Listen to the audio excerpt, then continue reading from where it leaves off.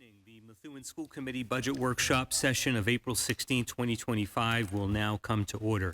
This meeting is being recorded and will be made available for viewing on the Methuen Public Schools website. Secretary, would you please call the roll? Member DiZoglio? Here. Member Donovan? Here. Member Keegan? Here. Member Maxwell? Here. Member Shabilia? Here. Member Willett? Here. Mayor Beauregard? Here. All members are present. We need a motion and a second to accept the amended agenda as presented for tonight. So moved. Motion is from the Vice Chair. The second is from Member DiZoglio. Any discussion? There's no discussion. We'll vote. All those in favor say aye. Aye. Opposed? The ayes have it, and our agenda has been accepted. We'll now rise for the flag salute.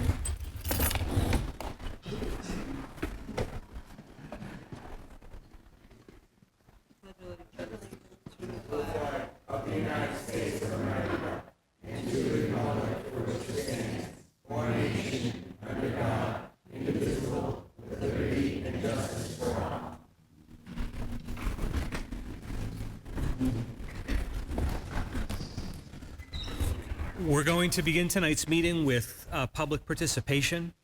We have, of course, a long list of folks who have signed up. Typically, we hold members of the public to 5 minutes for speaking time, but given the importance of what we're dealing with tonight, I'm going to be a bit liberal with that and give folks time to say their piece. So we'll begin with folks who are in the audience, and then we'll have some written comments read into the record. We'll begin with John Drew.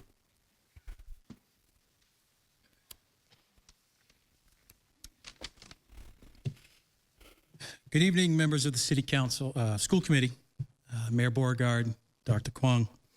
My name's John Drew. I live at 6 Spring Valley Road. I'm here tonight to speak in strong support of the Methuen Public School staff and in opposition to the proposed budget cuts and reductions in staffing. I moved and bought my home in Methuen in June of 2021 with my wife, who was 6 months pregnant at the time, with our 7-year-old son, or with him too. We came here for a better life. We moved from Salisbury Beach, so we moved here for a bigger yard, quieter neighborhood, and the hopes of a stronger public school system. Our son started at the CGS in the fall of 21, and it was a tough transition. It was a new town, a new school, he had a new little sister, and no familiar faces. He struggled with serious behavioral issues and was falling behind academically. But the staff of the CGS did not give up on him or us. We worked as a team. My wife, the principal, the teachers, the school counselors, we all collaborated to support him. By the end of the year, we barely made it through it, but we did together. We formulated a plan to help my son moving forward. Based on those conversations, and they were tough conversations, my son transferred to the Choices program at the Timony for the next 2 school years. There, we received daily personalized updates, not just canned emails, but real, thoughtful reflections on his progress, his challenges, and his successes. We learned coping mechanisms for his outbursts, strategies for studying, and how to build relationships. The growth he experienced was nothing short of incredible, and as a parent, it really filled my heart to see his growth. I'm thankful to the staff for all of their hard work. Thankfully, my son was able to progress from the Choices program. And this year, he returned to the CGS to the 5th grade. In a recent parent-teacher conference, we mentioned the behavioral challenges he had 3 years ago. The teachers were stunned. They couldn't believe the kind, polite, thoughtful young man was the same student. He has friends. He loves school most days. He's 11. But most importantly, he's thriving. That transformation was made possible by the educators and staff of the Methuen Public Schools. I know my son's story is not unique, and there are many children in this city who struggle every day. And the people in our schools are the ones that will help them find their way. That's why these proposed cuts are so upsetting. I understand the budgets are difficult, and I'm not asking the school committee or the city council or the mayor to blindly approve anything. But I'm asking you, as a parent, a taxpayer, a homeowner, and a voter, to get creative, do the hard work, and find a way to protect the services and the staff that support our kids. The fourth grade teacher on the layoff list might be the person who inspires a child to love science and stay engaged. The PE teacher facing the unemployment line might be the one who coaches your child towards confidence and success. The bilingual parent liaison might be the bridge that helps a new family feel welcome in a community. And that choices teacher, they might be the one who helps a scared, struggling child feel seen, understood, and supported, just like they did for my son. I was always taught that elections have consequences, and I know that this budget season will have consequences. And I urge you to fund our schools properly. Invest in our kids, and please do the right thing for the future of Methuen. Thank you.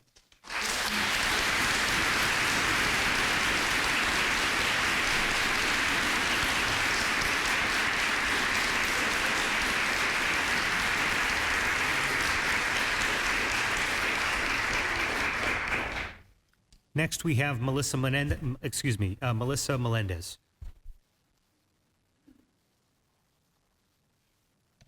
Good evening, board members. The third person on the list is my daughter, so I'll be reading a statement for her as well. Tonight, I speak not only as a former MPS parent, but also as a fellow public school administrator who has witnessed firsthand the transformative power of the arts in schools. The fine arts are not extras, they are essentials. Time and time again, we see students who may struggle in traditional classrooms come alive in art, music, dance, and drama. The arts ignite engagement, boost confidence, and give students the reason to show up every day, especially those who may feel unseen in other spaces. My daughter came alive on stage, radiating confidence and passion. Her growth as a performer has blossomed through her involvement in theater and Stage Door 22, which have played a powerful role in shaping her voice and presence. This transformation was made possible by the dedication of the high school staff, teachers, and administrators, especially former principal Mr. Barden, Ms. Dumont, Ms. V, and the incredible, loving, and supportive Ms. Walsh. My daughter,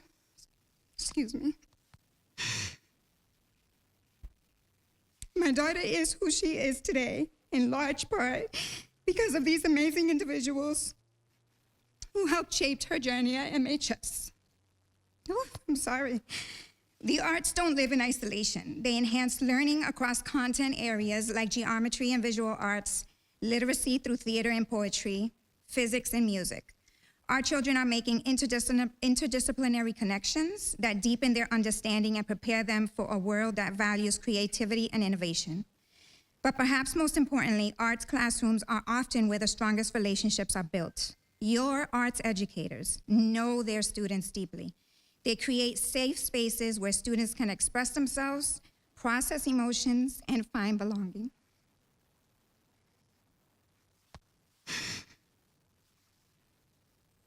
And they did.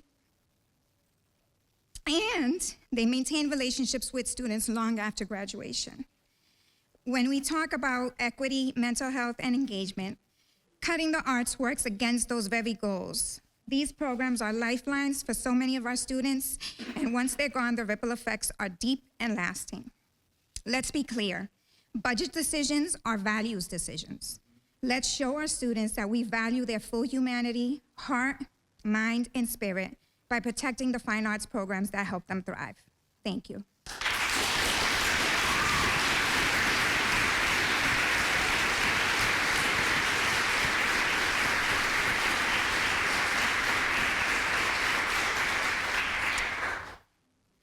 I'm going to now read a statement from my daughter. Dear School Committee, my name is Calissa Alba. I am a graduate of the Methuen High School class of 2024 and currently enrolled as a freshman at Emerson College. Made possible, I will add, by Methuen High. I am a product of the arts programs of Methuen Public Schools. In middle school, I was an active member of the tennis choir and drama club. In high school, I was president of Stage Door 22, performed with women's choir, and had a photography independent study with Ms. V my senior year that helped me build my portfolio that granted my admission to Emerson College. Without these arts programs, I would not be the person I am today.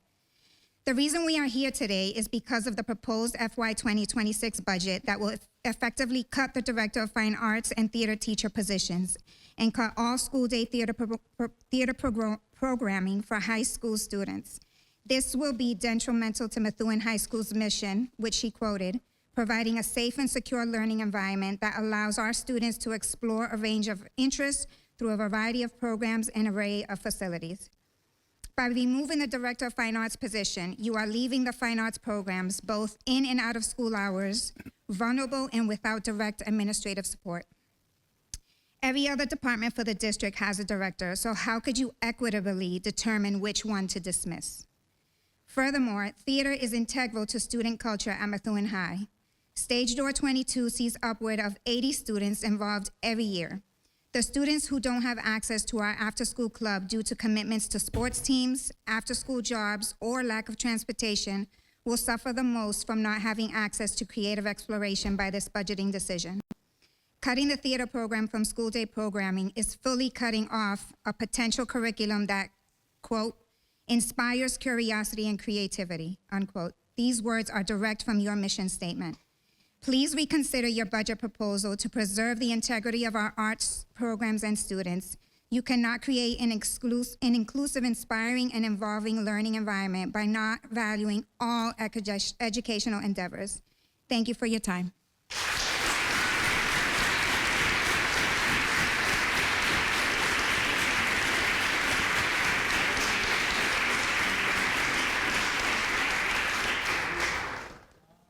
Next, we'll hear from Hayden Coffey.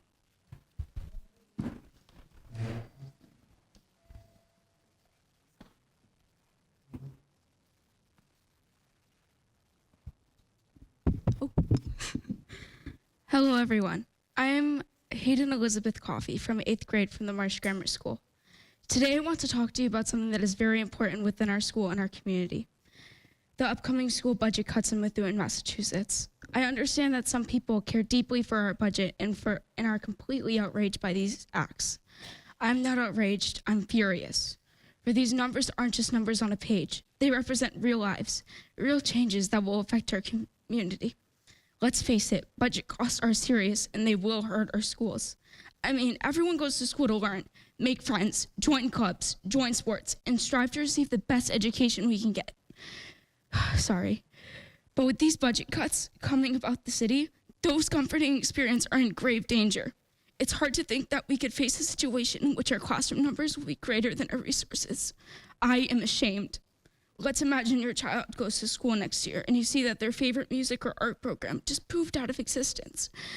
Think about the after-school programs that our students love. The ones where our students aren't required to master their true selves and learn and equip new skills and make new friends. You're seriously telling me that this could happen to us? This is unfair. Methuen students work every single day, and we deserve to have the chance to explore our interests and positive. I am ashamed. Also consider our teachers, the people who deserve the people who deserve to be paid way more than they get, the people who dedicate their very lives into educating us and making sure we succeed. Some, if not most teachers, will lose their jobs because of these acts. Nothing angers me more than the fact I might lose the people I look up to most. We need them, and it feels downright wrong to think that they could be let go because of budget cuts beyond our control. We are ashamed. And what about our daily resources? Will those be taken away too? Will I now have to share textbooks or laptops between my comrades? Most schools can barely get ink in their printers. The community is ashamed. In conclusion, the budget cuts aren't just numbers. They represent the future that we all care about. They threaten our education, our students, our teachers, and our opportunities to strive. I urge all of you to feel the embarrassment and shame I feel, to channel the anger I feel, to channel our combined anger into action. Together, we must show we care about our schools, our youth, and our future as Methuen citizens. Thank you for your time.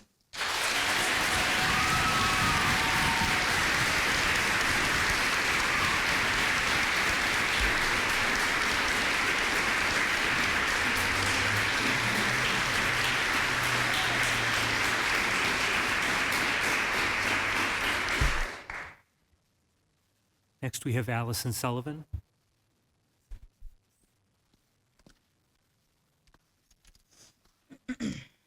Members of the school committee, my name is Allison Sullivan. I'm the Junctions teacher for grades K to 8 at the CGS. In case you're unaware, Junctions is the medically fragile program in our district serving our students with the most medical intensive needs within our district. I'm speaking here tonight to express my deep concern and strong opposition to the recent decision to potentially eliminate the position of the LPN for the Junctions program at CGS. This decision, if carried forward, will not only dismantle a vital support system for our students, but also jeopardize the safety, health, and effectiveness of the entire program as a whole. The presence of a dedicated nurse is not a luxury. It's an essential component of ensuring students' safety, health, and access to equitable education. Removing this role sends a terrible message about about our priorities as a district and raises serious questions about how students' needs will be met moving forward. The impact of this decision will be detrimental in many ways. The program nurse plays a critical role in managing complex medical needs. Many students in the program rely on our LPN for daily care, medication administration, emergency interventions that can't be delegated to unlicensed staff. Currently, the program nurse runs 5 G-tube feeds. 3 of those G-tube feeds are done manually and have time constraints as well as are time consuming. Things such as vomiting, suctioning, O2 readings, temperature checks, and seizures, just to name a few of the additional needs. Without our LPN in our program, these needs may go unmet or unattended to in a timely manner, putting our most vulnerable students at risk. Providing essential support for students with IEPs. For students whose individualized plans include health-related services, removing the nurse may constitute a failure to uphold legally mandated accommodations. Supporting staff and families. Our program nurse serves as a vital liaison between our school staff, our administration, our families, and medical professionals, ensuring accurate communication and coordinated care between all parties. Eliminating this position will leave our program unsupported, left with increased liability risks, and most importantly, compromise the care and the dignity of the students who already face complex and unique challenges. I urge you to reconsider this decision and to prioritize funding that reflects our shared responsibilities to all students, especially those who depend on essential services like nursing to access their education safely and fully. Cuts like this do not reflect a lack of need, they reflect a lack of investment. If we truly value equity, inclusion, and student well-being, we must fund our schools accordingly. I strongly urge the committee to take immediate action to preserve the LPN position in the Junctions program. Eliminating this critical role undermines the district's obligation to provide safe, equitable, and supportive education environments within our district. Budget decisions must reflect the fundamental needs of our students, and this position is not optional, it is essential. Thank you.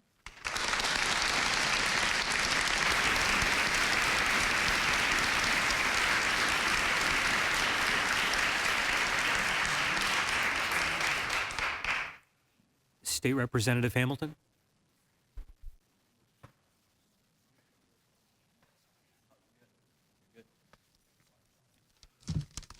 Good evening, Mayor, school committee members, superintendent. Come on, guys, smile. We're going to get this done. My name's Ryan Hamilton. I'm one of the state representatives here in Methuen, as well as a proud Methuen Public School alum, graduating from the Marsh, as well as Methuen High School.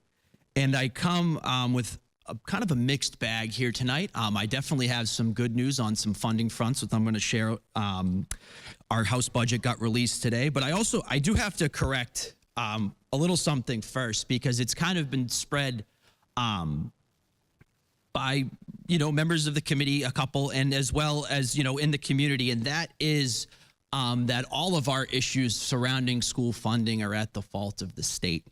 And although I am on, I think, every single piece of legislation trying to fix and tinker with the Chapter 70 funding formula, because frankly, it needs to be fixed. I mean, nobody at the time, I wasn't even a state rep at the time, but no one at the time expected this inflation and other things beyond our control that happened because we had a worldwide pandemic.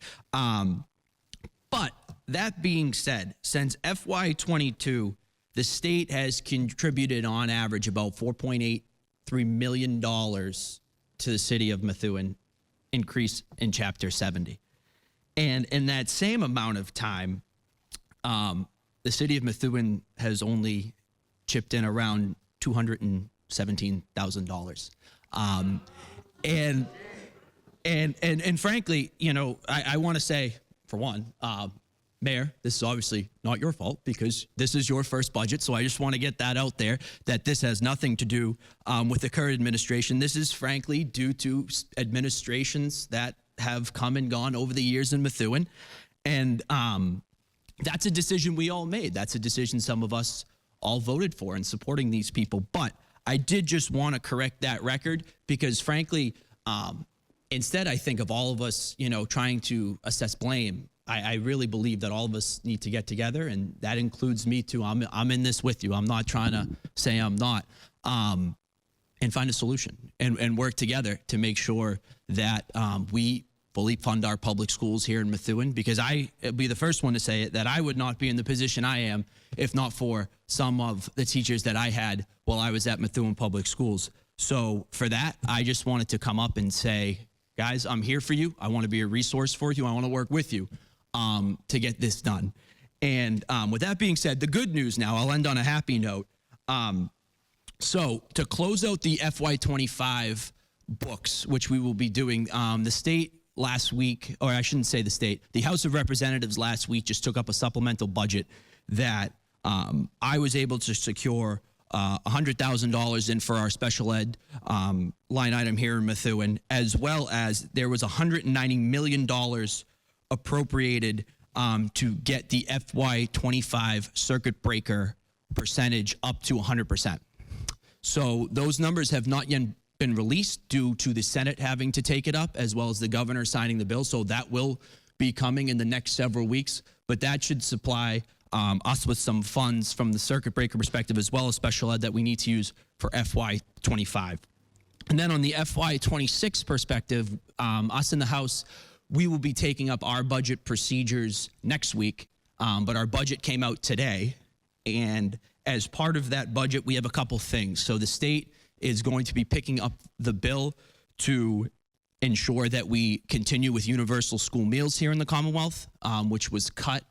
The federal funding was cut by this current administration, as well as we have taken in the governor's budget that came out in January.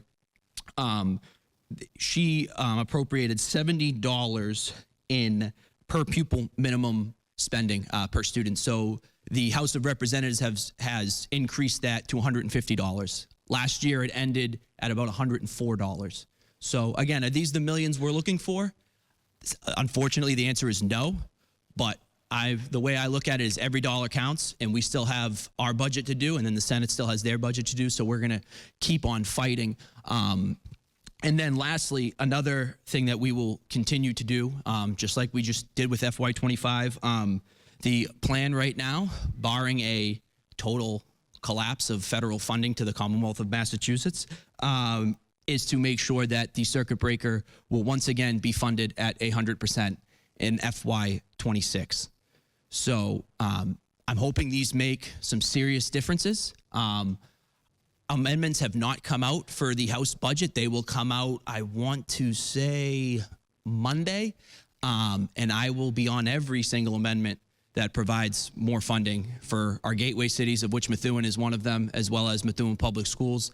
And I know that myself and the legislative delegation will be down there fighting for every single dollar we can get to bring back here.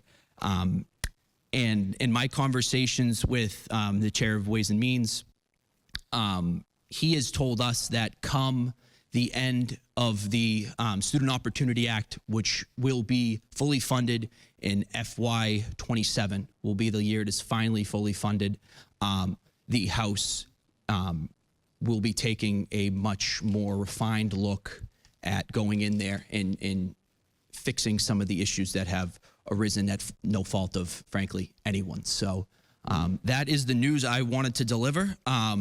I believe all of you have my phone number, so feel free to take me up on that offer. I'm happy to work with whomever. I'm happy to help in whatever way I can, information. And good luck to all of you. I know it will be a very difficult budget season, but we're all here to get this done. So thank you, guys.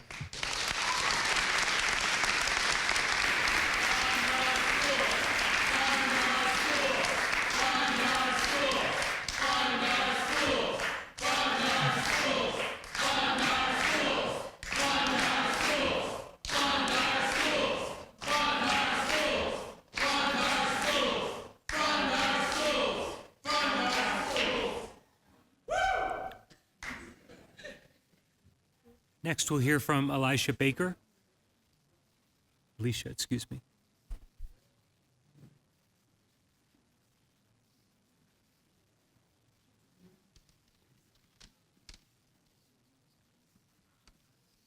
Good evening.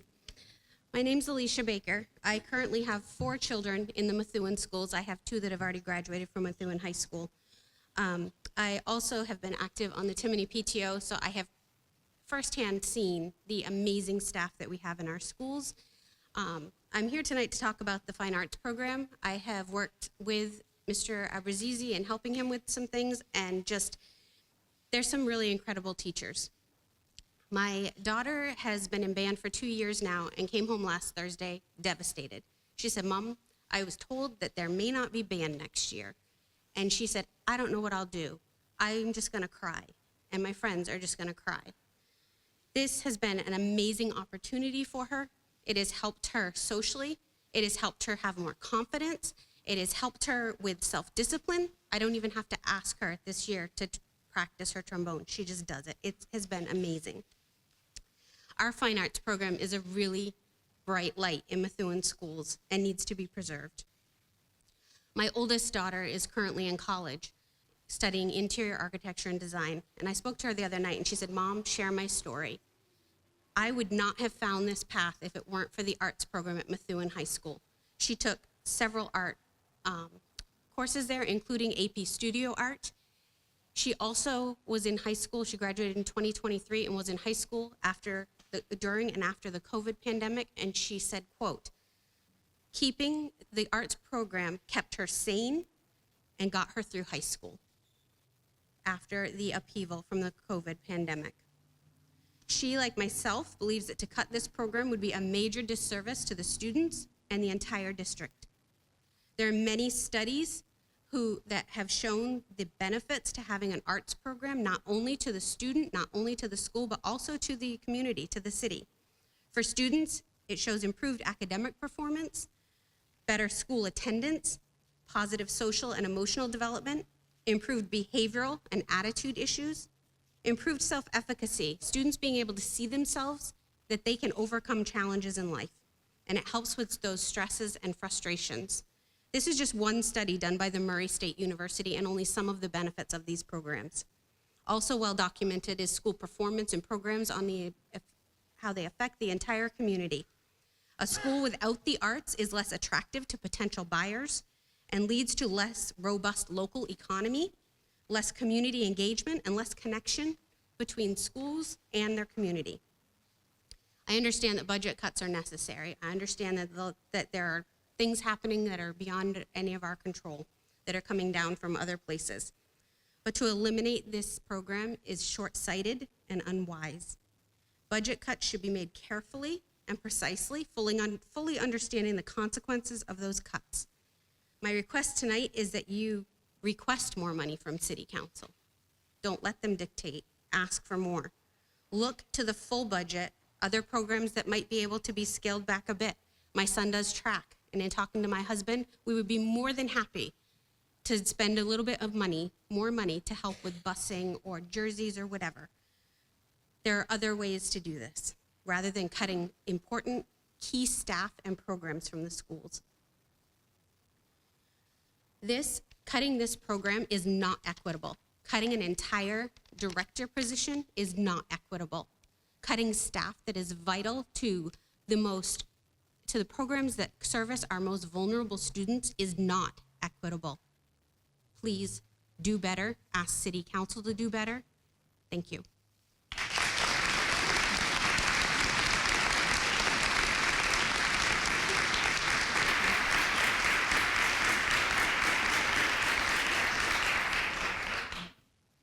Sarah Govin.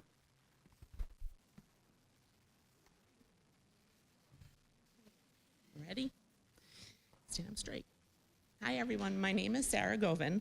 I'm a resident here in Methuen. I'm a school counselor at the Marsh. Most importantly, I'm a parent of 3 children in the Methuen school system. I have 2 kids at the Marsh, and I have 1 at the Little Rangers program at Methuen High. Today, I'm here speaking to you as a parent on behalf of these 3 kids. Last week, I learned about the proposed elimination of several key teaching positions at the Marsh. The biggest concern I have is the elimination of the reading specialist. I'm curious to know what happens to targeted reading intervention if the reading specialist is eliminated.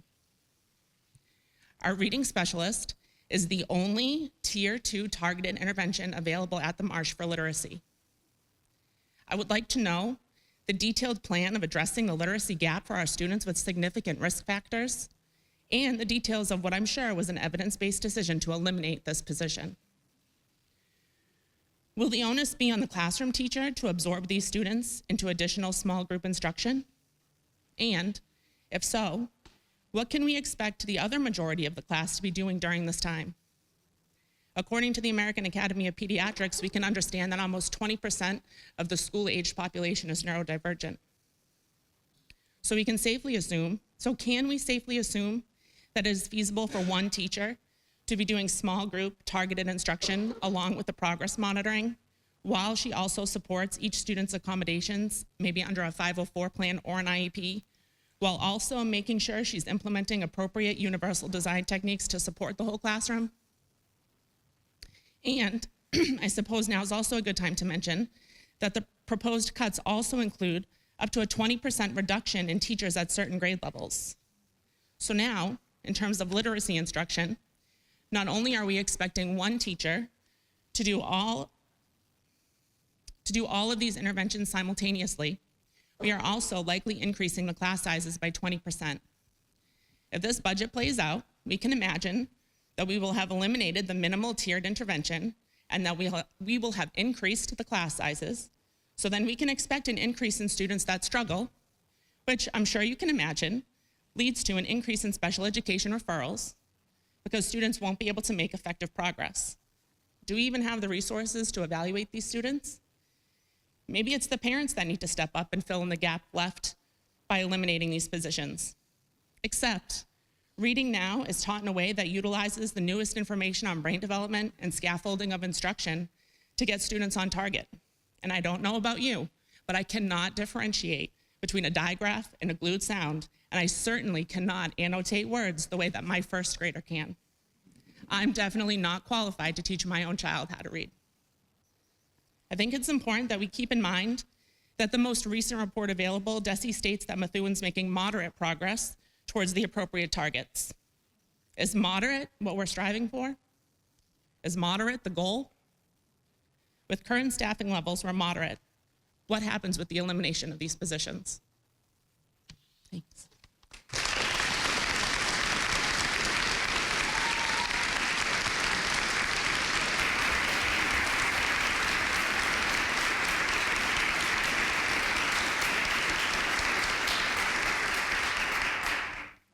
Nicole Pereira.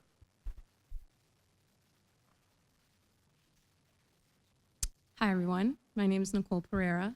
I have 3 boys that are currently attending the Marsh Grammar School. I'm writing to express my deep disappointment regarding the state of the school budget. Our children, families, and staff are vital members of our community. It is time to end the cycle of doing more with less. We should not have to choose between laying off teachers, increasing class sizes, and eliminating reading support, a grave concern when many students are struggling to read at their grade level. These choices are unfair, but unavoidable under the current budget constraints. I strongly urge you to reconsider the proposed budget. This budget issue may seem like simple math, but we must remember that it directly impacts our children's education. All students deserve a well-rounded educational experience that supports their growth. At what point is enough enough?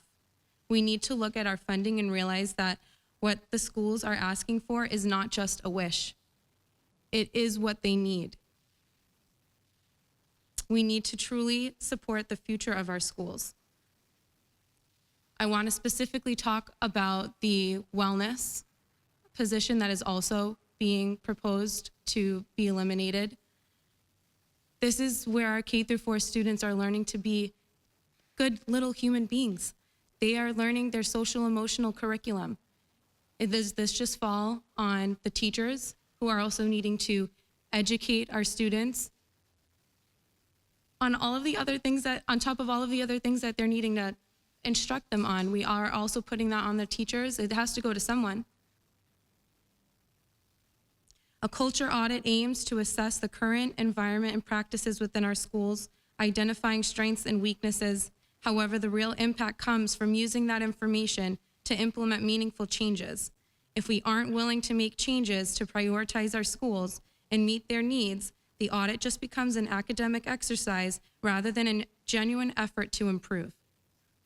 We need to show our commitment to education by translating the audit's findings into actionable steps.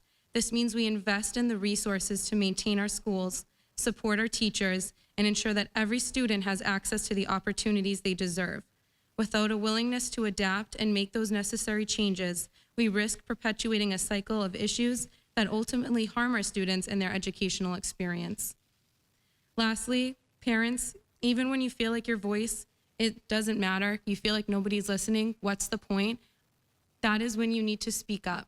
This is when your voice needs to be the loudest, and what is happening in our schools is just not right. Good schools are fundamental to any thriving community. While I understand that financial decisions are complex and challenging, the children and our dedicated staff always suffer the most when expected to do more with less. Thank you.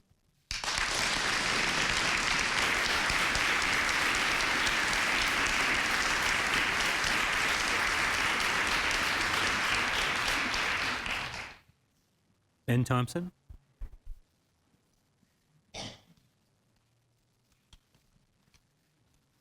Good evening, Mayor Beauregard, Methuen School Committee, and residents of Methuen. I first want to start my speech congratulating and thanking you for all your hard work in helping us get a fair contract for all teachers and program assistants. This will not only help us attain and attract educators, but it also creates life-changing salary increases of program assistants. However, I am very concerned about the proposed budget cuts for the upcoming school year that would result in the loss of 48 positions across the district that would affect areas including nursing, general education teachers, special education teachers, wellness teachers at all the grammar schools, an upper school gym teacher at all the grammar schools, the fine arts director, and the theater program at the high school. In the Marsh alone, we are slated to lose a kindergarten teacher, a first grade teacher, a third grade teacher, a fourth grade teacher, and 2 8th grade teachers. If these cuts were to come into effect, they would result in larger class sizes and students not receiving the attention they need, individual attention they need. As a program assistant at the Marsh, working with autistic middle schoolers, I see one of my jobs is to go into specials and help support students. And I see the hard work that every day that these specialist teachers put into effect. And as the Marsh, we were at risk of losing our upper school PE teacher, Brian Zatella, who has been in the district for over 10 years and is a dedicated member of the Marsh team. On many days, the gym classes have upwards of over 50 students. Having only one gym teacher is not only makes that gym teacher's job harder, but makes the environment less safe for the students, as they are not going to get the individual attention and care they need, because it's hard for one teacher to look at 50 kids and manage all the equipment at the same time. In addition, because the only remaining gym teacher is a woman, there'd be nobody that could be able to manage and monitor the boys' locker room, which is another safety concern. On a related note, with the potential risk of losing the wellness program, while students in younger grades will no longer get the education on nutrition, physical exercise, social emotional learning, and make good decision making that is critical to foster at a young age. Another area I'm very concerned about is the potential loss of our dedicated fine arts director, Cheryl Mancini, who has been in the district for over 20 years and has served in that role for 8 years. Her role includes managing the budget for the entire fine arts department across all the grammar schools and the high school. This, in addition to hiring in addition to hiring and training all the staff for art, including for art and music and the theater programs. She also has created more opportunities for students, such as field trips to Disney, even when it's last minute. And she's fostered and further developed the band jamboree, and she's added a chorus jamboree to create more opportunities for students to perform. Because of her hard work, my students a lot of times are able to go and join band and chorus, become part of a team, and part of the community, and learn and grow alongside their peers. And one of the favorite things to do is to go and attend those concerts, and see the hard work they put in pay off every semester. A few years ago, I had a student who happened to had his comic books featured in the art show at the Nevins Library, which a lot of people enjoyed seeing, and that's a great opportunity for students to have their work displayed and see their hard work paid off. And without her advocacy and her arranging that program is also at risk of not being an opportunity. In addition, the Marsh has a very active and thriving drama club, and I also enjoy attending those performances. And it makes me saddened to think that students may not have those same opportunities when they move on to the high school, if the theater program would end up being eliminated. Since joining the district, I have attended many school committee meetings where improving our district literacy rate was a huge topic. The data has shown that we've made significant progress in working towards that goal. This is in large part due to the hard work of our literacy instructors. Unfortunately, with the current budget proposal, we could lose our literacy instructors at the Marsh and the CGS. This would create a reversal of the progress we worked so hard to gain, and have a devastating impact on our students. In addition, when the FY26 budget was proposed on March 24th, we know that our population of students who are English language learners and who have received special education services is going to continue to increase.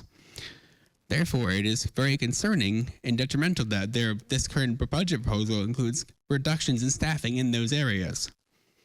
This would not only result in the remaining teachers having higher caseloads, but this will also make it harder for those students to get the individualized care and attention that they need as part of the special education and the English language learner process, which are key parts of our development and success in society.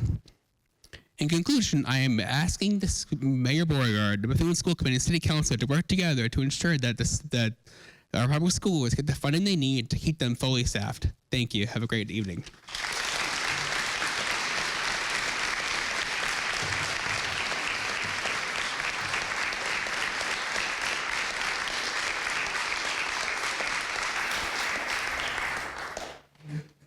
I want to apologize if I mispronounce any names on the list tonight. Next is Paul Delabruere.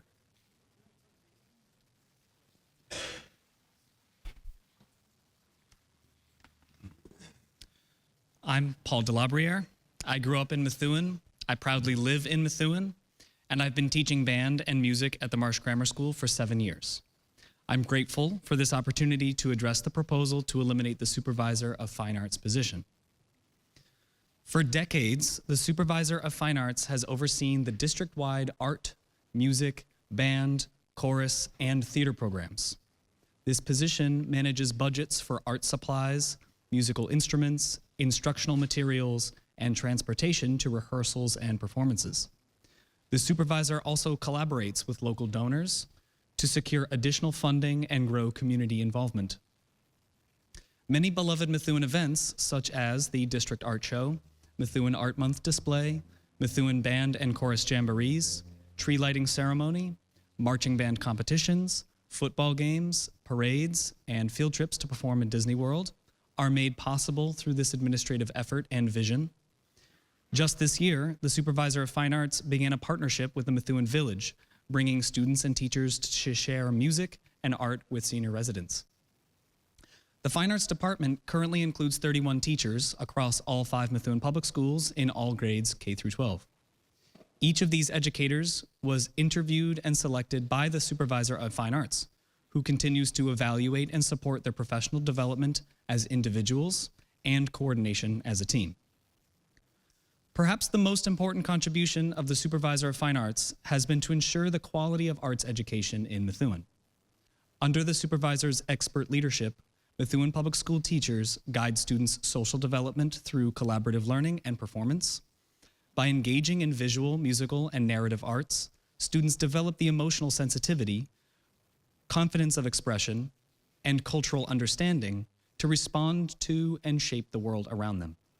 These programs teach students to connect with others, think critically, and prepare for success in every field, not just in the arts. Let me be clear, eliminating this position would permanently compromise the quality and continuity of Methuen's arts education. The cost savings would be minimal, and the damage to students' education experience would be immeasurable. I urge the school committee to recognize the unique and profound value that this position provides to the community and thousands of students' lives. If it takes a village to raise a child, surely Methuen can invest in our children's future for the cost of a single salary. Thank you.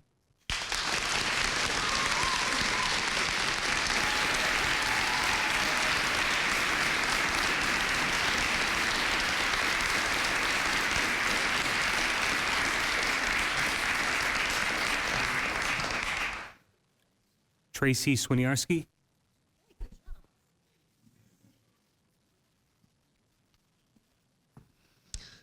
Good evening, school committee, Dr. Kwong, Mayor Beauregard.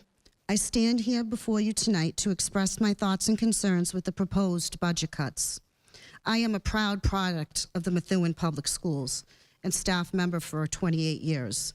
I've held a number of positions during my tenure here in Methuen. I currently teach at the Donald P. Timoney, formerly known as the Methuen East Middle School, from which I graduated in 1986. Yes, I'm old. We are all aware the budget as proposed is abysmal. We can point fingers back and forth to the lack of funding and the dissolving ESSER funds. However, this is a far bigger problem. Through no fault of any of you members that are sitting here today, Methuen has notoriously underfunded our school system. These are not positions. These are people. People that I respect and value. More importantly, people that our students respect and value. People with names: Kayla, Stephanie, Christine, Kathleen, to name a few, from my building alone. One is a crisis interventionist with 20 years of social work experience that responds to any and all students' crises in the building.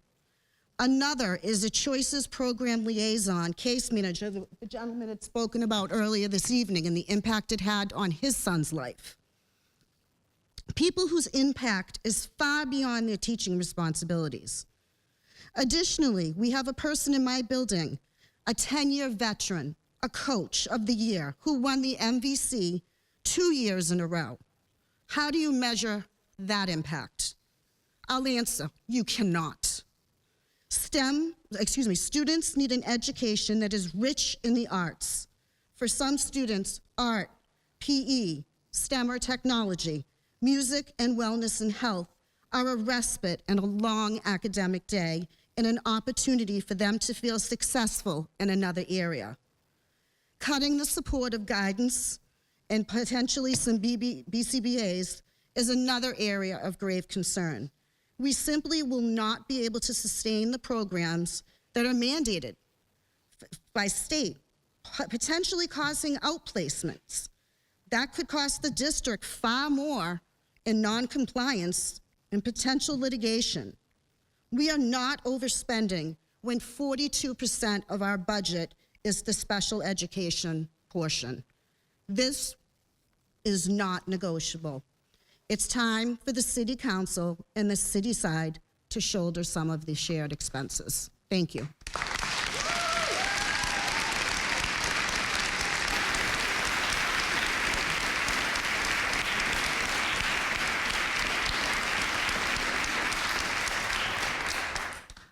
Melissa Kilbasa.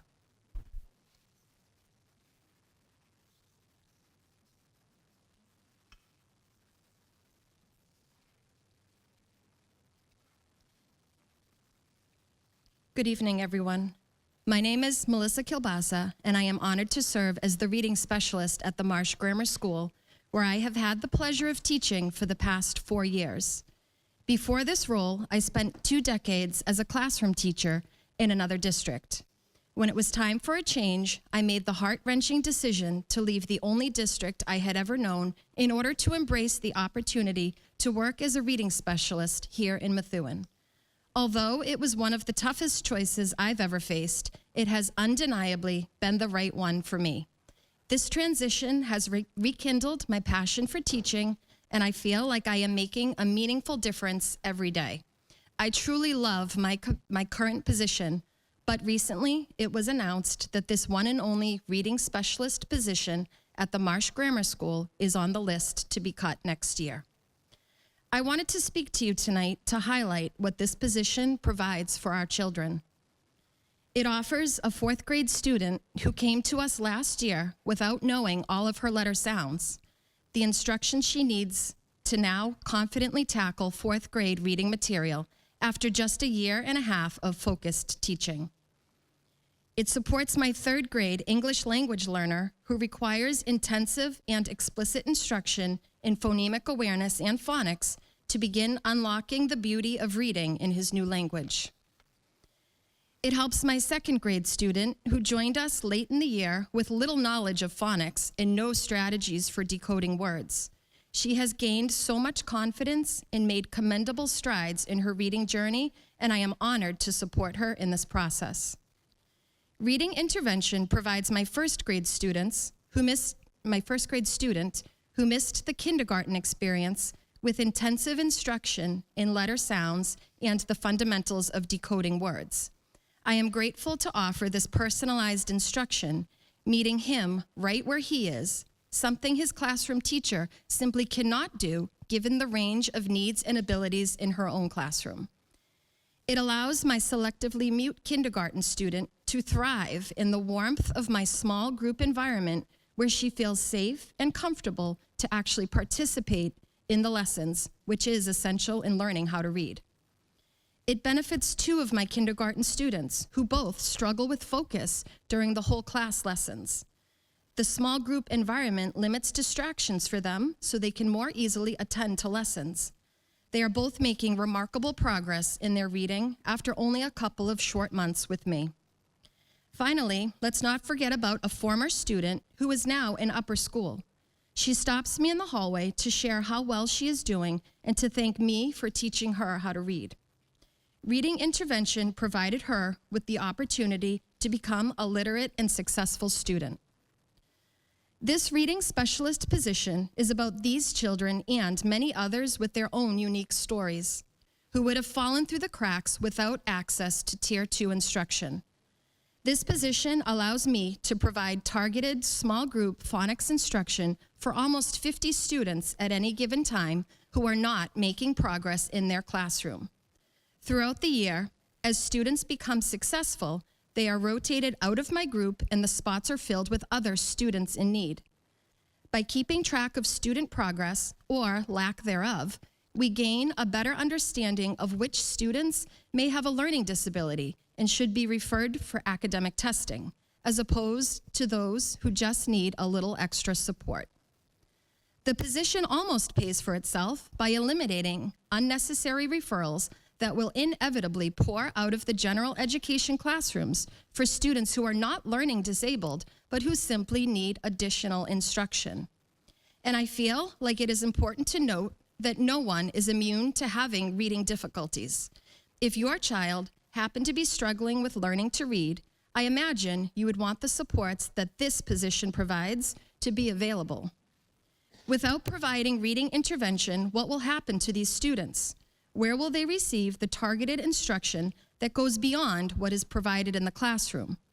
I understand that there are many difficult decisions to be made regarding the upcoming school budget. However, our students' literacy is not something we can afford to cut. Thank you for your time.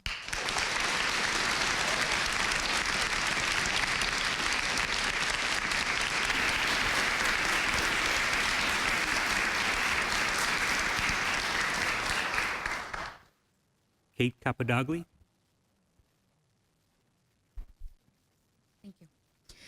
Good evening, school committee members. My name is Kate Capadagli, and I have been honored to teach here in Methuen for 15 years. I'm also a resident, a voter, and a mother of 2 MPS students. I was in front of you in January as a very angry resident and mother, upset with the neglectful actions of our city leaders for not prioritizing our children and their education, allowing for them to be educated in mice and mold-infested buildings. I am truly grateful for the serious concern, proactive measures that were taken to remedy these issues.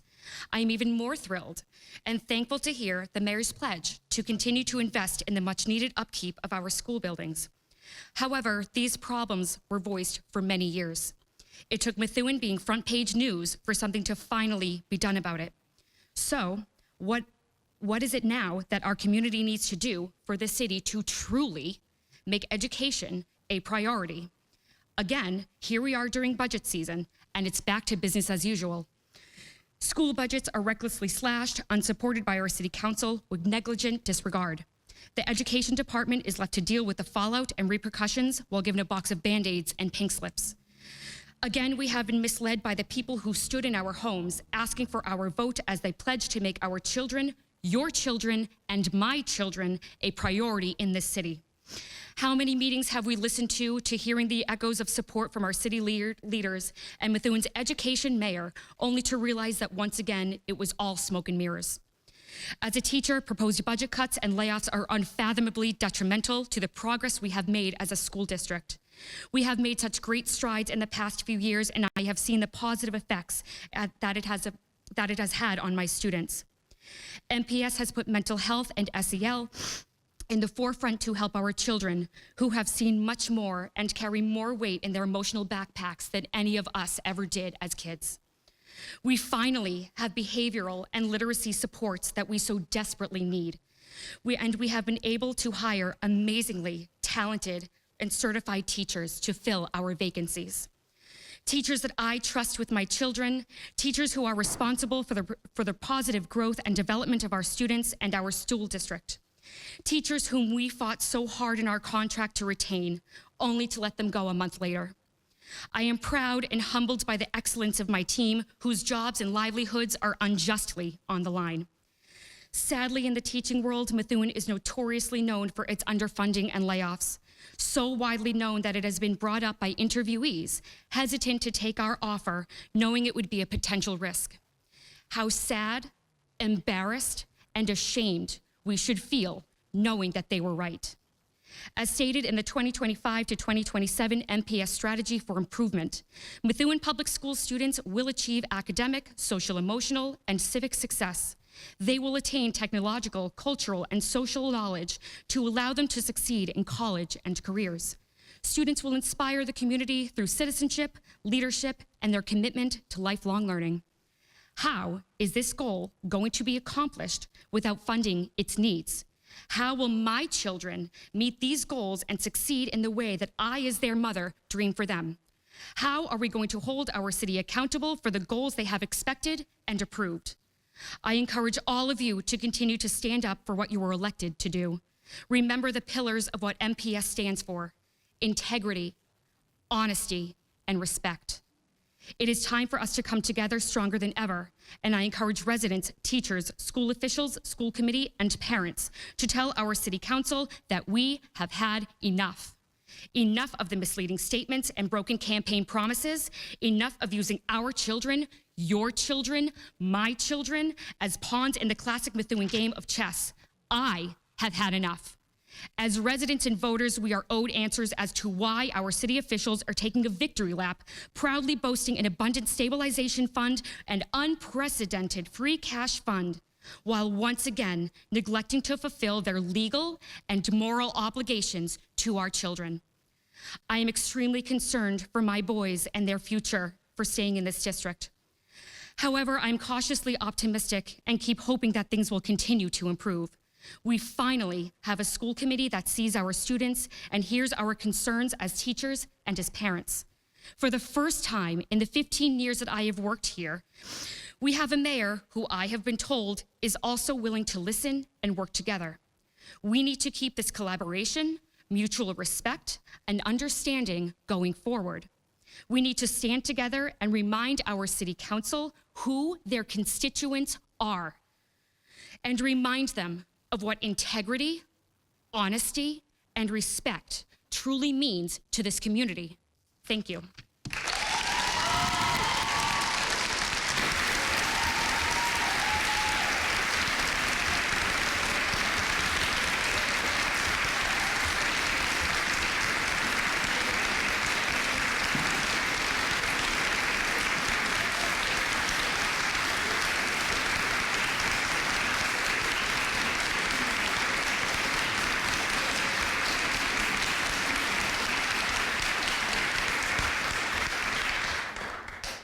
Kara Black.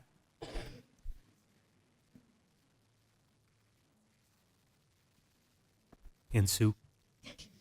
And so, and I don't know how to follow that up because Kate, I've been so lucky to work with Kate in our ASD programs that have been willing to take on some of the most challenging classrooms in the district and make sure that our kids get what they deserve. And it is heartfelt that I can say over the last 2 years of trying to get a contract and working collaboratively with the school committee and with all of our community here, that we know we can make change happen. We know we can make positive change happen, and we need to stop the cycle. It is not okay for this continuous cycle to happen. I've been laid off in my tenure here, and I know what it feels like, and it's not okay. We need to do our jobs, and we're in charge of children. Taking away level 2 tiered support is not okay. Other districts take 1 to 2 kids for reading specialists. Our reading specialists are taking 10. How are we going to make effort now that those 10 kids every hour, 45 minutes, 6 to 10 kids, and 10 more, and 10 more, and 10 more? Those kids that are in need are not going to get what they need. They're not going to be able to read. They're not going to be feeling successful. The emotion, and these high school kids that are here now saw the positive results that we did with our contract, and they're standing up for what they believe in, and it is truly amazing. We have amazing students in our community, and they deserve the funding. They deserve the electives. For these guys to go to college, they want those electives on there so they are marketable to colleges. It is hard to get into college, and we're going to take away what they deserve to get for a better education, and that's not okay. We, as a community, there is money to be had. We have done our research, and we're going to go to City Council. We're looking to you to help us help our kids. Our kids cannot be doing this cycle. I went from 5 kids when I first started as a co-taught kindergarten class, a model program. I commute 45 minutes because I knew this program was what it was. It's not anymore. It's not, because now I have 20 kids on my caseload, 20, and I am not 1 grade level, I am 9. We are not servicing our kids based on need anymore. It is serviced because people aren't funding our schools. And when smoke and mirrors, 2% over net school spending, that's not okay. That's insulting, because we are the ones that are cracked and fractured over the years. It's not about penny wise and pound foolish right now, because our kids are going to suffer even more. We need to send the message very clear to City Hall that if other departments aren't getting cut and other departments haven't done what we've done, school is not a punching ground. It is not okay when there is more staff in City Hall than there is in the schools to fix computers, secretaries, DPW, everybody else is getting funded, but not us. Just because we are a large number, but look at everybody. We have people down the halls on both ends. We have found out that collaboration works, and we're willing to work with you, but we're going to continue to fight because this is going to stop. We deserve funding. None of these cuts are okay. They are detrimental to every single student in our building, and it's a story that needs to be rewritten. It needs a happy ending. So please fund our schools.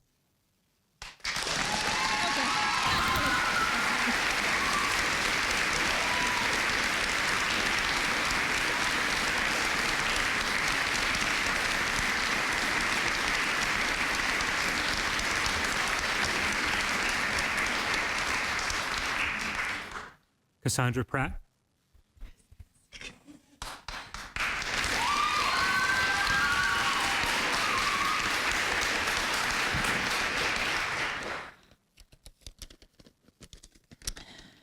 Good evening, committee members. My name is Cassandra Pratt. I'm a current senior at Methuen High. Over these past few days, my team and I have seen an outpouring of support from the Methuen community.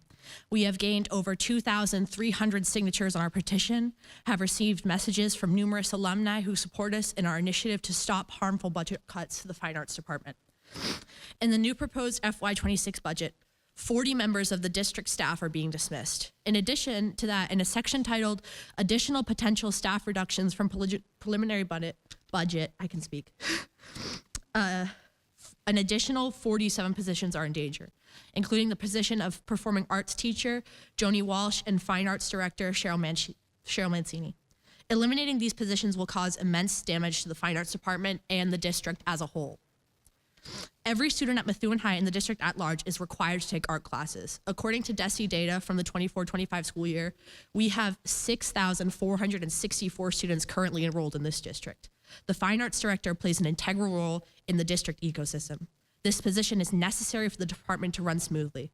Mrs. Mancini assists in advocating for our students and the various organizations they're involved in. Stage Door 22, DHI, Jazz Band, Marching Band, Color Guard, Choir, NAHS, and Photography Club have upwards of 200 members. She assists teachers with administrative and clerical actions that would be pushed to other administrators or the teachers themselves, adding to their already full plates. With the help of Mrs. Mancini, NAHS has traveled to the Methuen village to teach the elderly the art of finger weaving, creating deeper bonds between the older and younger populations of the city. The Photography Club, with the assistance of Mrs. Mancini, has also put up multiple art installations throughout our community. I have worked with Mrs. Walsh for the past 4 years, and I can say with absolute certainty that there are few people who care about their students or the arts more than she does. Her work as theater teacher has brought numerous talented students out of their shells and imbued them with confidence. She helped me, along with other teachers here tonight, make me into the person I am today. Cutting her classes would be a detriment to Stage Door 22, our drama club, as her classes act as a support for the group, which contains roughly 89 students. As you've heard, Stage Door 22 acts for a home for many students, including myself. I have met friends I consider family through this club. While we understand that these budget cuts do not necessarily mean that Stage Door 22 and other fine arts organizations are being dissolved, the elimination of fine arts directors' positions and theater teachers' positions will undoubtedly have a negative impact on student well-being and our community. Thank you for your time.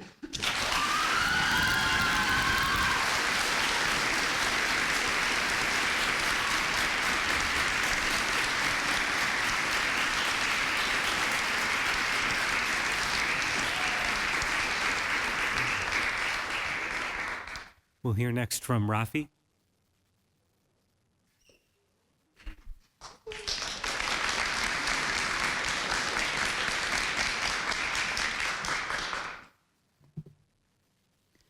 Good evening, members of the school committee, administrators, teachers, and fellow community members.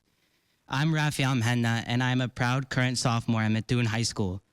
I'm here tonight not just as a student, but as a passionate member of our school's band program, and as someone whose life has been shaped in extraordinary ways by the arts over the past 5 years. When I first picked up my instrument, I never imagined how deeply music would impact me. Band has been more than just a class. It's been a place of growth, discipline, friendship, and identity. Every rehearsal has taught me how to listen not just to music, but to others. And every performance has taught me how to be brave in front of a crowd, how to handle pressure, and how to strive for excellence. The strength of our program throughout all of Methuen and all the fine arts programs at Methuen High is the result of coordination, vision, and support by our fine arts director, Ms. Mancini. Cutting that position would create a ripple effect of disorganization, lack of advocacy, and reduced opportunities for students like me to have access to a structured and supported arts education. Theater is just as important. Although I'm not in drama club, I've seen how the Stage Door 22 program uplifts its members. For many students, it's a safe place, kind of like a second family. It teaches collaboration, self-expression, and leadership. And yes, it also improves academic performance. Fine arts programs are essential. Cutting theater and the fine arts director position tells students that their creativity, expression, and passions are less important than test scores. But that's not the message we should be sending. More than 2,000 people in our community have already signed a petition asking you to protect the arts. That's not a coincidence, it's a call for action, because cutting the arts doesn't just affect students like me today, it affects the legacy of our entire district.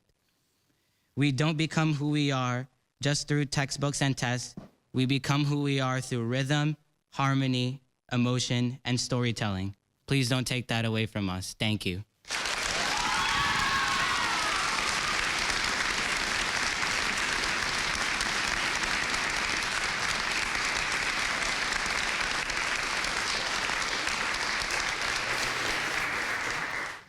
Alex Ramos.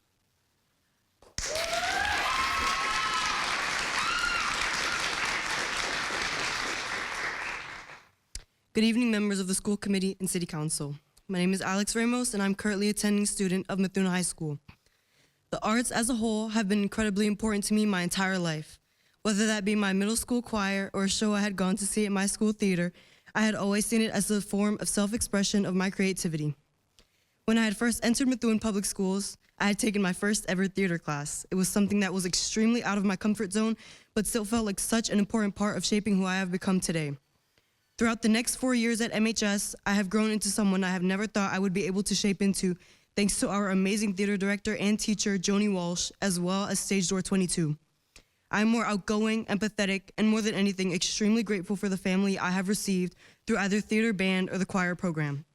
I believe our communities have supported each other in encouraging us to express our emotions through the arts and are immensely appreciative of founding a space to have done so. We try our hardest to make the arts a place for people to feel immediately safe, seen, and welcomed, and will gladly continue to keep it a space for students who need to find a way to express themselves as comfortably as they see fit. We admire how incredibly hard both our student body and other individuals have fought and will continue to fight for a space that makes us feel seen and heard. Thank you.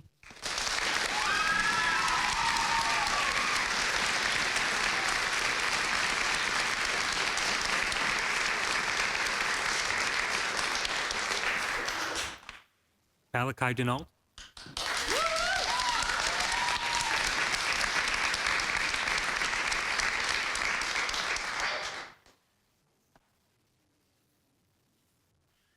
Good evening.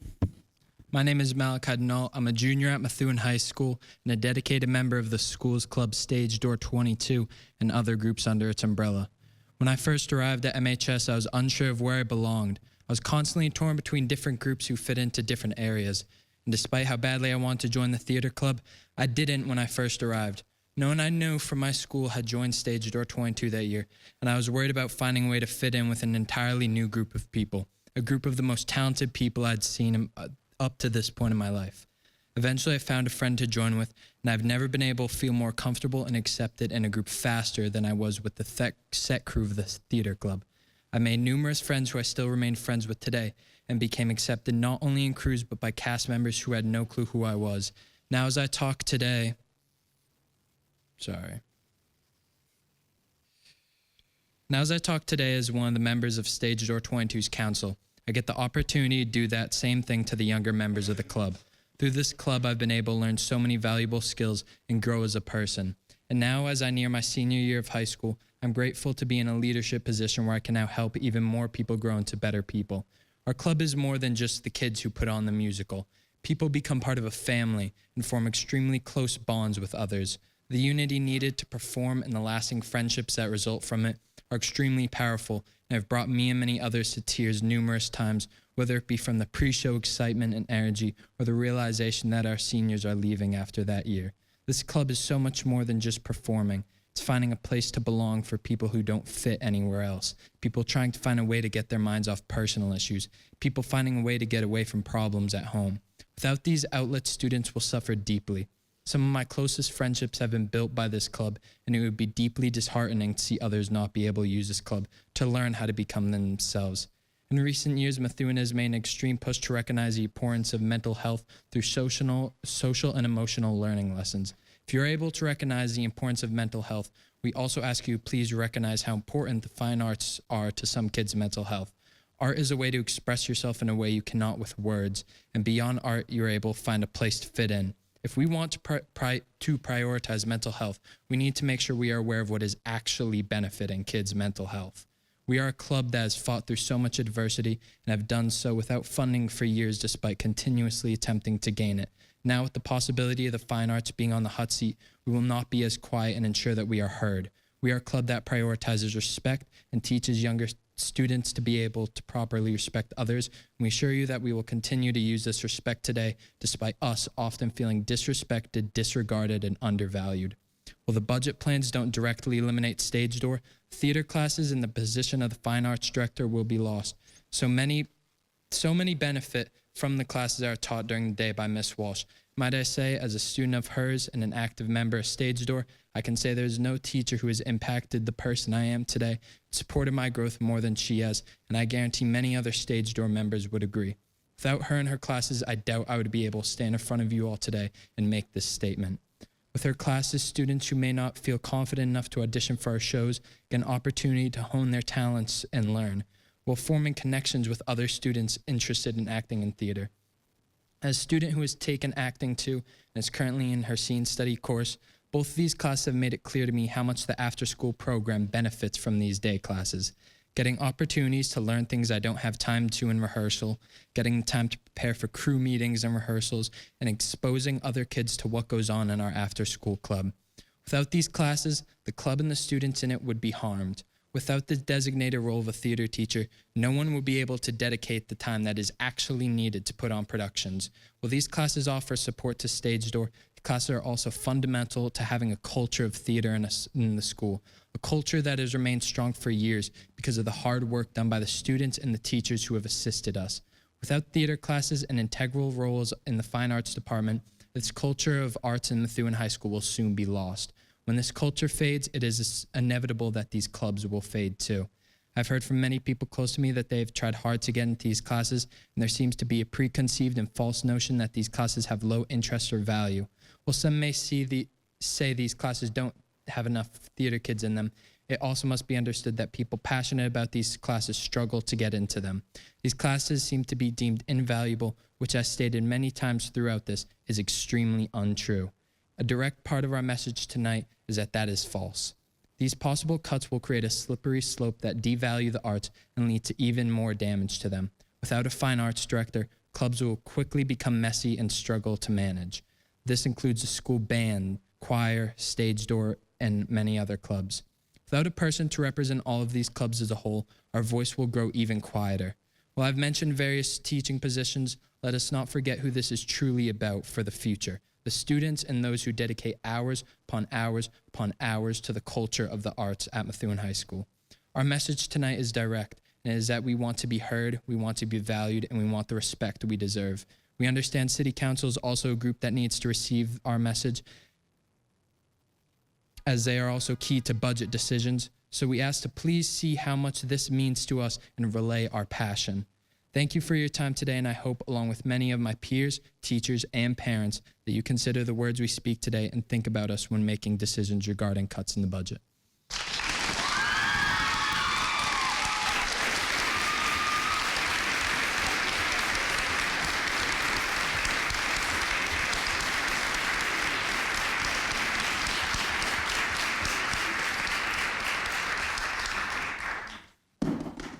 Alejandro Roach.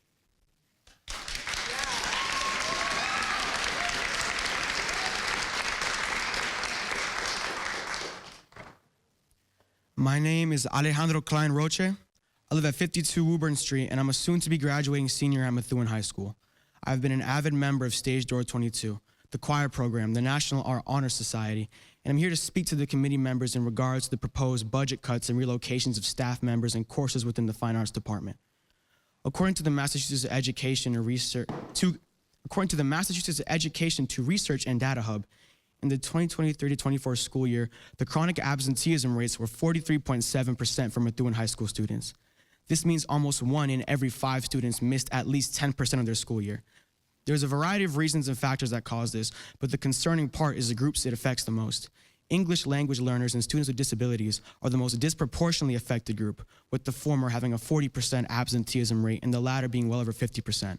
But those same students are the ones that can sculpt plates out of clay and ceramics. They can learn the guitar. They can sing with the choir. Those with learning disabilities can take unified music and learn percussion and rhythm, and they can learn how to channel their self-expression into acting. The sense of community that these activities promote will make them want to come back. It will make them want to be there and be present. Methuen High has taken important initiatives to combat this, but the problem persists, and I'm here to warn you that taking away integral parts of the fine arts department, such as the fine arts director and theater teacher, will be detrimental to their efforts. The arts are a universal language. The choir director's unified music class is a great outlet and shows how pivotal music is to the human experience, and they have an incredible ability to amplify the voices of those who create.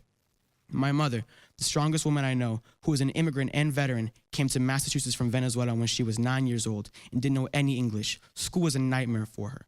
She was one of the students who had to deal with lack of transportation, low family income, and the language barrier. But 4 years later in high school, she joined the choir, and she acted in the plays. She sang in the musicals. She joined the all-girls ensemble and went to choir competitions. She took visual arts and illustration classes, and she graduated high school and then attended UMass Amherst for architectural design. And that outlet was so important in helping her find her place in a foreign environment. Acting and putting on shows is an ancient human tradition. And learning about it, the work that gets put into it, why they're still so important today, how they bring people together and how to excel in them is equally as important as having a club to organize the shows. It is a foundation that the club is built upon. If you remove a critical foundation of the performing arts, you jeopardize all of them. You diminish the bonds that form around them, and you rob students of all kinds of the opportunity to discover themselves. If you cut the arts, you allow chronic absenteeism to continue, and you cut community. I urge you to do your best to make the right choices and let the students keep finding their voices. Thank you.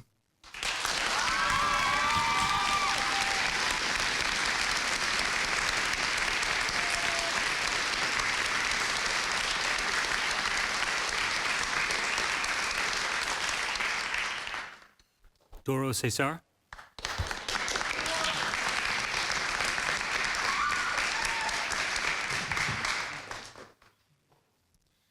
Good evening, members of the school committee, the community, teachers, and staff.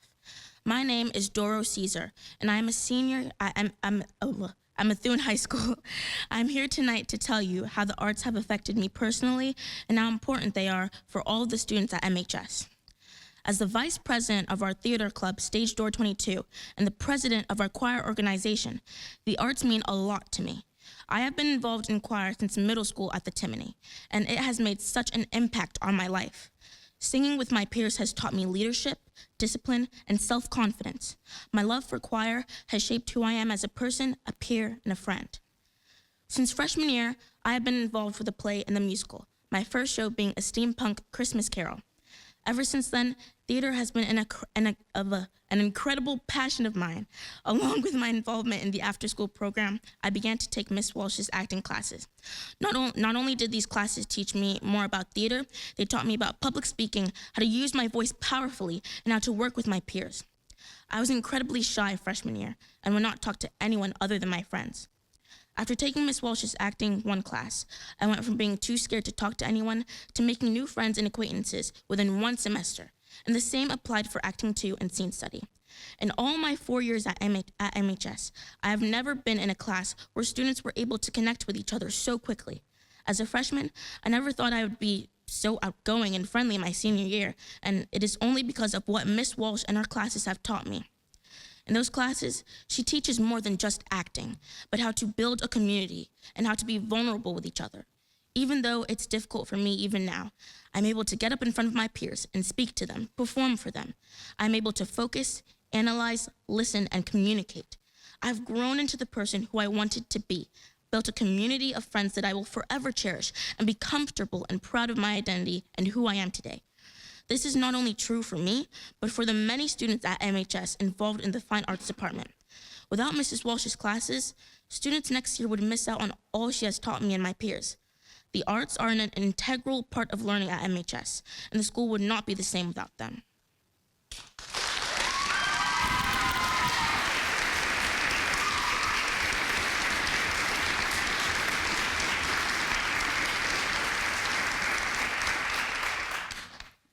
Angelo Piccoli.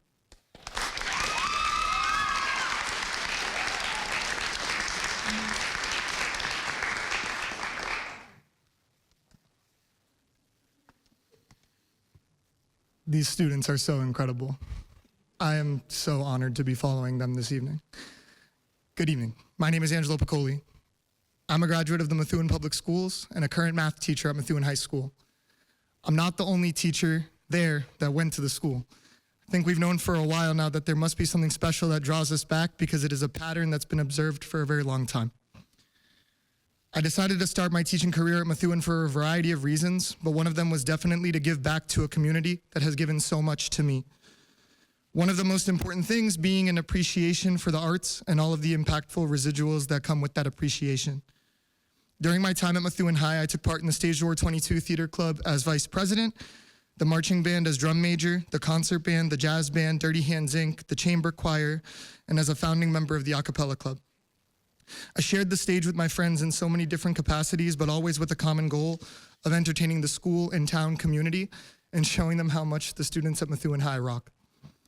Now, over the last 2 years, I've had the immense honor of being the fall play director, an honor that I was so excited to take on once it was offered to me because it meant so much to me back then. So the idea that I could have that kind of impact myself on students was something I had to take up.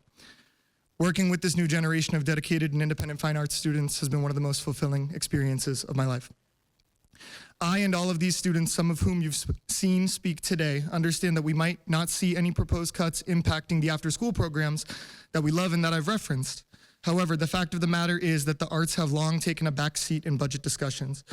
To eliminate daytime theater classes is to put a direct stop to the only way that there currently is to introduce theater to a larger population of the student body that marketing alone does not reach.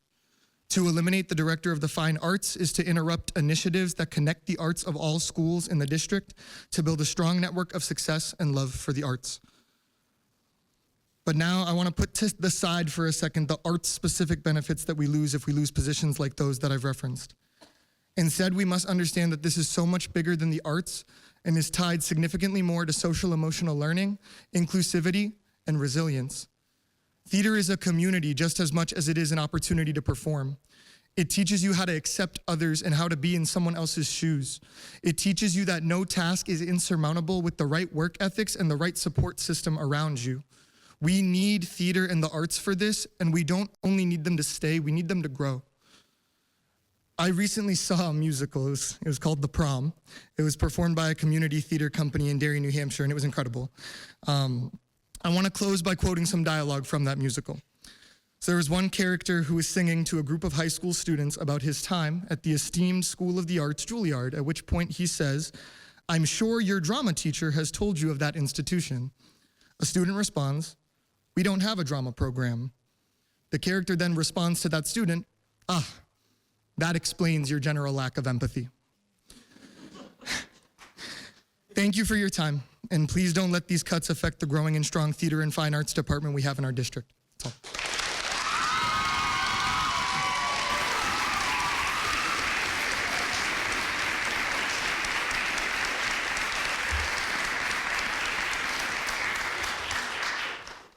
Ashley Parent.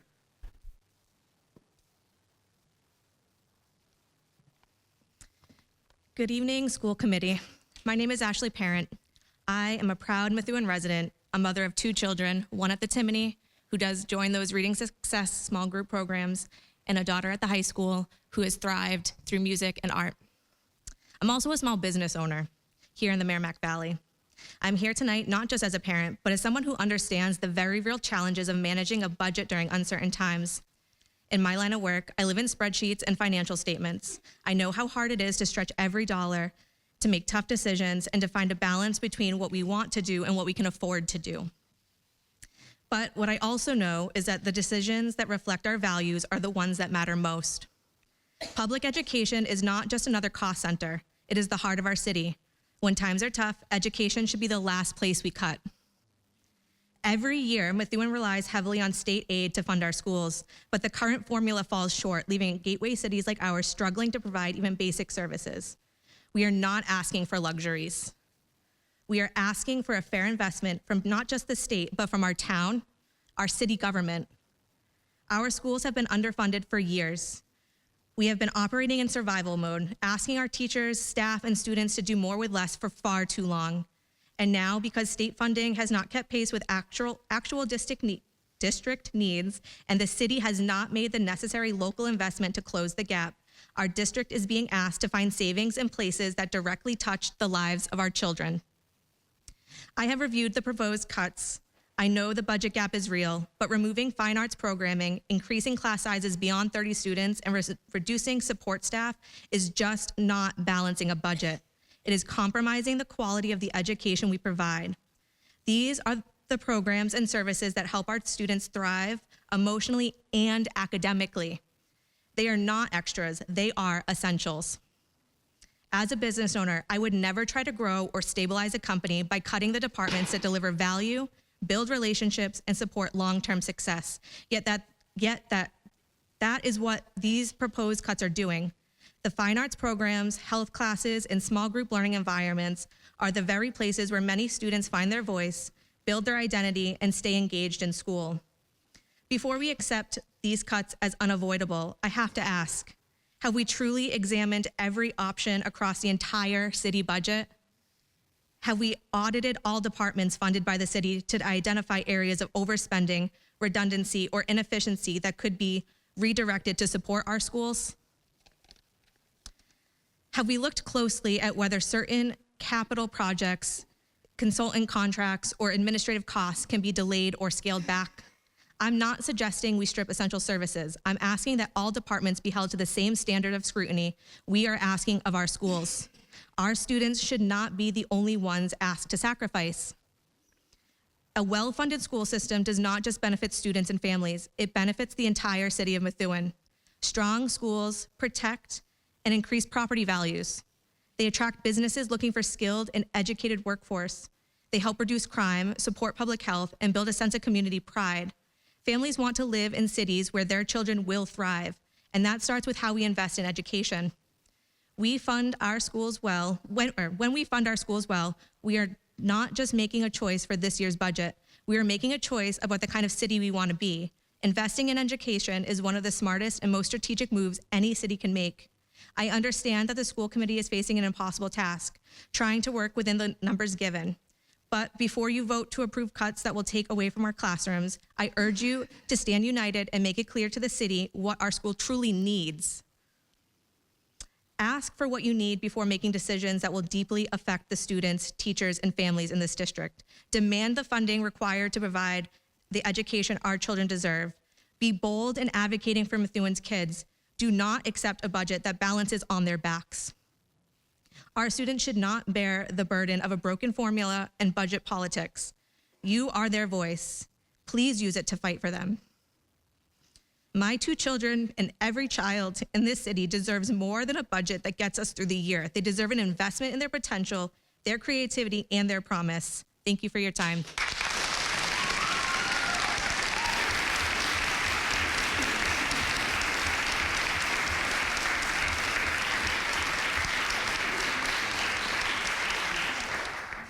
Riley Reyna.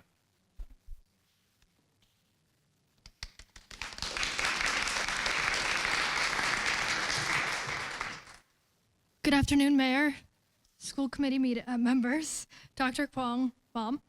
My name is Riley Reyna. I am here in support of the staff of the Methuen Public Schools and the arts program / teachers at the high school.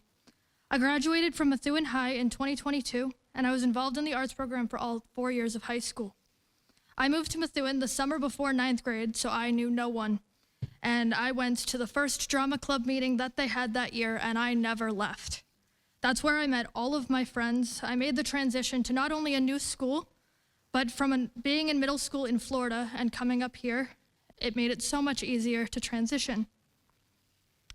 I do have a physical disability, which means that I can't play sports. That has always been difficult for me because that is the easiest way for kids to make friends when they're younger.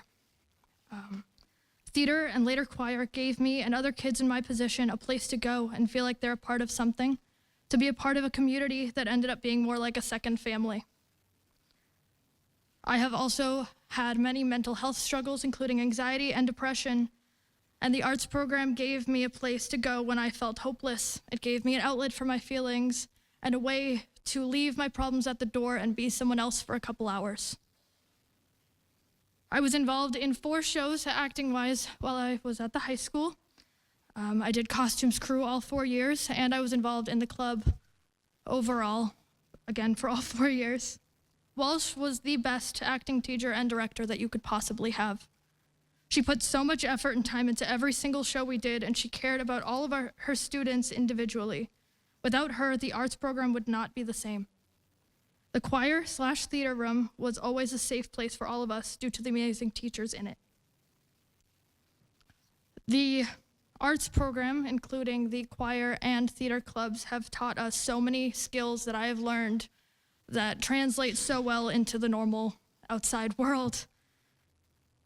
I would not be able to stand in front of you today and speak like this if I did not have the acting classes and theater club that I did in high school. It helps. The improv exercises that we learned during theater helped you learn how to think on your feet, which I use often in my job because I work with kids. But it is applicable in any job that you can have. You have to be able to think on your feet, and I know you all know that. It helps with your social skills. I was able to walk up to people when I was in college and at work and be able to start conversations solely based off of the fact that we both liked musical theater, or we both liked singing, or even just being able to say hello because I had the confidence in myself to do that, which I did not have before this program. I am worried for the kids coming into this school that don't have the same opportunities. I have 2 younger siblings, one of which shares my love and passion for singing and acting. When she was deciding which high school to go to in the future, she was really worried because Methuen High was the only one with classes and clubs like acting, theater, choir, keyboarding, and so many other classes that this program has to offer. That was a huge factor in her decision-making, and it is incredibly disheartening seeing so many children come here today just to speak on this matter. They should not have to do that. They are kids. Without the arts program, there would be a very different person here in front of you. Being in theater and choir is what got me through high school, and in so many ways, it did save my life. To get rid of the arts program at Methuen High School, or any one person that makes this program what it is, would be an enormous mistake. I urge you to think about the future students of the school who are in the position I was when I enrolled there, and believe me when I say they will be worse off for not being able to experience what I did. I've been trying to think of a way to end this in the correct way that gets my point across. Only 2 statements repeatedly come to mind, so I'm going to say both. The first being, to my fellow theater kids, art students, and to the staff of Methuen Public Schools, I love you, I respect you, and I got your back.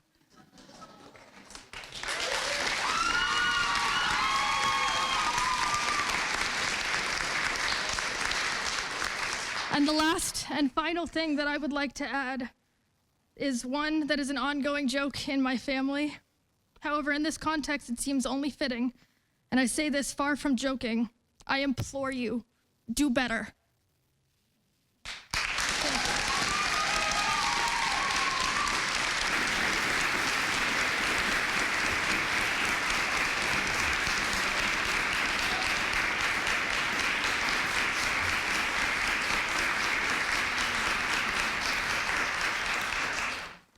Kenna Murphy.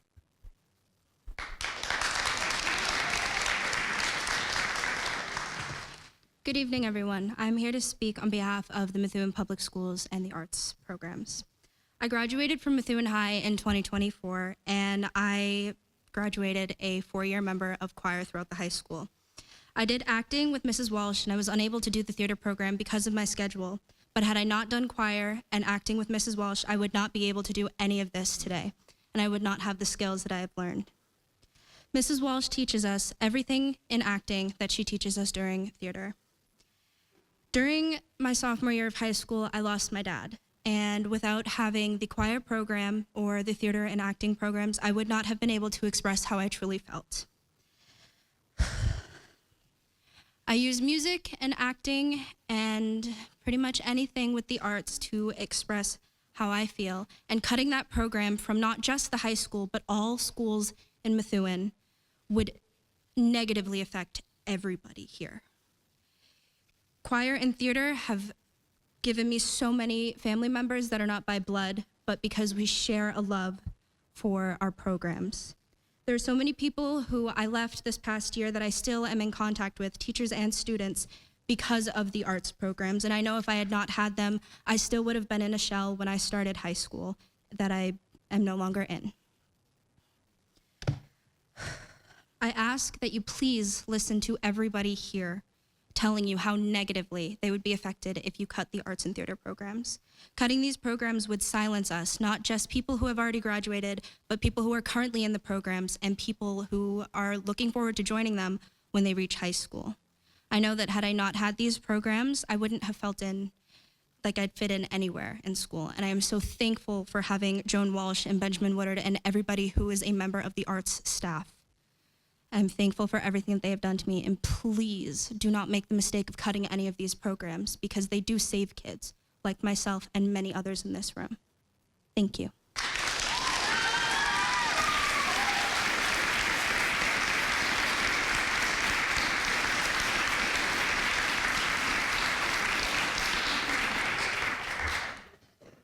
Riley Lyons.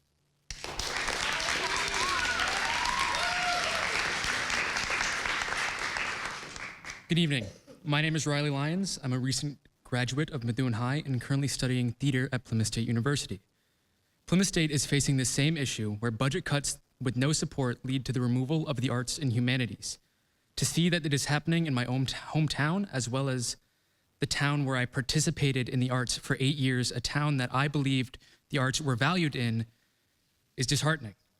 I was a member of the band both at the Timony and Methuen High, where I fell in love with music, eventually joining the jazz band and DHI, where I felt welcomed. These programs would not exist without the support of Fine Arts Director Cheryl Mancini. She allows for students to pursue their passions both during and after school. You cannot let that be taken away from them. During my time at Methuen High School, I also became a member of Stage Door 22, where I fell in love with theater, so much so that I decided to pursue it in college, due only to Miss Walsh and her dedication to her students and the program. To watch theater be tossed aside instead of figuring out how to support every program amidst these cuts is heinous. The program that Miss Walsh leads contains more students that most sports teams have, with less funding and less support from other staff. She has spearheaded that program to put on 2 amazing shows every year. These shows allow students to find themselves through the arts. The countless students that I worked with and that are here now are the product of that. You cannot leave them without what they love just because you lost money. They deserve better, and to say that I'm disappointed that the first position proposed to go are the theater and fine arts positions is an understatement. You are doing a disservice to the children you represent. On top of that, my father, Mr. Lyons, is one of the strongest men I know. He's an 8th grade teacher at the Donald P. Timony Grammar School and has gone above and beyond for that job. Some of my earliest memories are of waking up in the middle of the night and going downstairs to find him writing papers to further his own education and in turn those of the children he teaches. When my brother and I weren't in college, we would see him come home every day, sometimes later than the usual time that teachers leave their jobs of 2:45, with a smile on his face. He would joke and laugh with us and then go on to his second job as a father. With the proposed increases to class sizes, I worried that not only would my father become more stressed, but teachers who have children at home will face this stress. These educators do not deserve this. For the sake of your educators, students, and the community, please do better. Thank you.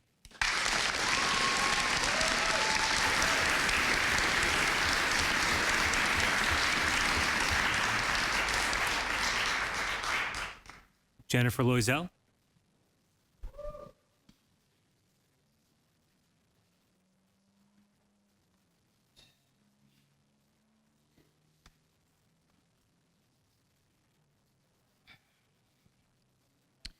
Good evening to the school committee, mayor, to everybody in this room, really. Most of the people in this room know me. You know that I've been a tireless advocate for the arts in Methuen from the moment I arrived in the city nearly a decade ago.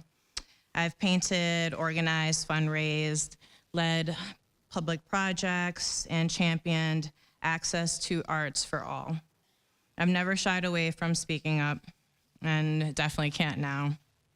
Tonight, I'm standing here with a full heart and a heavy one, because although I've been told that the Fine Arts Department may not officially be dismantled, the fact that the director who has poured her heart and soul into building, sustaining, and advocating for this program is being let go sends a loud and clear message that the arts are not a priority, and that's just not acceptable.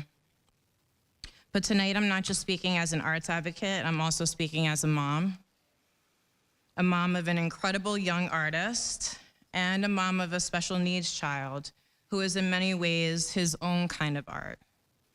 Both of these roles have taught me something very important, and that's that every child deserves the space and support to be fully seen, fully heard, and fully themselves. For one of my children, that's through paint and music. For the other, it's through the unique ways that he navigates the world. And to me, funding programs that support either of them, that support both of them, support all of them, whether it's the fine arts or special needs, anything else holds equal weight. They are all lifelines. Both of these right now, however, are on fragile ground. We cannot pit one essential support against another. Both the arts and special education provide stability, identity, and opportunity for our most vulnerable learners, and both deserve consistent leadership and funding. Art is not an extra, it is an essential. I get emotional because art is not an extra, it is an essential. In hard times, art is what gets us through. It is how we understand each other. It is how we process, how we hope, how we remember, look through history, what survives, what speaks to us, what heals us. It's the arts. Letting go of the fine arts director may seem like a line item on paper, but it's a warning shot. It's a first crack in a wall that holds up the creative and emotional well-being of our kids. It's a signal that those programs can be picked apart quietly, piece by piece, under the guise of budget necessity. But let's be honest, arts education is linked to better attendance, higher test scores, and increased graduation rates. The arts help children regulate emotions, help build confidence, and find purpose, especially critically now as we face a youth mental health crisis. Special education services do the same. They offer structure, dignity, access, and belonging. And yet those programs too are often treated as a burden rather than vital backbones that they are. Not every child plays sports. Not every child can. Not every family can afford private music and art or therapeutic services. For many, what they receive and all that they can receive is during the school day. This is not about nostalgia, it's about equity, and it's about humanity, and it's about what kind of community we want to be. I understand that we're facing financial hardship. I understand that we're facing financial decisions, but cutting fine arts or underfunding special education should never be the solution. These programs are not the extra, they are the essential. They support academic success, mental health, community pride, and future careers. My daughter, Liberty, it's her career, it's her future that I'm out here advocating for. And my sons, we should be investing more in them, not less. So let's protect the programs and the leadership that make them thrive. Let's protect the futures that they help shape. Thank you so much for listening to all of us.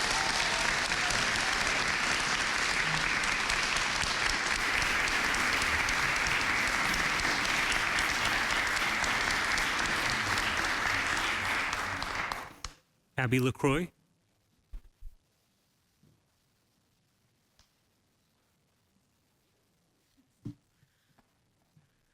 Good evening. My name is Abby LaCroix, and I'm a proud member of the MHS class of 2019 and a founding member of Stage Door 22.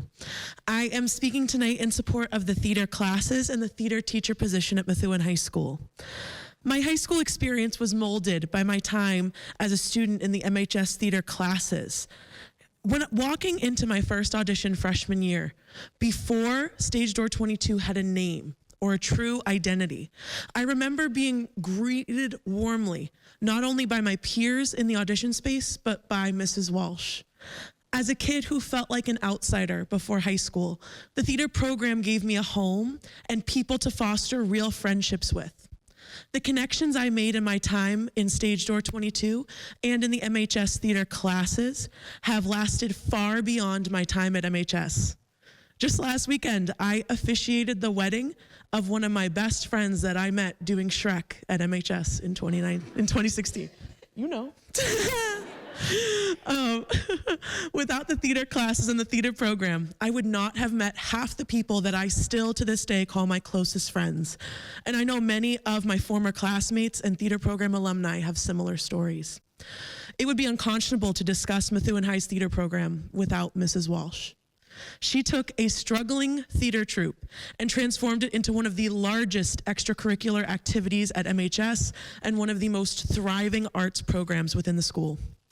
Not only that, her classes were a safe space for myself and my friends to dive into a craft that meant the world to us, guided by someone who understands the theatrical world well. I know that there are students currently at MHS with that same passion for theater who deserve that same experience. And without this program, there is little opportunity to learn about theater arts accessibly or for free. Many of the people who I knew from MHS Theater are now working in the theater world, whether performing on a stage or working in technical theater. I am proud to say that I am now an educator, finishing up my second year of teaching. Thank you, appreciate it. I know firsthand the struggles that we are facing in the world of education today, even with my short experience, and especially with our middle and high school students. There are high levels of disengagement and detachment from educational responsibility. But I can also tell you, as the coordinator of my school's drama program, which I would not have been able to do without the education I received from Mrs. Walsh, I'd like to say. The only time of day that some of them look forward to is rehearsal. Students who have known academic or behavioral difficulties in the classroom setting light up when they have a script in hand or when they have their cue list for the technical theater. Why? In times where we can barely get students to school, let alone participate in class, do we want to remove one of the class programs that get students excited about coming to school each day? Why do we want to remove the position of an educator who is responsible not only for the theater class programs, but a huge after-school program that has fostered the artistic growth of hundreds of students? In 2016, in the middle of my freshman year, we had to go to a school committee meeting to fight the removal of the theater program. In 2018, just 2 years later, my friends and I once again spoke at a school committee meeting, just like these courageous students did today. And here I am again, in 2025, donning my 6-year-old cast t-shirt and speaking in support of the program that built me and so many other students.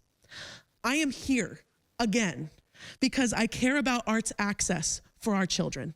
And as a proud resident of Methuen, who was raised in its school system, a proud Marsh School graduate and Methuen High School graduate, I believe that every student should be provided the opportunity to expand their artistic and cultural capabilities, not have any chances for equitable arts access taken away from them. Thank you for your time.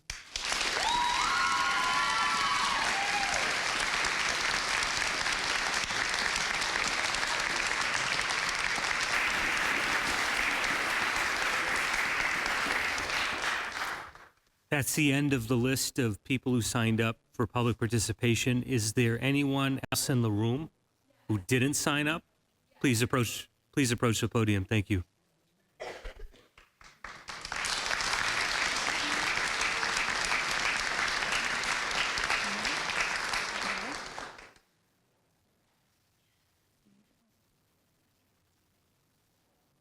My name is Naomi Casiello. I'm in 7th grade and go to the Timony Grammar School. I'm here to address the potential cuts to the Fine Arts program for next year, including the Fine Arts supervisor and the high school theater teacher. These cuts would threaten theater programming throughout the district. Drama Club helps a lot of people find their people, and we get a sense of belonging, including me. Drama Club is a creative outlet for a lot of students. I've made a lot of friends in other grades that I would have never met without Drama Club. I've had a really good experience, and it's really emotional. We all cry over each other every day. And it forms very close bonds with each other. Without this school program, many students in our district wouldn't have access to participate in live theater. Other programs are too expensive or too far for many families. I'm asking you to vote no on cutting these important programs from the budget next year. Thank you.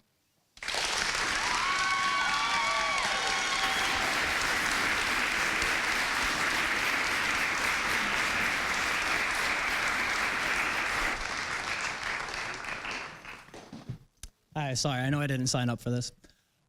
Thank you guys for giving us time to speak. I'm a physical education teacher over at the Tenny for 5th to 8th grade. My name is Josh Pappas. But I find myself in a cool position because I've actually held a couple of positions that are up for elimination.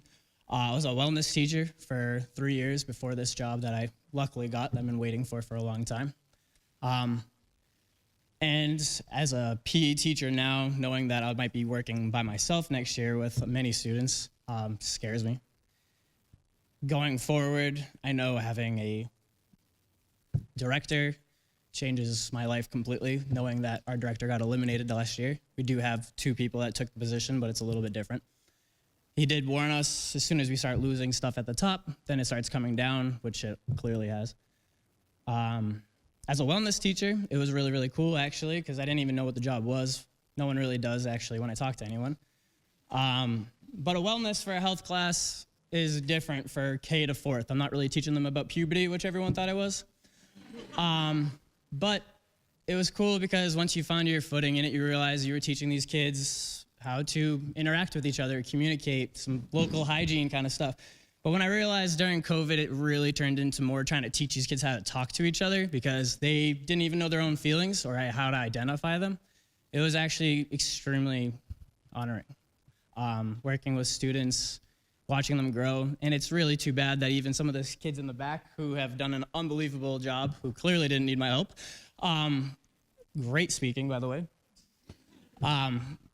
it's too bad because we're not actually seeing where the kids that have had the wellness for those 5 years, because it was such a new position, are actually going to go. We don't know where the statistics are going to bring them. Maybe their ability to identify anger or anxiety or depression would help them in high school. I remember when I was in my 3rd year, I asked the kids, because I always told them, like, what's going on at the high school? And I was hoping that they were going to say anxiety and depression, and one of the kids said stabics. There was a lot of things kind of going on. And I know that there's a lot of positions that need to be held to be able to hold the safety of all of our students. And that brings me to PE. I was in a position a couple times where I had to work for an extended amount of time by myself with a substitute, but they didn't have the PE background that was needed to kind of hold the class. So took upon us and the other admin to eliminate the locker room changing, obviously, for 5th to 8th graders, which made sense, easy to switch, but we did get complaints all day about hygiene and smelling in class for the 7th graders that were just slitting in their clothes the rest of the day, sweating, and then participation because no one wants to sit in the sweat or anything like that. And when I was told my first day to try to work there, I was like, all right, like, here's the curriculum, what are we gonna work on, going over the skills, which I had a great supervisor at the time. But one of the things he said as like kind of a joke was survive and keep them out of the hospital. I survived, kept some of the kids out of the hospital. Nothing crazy, but something, if it will go wrong, right? Something, if it can, it will. Made the best of what we could, but I knew when I got into my position at the Tenny, it was more like a dream. I had the teacher next to me that was going to be working with me for the rest of my life. We ended like our 4th day of work, and she looked at me, she's like, hey, you're retiring here, right? And I knew I found someone that also was going to invest their time into working with students and kids of the community, and I could have cried in that moment. But we also started realizing that PE isn't just a gym teacher. It's not just someone to hold on to recess. It's not someone to just take over our area, like, hey, can we use your space? I know it's empty. You just want to let the kids get some energy up. We were teaching them more about skills and how to actually work with each other, obviously kind of like the wellness department was.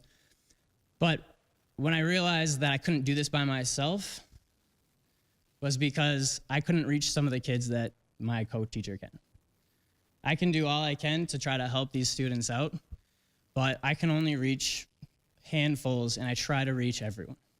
But when she comes in with something else that I don't have, where it's either a different idea of lifelong wellness or how to talk to different kids that I don't really get along with that well, or way to reach somebody, it turned my focus.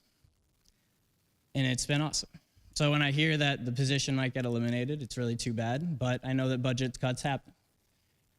I was in the tech position for about 6 months before, and I know that position got eliminated. I don't know who the department head was, but I'm guessing they don't have one now. And speaking for Mancini's position as the fine arts department, I know that they've already made cuts too, knowing that the art classes don't see everyone because they have to make room for band kids taking other classes during those times. And it's really too bad because if I was a kid in school right now, I'd have to choose. If I wanted to do band, then I couldn't do art, which I love art. Knowing that in high school I would never get the chance to do theater, which I never actually took it up on, but I took one class and I absolutely loved it, but I did other things because I was in the sports realm.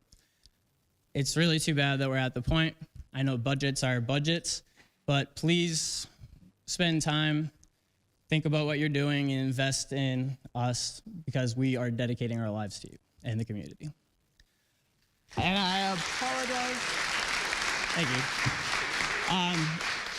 I apologize also to the ones I did not speak about that are also might be losing their jobs or eliminating positions.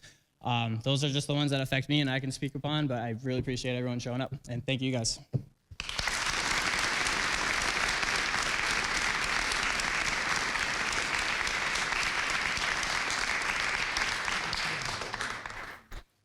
Would anybody else like to speak?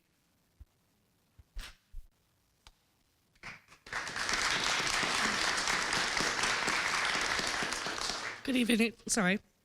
Good evening, everyone. My name is Emily Harkins. I am a 2020 Methuen High School graduate. I am now a first-year teacher at the Tenney Grammar School teaching K-4 music. I think it's very, very important to have fine arts in schools and to have the position of the fine arts director. Without Cheryl Mancini here, I don't think I'd be very good at my job, honestly.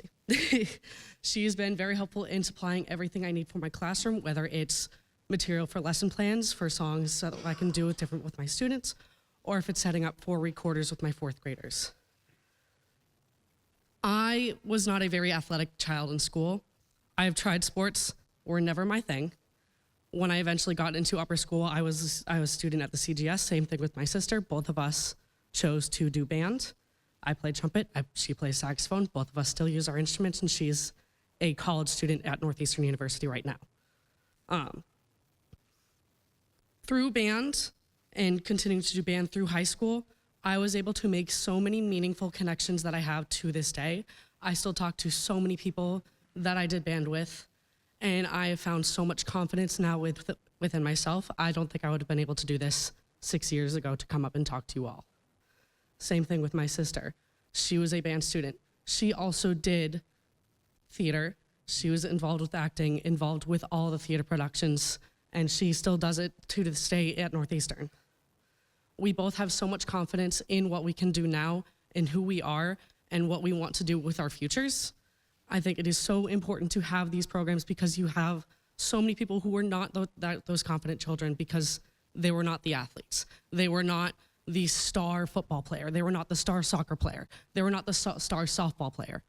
Instead, you have these kids who don't quite fit in with those social groups, who struggle and find those connections that you would get when you're playing those sports through theater, through choir, through band. We would not be the people we are today if we did not have access to these programs. Please keep this in consideration. Thank you.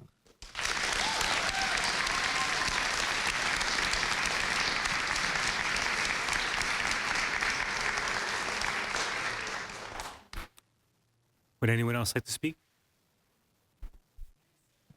No, go ahead. No, go ahead. That's fine. I can wait. Go ahead. Hello, my name is Devin Rosario. I am a class of 2025 senior at the high school, And I am also fortunate enough to work at the CGS as at the Rangers Club. Throughout these past 4 years at the high school, I've met so many people through the theater program, and while I may not be a part of it, I've gotten to see just how happy they get through it.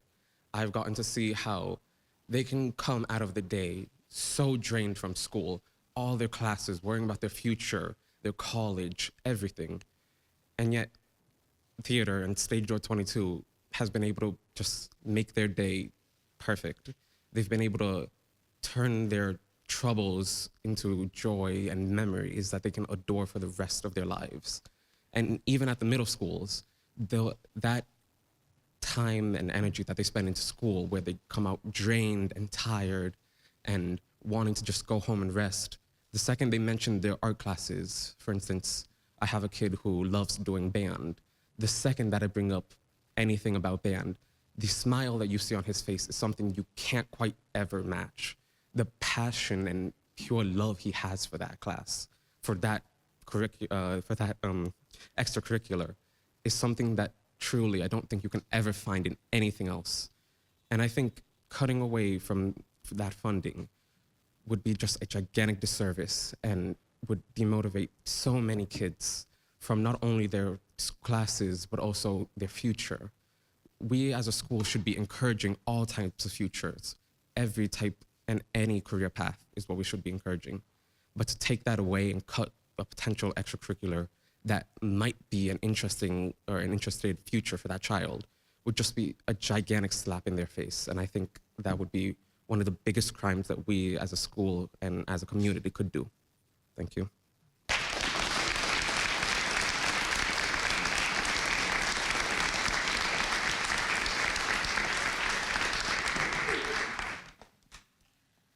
Good evening. My name is Adriana Giordano, and I've had the joy and the honor of teaching chorus and music at the Marsh Grammar School for the past 5 years. So when I had first heard that the fine arts supervisor position is potentially being cut, my mind immediately went to all that we have accomplished in the time that I've been here. When I started off 5 years ago, it was during the pandemic, and I was entirely unprepared for teaching kids how to sing through Google Meets. But through Cheryl Mancini's support, I was able to make it work. District-wide, we put on a virtual concert, and in the time that I've been here, we've been able to grow the program at the Marsh. My numbers have increased. The passion of my students have increased. They're more excited. They're having their friends join. They find their place in our program, and we've been able to branch into the community more as well. We've had an increase in our instructional time, which has helped us to deliver more high-quality lessons. We've had materials for piano keyboards brought into all 4 grammar schools, which has led to the development of new programs in our general music program. We've had the Chorus Jamboree added, a district-wide program for our community. And seeing all these things come about has really made me nervous and angry for what our future might hold, what the program might look like for the future, what my student opportunities might look like, because it is her support that has brought together our department. And it's her expertise that's helped me to grow as a musician and as a musical teacher, because she's able to be an expert in the field and show me exactly what I need to do to help support students in a performing arts or in a musical environment. So as you continue with your budget proceeding, I hope that you consider the value that not only, again, as people have said before me, that it's not just a position, it's also a person, and the work that she has done, the value that she has for our teachers, the value she has for our students and for our community, and consider all the steps forward that we have taken and who really benefits from us taking a step backwards. Thank you for your time.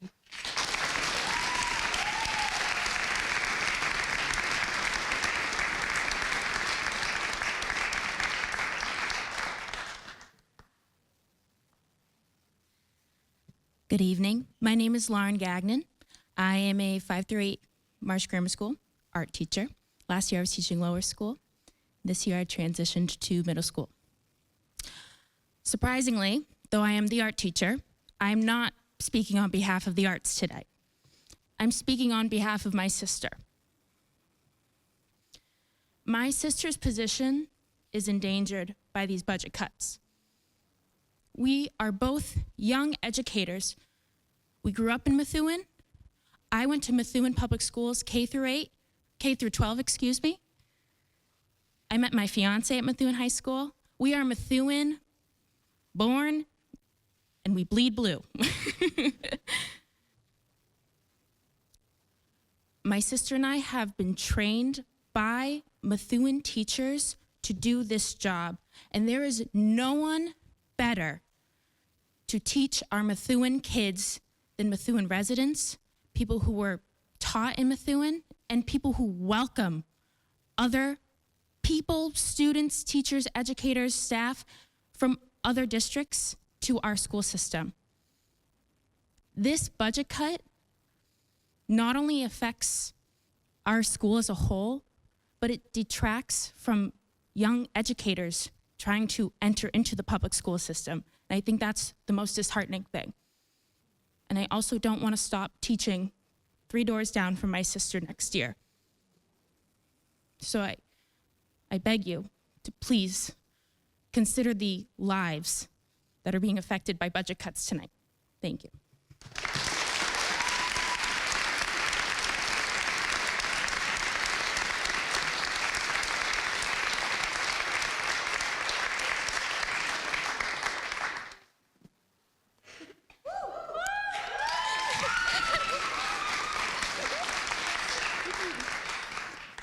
Hi, my name's Emily Miko, and I'm a sophomore at Methuen High School.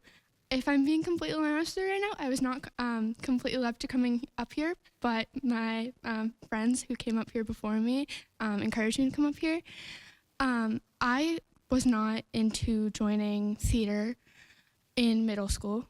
A lot of teachers that I had would not have thought that I would have joined it, but when I got to high school, I decided that I was going to become a little more creative. And so I decided that I was going to join the theater. And part of the reason why I went to Methuen High School was because I wanted to join choir, because I was in choir in middle school, and GLTS didn't have that.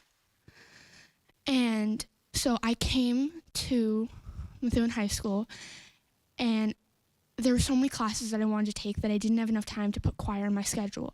But then I found out that we had after school choir, and I ended up taking that this year. But I also ended up joining Stage Door, and that was probably one of the best decisions I ever made.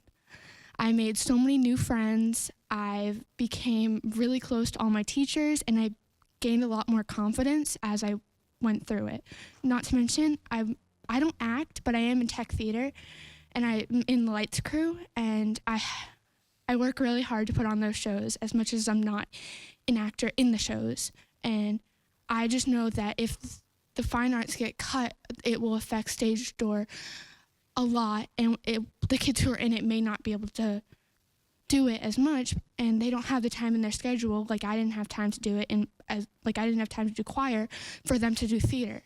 And I just want you guys to think about all the kids who are in theater and why they do it before you guys think about cutting them.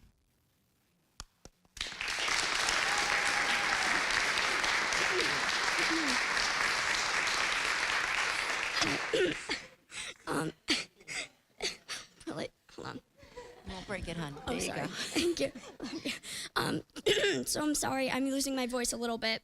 My name is Chloe Santarpio. I'm a sophomore at Methuen High School, and I did the full 10 years at the Timony Grammar School. And the entire time I was there, I participated in band, and I participated in the Timony Drama Club, and now Stage Door 22.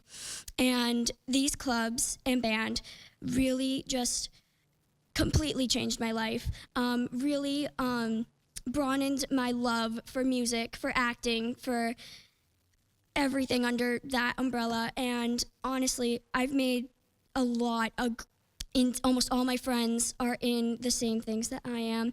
And honestly, this whole thing is quite scary to me. I was getting ready for prom when I found out about all this, and nearly burnt myself with the curling iron, but that's okay.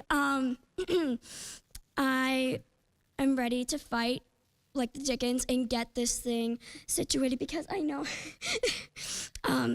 this impacts so many lives. And just in general, even before I was in upper school, I went to Stage Door 22 productions, specifically Mamma Mia, and that really started my love for theater. I'm sorry. This is one of my favorite things in the entire world, and I don't know what I could do without it. Thank you.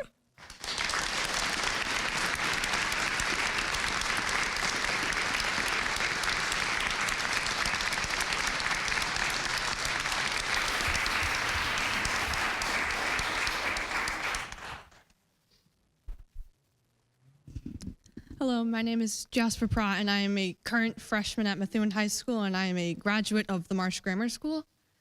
And for within like the last 5 or 6 years or so, I have been dreaming of joining Stage Door 22 and the theater program. Back at the Marsh, I was too scared and too overwhelmed to join the drama club there. But after seeing my sister and her fellow members of Stage Door 22 and how much effort they put into every single show that they do, not only with the acting, the songs, but with the tech, I knew this was a place I wanted to be.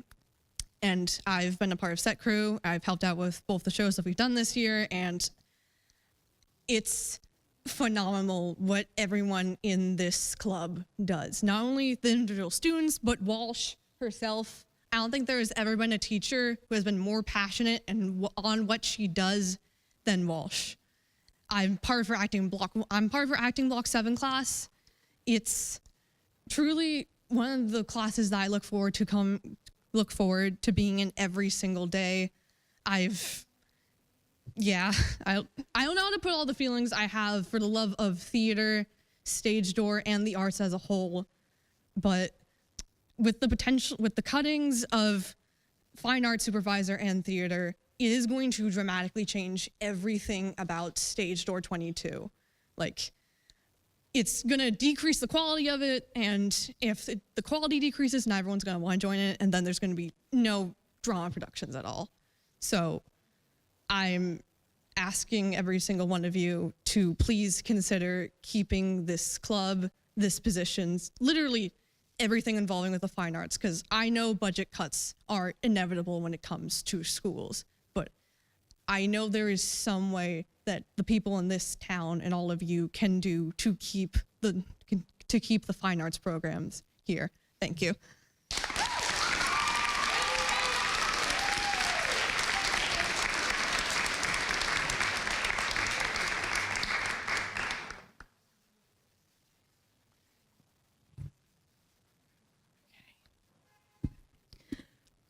Good evening to the school committee, Mayor Beauregard, Dr. Kwong, and my fellow Methuen Public Schools staff. My name is Amanda Aziz, and like many of the people who have spoken tonight, I'm a proud product of Methuen Public Schools, and a proud returner to come back to teach. Sorry, I lost my spot, my phone's dimming.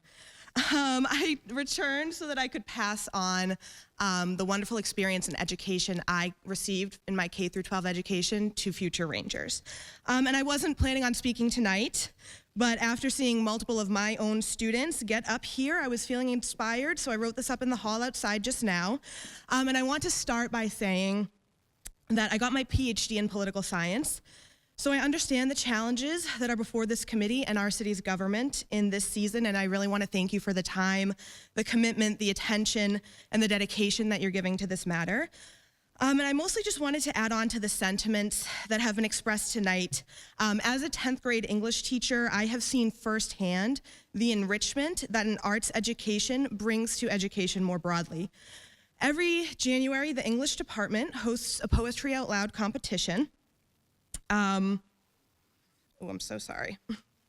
Where students select poems to memorize and recite in front of their class, and the best recitation advances to represent their class to compete among the different English classes in each block, and those 7 winners compete against each other in the finals. And as I attended the school musical this past weekend, I couldn't help but notice that so many of the members of Stage Door 22 were students who represented their class not only in the semifinals, but in the finals as well. Clearly, their arts education has enriched their learning beyond the stage and theater classes into a core class. I don't think that this stops at English. I can imagine that memorizing the music or the choreography of a song would enrich their ability to perform in math. I can imagine their education and learning how to enunciate in acting classes would enrich their world language performance. I can imagine that performing in front of hundreds of people during productions would enrich their performance in high-pressure situations like AP exams. Based on what we have seen tonight, I know their arts education is preparing them and enriching them to be engaged and vocal citizens. I'm currently teaching. I have the privilege to teach AP language, which was one of my favorite classes in high school.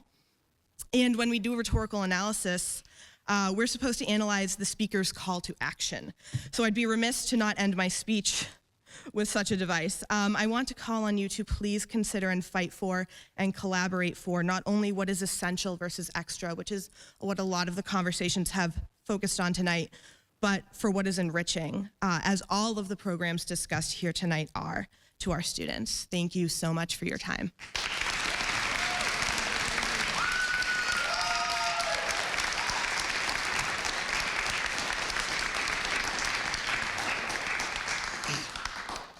Hello, I'm Miles Cormier. I'm a 2023 graduate of MHS. I apologize if I'm very, very nervous. I don't do well with public speaking.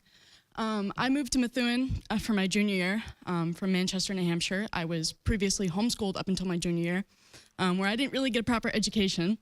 Coming to Methuen High School helped me get that. I was always a very shy kid. I'm physically disabled and wasn't able to do sports despite wanting to. And I found my home within the arts. I did personal studies with ceramics, and I was involved with the last performance my senior year with the theater group. I did props. I met friends through this, I made connections, and I gained personal skills that I use to this day. I make my own art and I sell it online. I'm very grateful for the teachers that I had that supported me through this. I didn't have much support at home, and so that was very helpful. Yeah.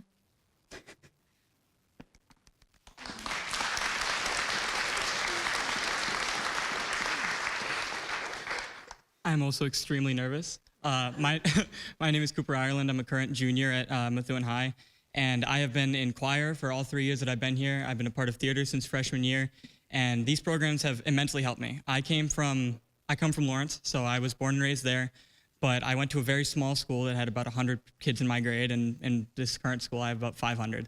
And it was a big challenge for me to navigate it socially. I'm still not very good with public speaking, but I grew throughout the theater program as the photographer, and I started out because I reached out to Miss Walsh and asked if she would be interested in that, and through Miss V, and through all the other art teachers such as Mr. Woodard and everyone else that has helped me, including Mancini, organizing all of these things. And these programs have helped me more than anything else in my life. They have provided an area for me to feel comfortable speaking about the things I'm interested in. They have provided areas for me to feel safe talking about any mental issues I have. And they have helped me develop socially in a way that I don't think I could have if I wasn't here. One of the main reasons that I moved to Methuen over the summer right before 9th grade was specifically for the arts program. It's why I avoided going to Catholic school and why I avoided going to LHS, because I wanted to go to Methuen High because I knew of its arts programs, and my cousins had gone here and talked very highly of it. Without Walsh and without Mancini, I do not think I would be where I am today. I do not think I would be a part of Photo Club, NAHS, Stage Door 22, and the lights crew of Stage Door 22. And I don't think I would be where I am academically, socially, and in anywhere else in my life. Thank you.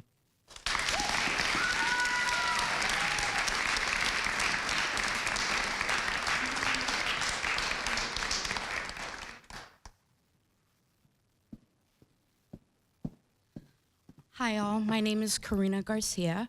I've been a resident of Methuen my entire life. And I'm currently looking to buy a house and move out of my parents' house, and I would love to continue living in Methuen. However, to raise I'm currently married, but to continue looking Methuen, I wouldn't see a best fit without arts programs and special needs programs. Some of the things that are on the list to be cut right now, like Title and all that. I'm a guardian for my godfather who has mental retardation, and he did not get any of these classes or any of this support when he was growing up. And to see now all these young kids, while I used to walk through the halls of MHS and the Marsh, that they feel accepted, and you see kids in other classrooms run by and give them all high fives, to feel accepted in these programs. But not only that, I struggled feeling accepted my entirety of Methuen High School. I had become a member of Stage Door 22, just like all these children have. But during my sophomore year, I had fallen. I suffered a major brain bleed. And, you know, without Joni Walsh, I wouldn't be here today. I had dipped so many points. I was one of the highest students in my grade, at grade point average, and I had taken a severe drop in my grades, and I no longer felt accepted. I no longer felt like I had self-worth. But seeing, you know, Miss Walsh, she encouraged me every day to keep going. And the same with Cheryl Mancini.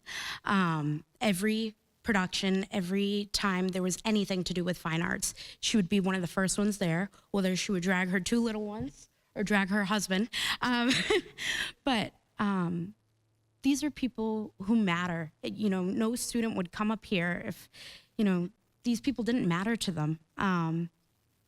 And lastly, I would like to talk about Miss Alyssa Flewitt, who had tragically passed away. She would be the first person who would come up here. She would have been here right on time. She would have been talking up here for 30 minutes about the arts programs. And she would be the #1 person here to talk on Mrs. Walsh's behalf or Miss Mancini's behalf or on anybody's behalf.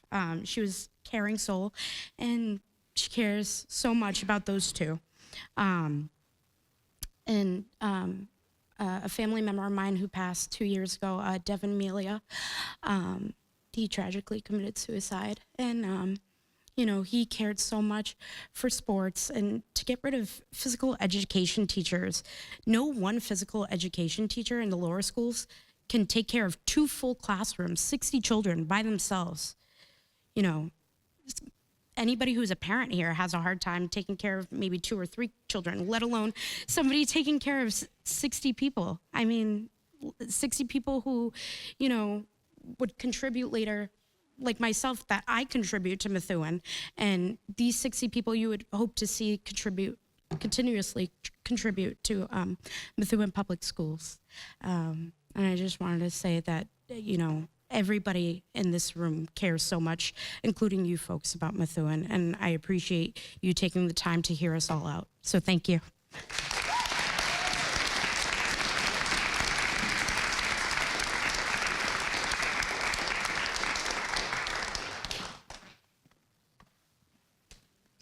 Hello, my name is Camden Delano, and I am an 8th grader at the Marsh Grammar School. I'd say my 2 favorite parts about school is the band and the drama club. Joining band has taught me discipline among many other important life skills. Joining the drama club has taught me how to speak in front of people, perform, and how to be myself. In high school, I would love to participate in the marching band and in Stage Door 22. I ask you to please consider how these cuts will affect the students and the community. Thank you.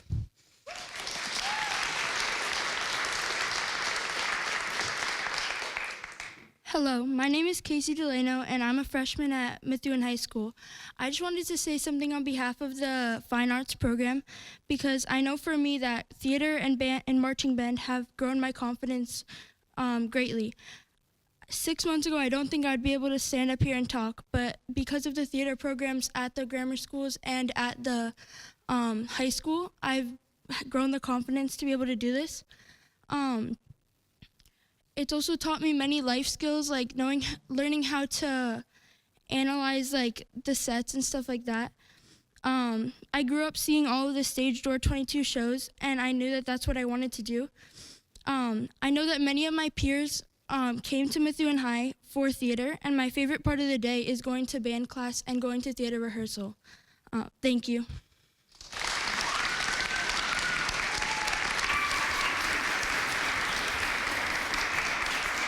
We're going to keep going until every voice has been heard. Would you like to speak? And feel free to keep speaking. Hello, my name is Sophia Polite. I'm a sophomore at Methuen High School. I'm speaking on behalf of the Fine Arts program, and this was not well prepared. So I hope you're not sick of the art kids yet. But I started theater in middle school. I started as an actor, and I moved on to continue it in high school because that's something I was really interested in. I didn't know of any theater classes in my freshman year. It wasn't something that was talked about. And so I joined the after-school program. I auditioned for my first play, Almost Maine. And I think that was the first really big experience I had during theater. It taught me perseverance. I didn't get past the auditions, but I knew I wanted to be involved. I sent Walsh and Mr. Riccoli a very kind message saying, hey, like, I would love to come back. I love this community. I want to be a part of whatever it is. And I'm up here right now for my family. I have two older siblings that have graduated from Methuen High School, and they really struggled academically. They didn't participate in extracurriculars, and so I wanted to be that voice for them. I am currently in my second year of stage managing for Stage Door 22, so or for the musicals and the plays, so I get to yell at people for fun. And through that experience as a stage manager, I've learned leadership. I've learned how special having a community can be. And I wanted you guys to like hear voices, and I wanted to be a part of all of this. This is the first time I've been here in this building. This is the first time that I'm speaking in such a great audience of people. And I want to send out a message so I can be an educator for the future of Methuen and for the future children of Methuen High School. Thank you.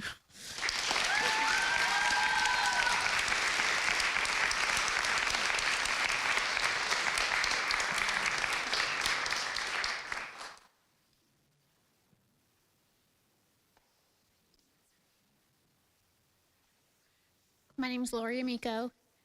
I work for Methuen Public Schools, and I'm also the mom of two children that attend Methuen Public Schools. I've worked beside many of you. I've had some of your children. My children between my two children, we've toured every school here in Methuen. We've attended every single one. And they've all been wonderful. My children have been loved by so many of these people. My children, not just my children, but the children I work with every single day, deserve more than what they're getting right now. If we don't fix this by acknowledging that there's a problem and fixing it from the higher ups all the way down, my little preschoolers are going to suffer. The special needs are going to continue to grow. I think we can all admit we weren't very good at COVID and teaching our kids remotely. They have a lot of needs. And without the specialists, those needs are going to continue to grow. And it's going to cost us more money in the city if we don't fix it. And if the children have difficulties, that's going to impact their social and emotional. And it's going to put more of a burden on the teachers. It's going to cost more money in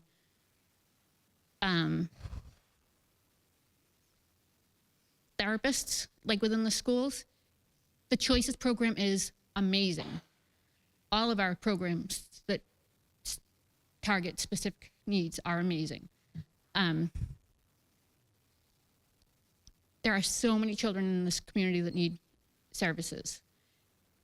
And social and emotional is a huge one. Without the Choices program, who are we going to call when a child is having is dysregulated and is threatening to harm themselves? Who's going to give us their cell phone number for us to call, and who's going to be there to help us, help that child? Kathleen Doherty is. She is the one that helps these children every single day. Without theater and fine arts, some of these children have no other outlet to feel included. Without special ed, they can't learn and write, and that's going to impact them. We need to find ways to not make cuts, but to make changes. Our children deserve a change. These poor children have been through so much in their lives. We take these professional development classes where you show us the little iceberg, and it's got the top where it's just a triangle, and this is how much we see, and then you've got the huge iceberg below it. These kids are carrying emotional backpacks that none of us have. Somebody said earlier, and I liked the quote, and I'm going to reuse it.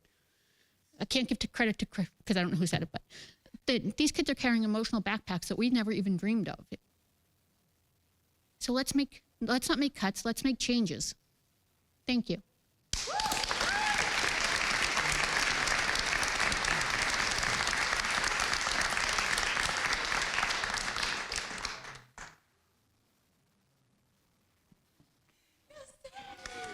Hi, my name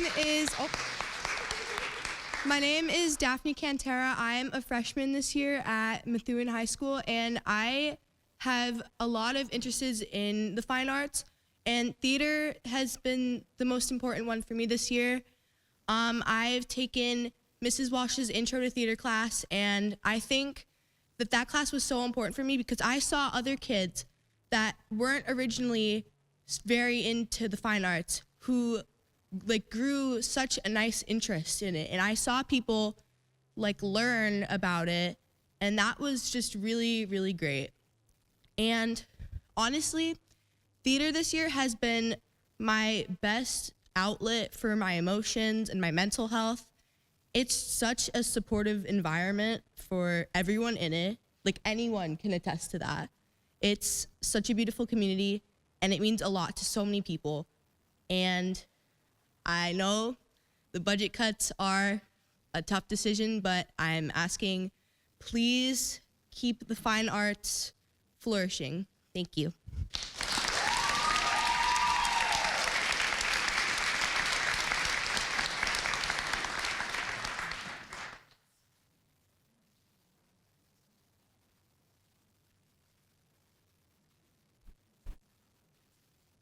Is there anyone else who wishes to speak?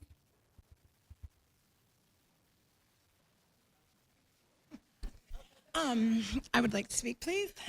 My name is Kimberly Angenalt. Malachi is my son. He's in stage door 22. So I'm not exactly sure who is the responsible party. I thought it was the school committee, then I guess it's the city council, so my comments are directed towards them. I think it's outrageous and disgusting that children and teachers and parents have to beg for an education. That to me is obscene. And to save these extras, I don't think they're extras to help children learn to read. I don't think that's an extra. To appreciate arts, I don't think that's an extra because one of the speakers said about how, art is what is lasting, and that was perfectly put. It's so true.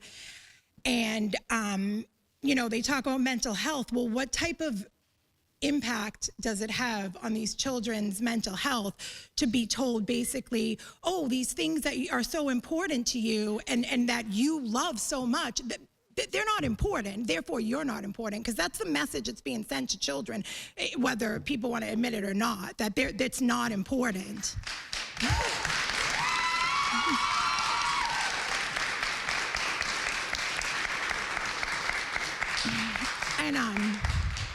And as far as Joan Walsh is concerned, my son I've personally seen the transformation from him being in stage door 22, the confidence that it has brought to him, and literally, like, public speaking can literally be in any type of job, you know? It's not just limited to if you want to be an actor.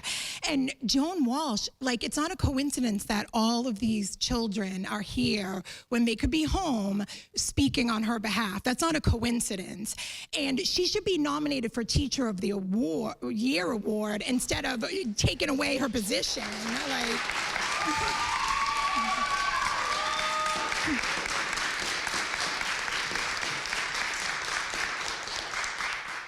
so, you know, I don't know whoever the responsible ones are or anything anyone can do, but definitely it should be done, because I'm sure there's somewhere that money can be taken that's being wasted. Like, children, education, literally should be last on the list. Thank you.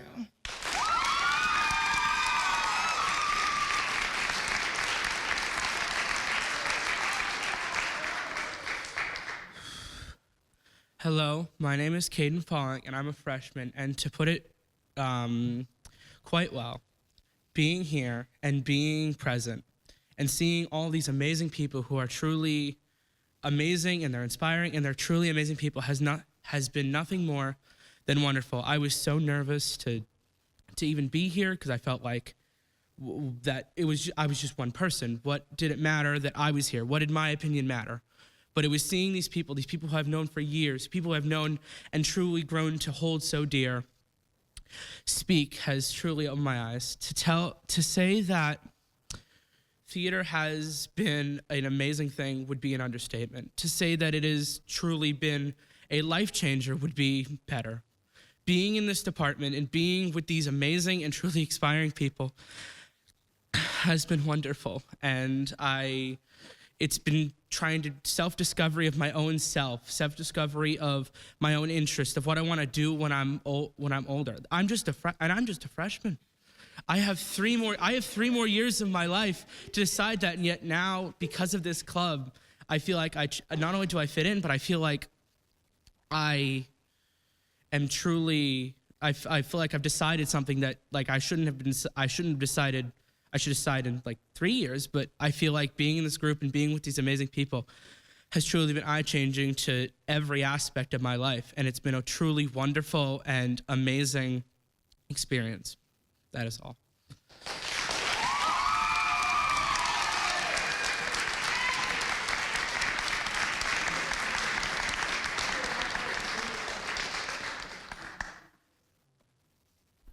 Is there anyone else who wishes to speak? If not, we have some written comments that have been submitted.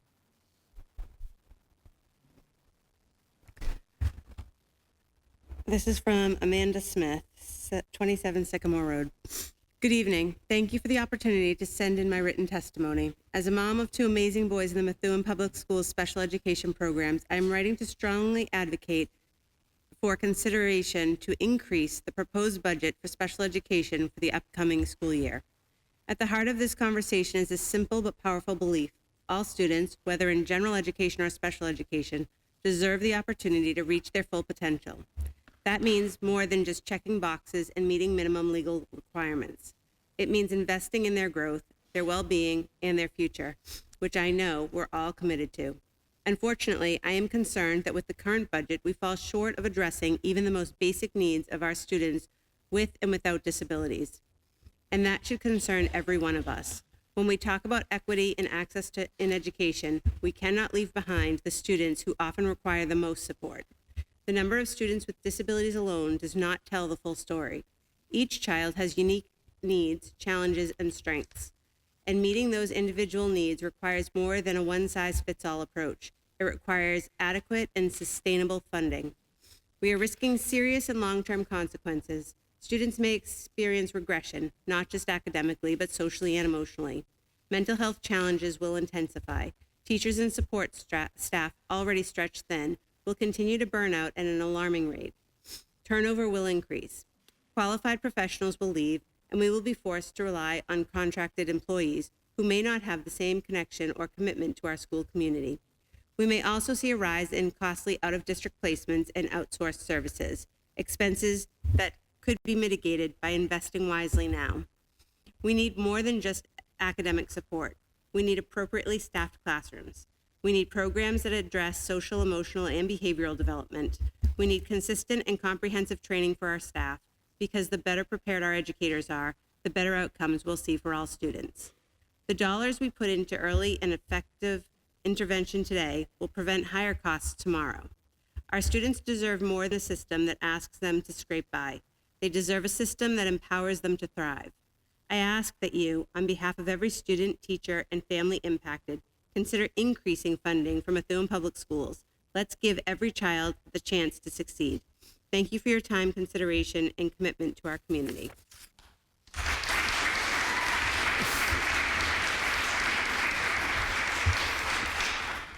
Stephanie Soares Men, 30 Marjorie Street. Dear City Council members, my name is Stephanie Soares Men, and I am the medical assistant at the Marsh Grammar School. I unfortunately could not attend tonight's meeting as I am coaching one of my daughter's soccer teams tonight. I am writing to you tonight to express my sincere desire to continue in my role. This is my 4th year working as an MA for the Marsh. I am a Methuen resident and my children attend Methuen Public Schools. I am an involved member of the community. As I stated earlier, I volunteer and coach for Methuen Youth Soccer. I volunteer at any school event that my children are part of as well. In my years working there, I have committed wholeheartedly to my position, working with the safety of the staff and students of the Marsh in mind, as I take great pride in what I do. I have built many relationships over the years with staff, parents, and especially students. I have many students at the Marsh that will come into the nurse's office just to see me.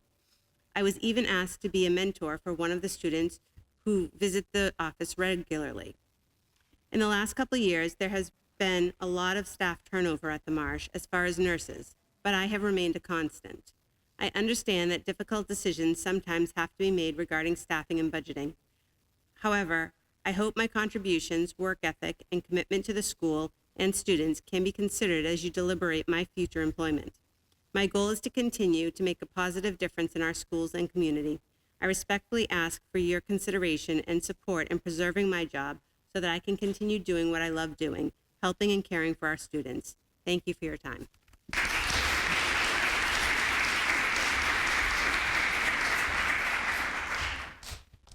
Allison Herald, 33 Westwind Drive. To whom it may concern, my name is Allison Herald, and I am the nurse at the Marsh, along with Christine Thurberge. I have lived my entire adult life in Methuen. I also have 3 kids in MPS.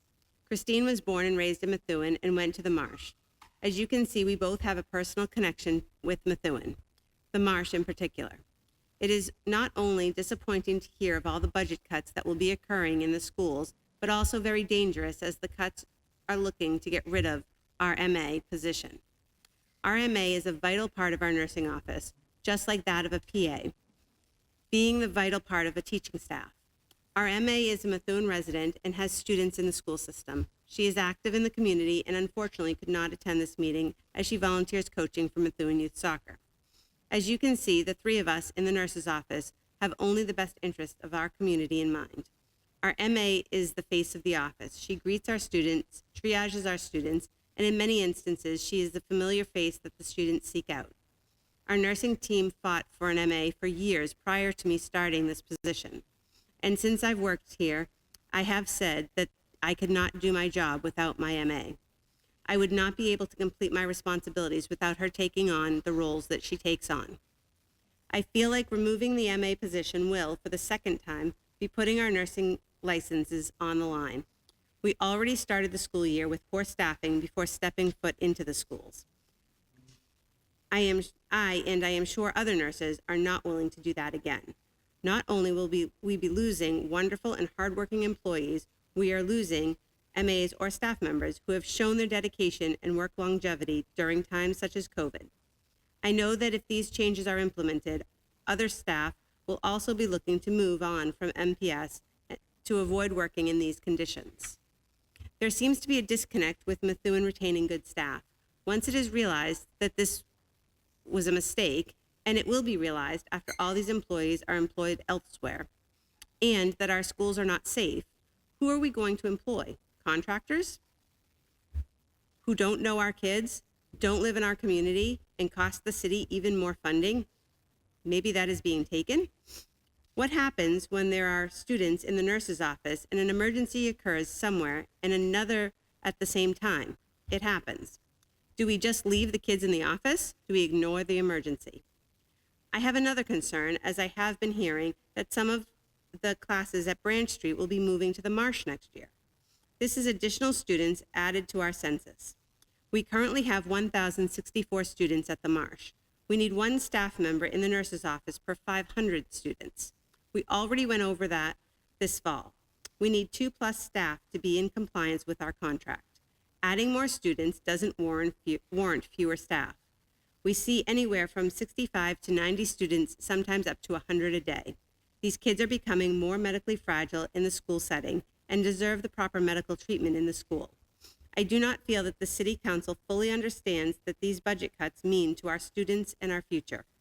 These students are the future residents and employees of Methuen who will eventually leave Methuen to go to towns and cities that put their children's needs and safety first. That is not what we are doing here in Methuen. Do better, Methuen.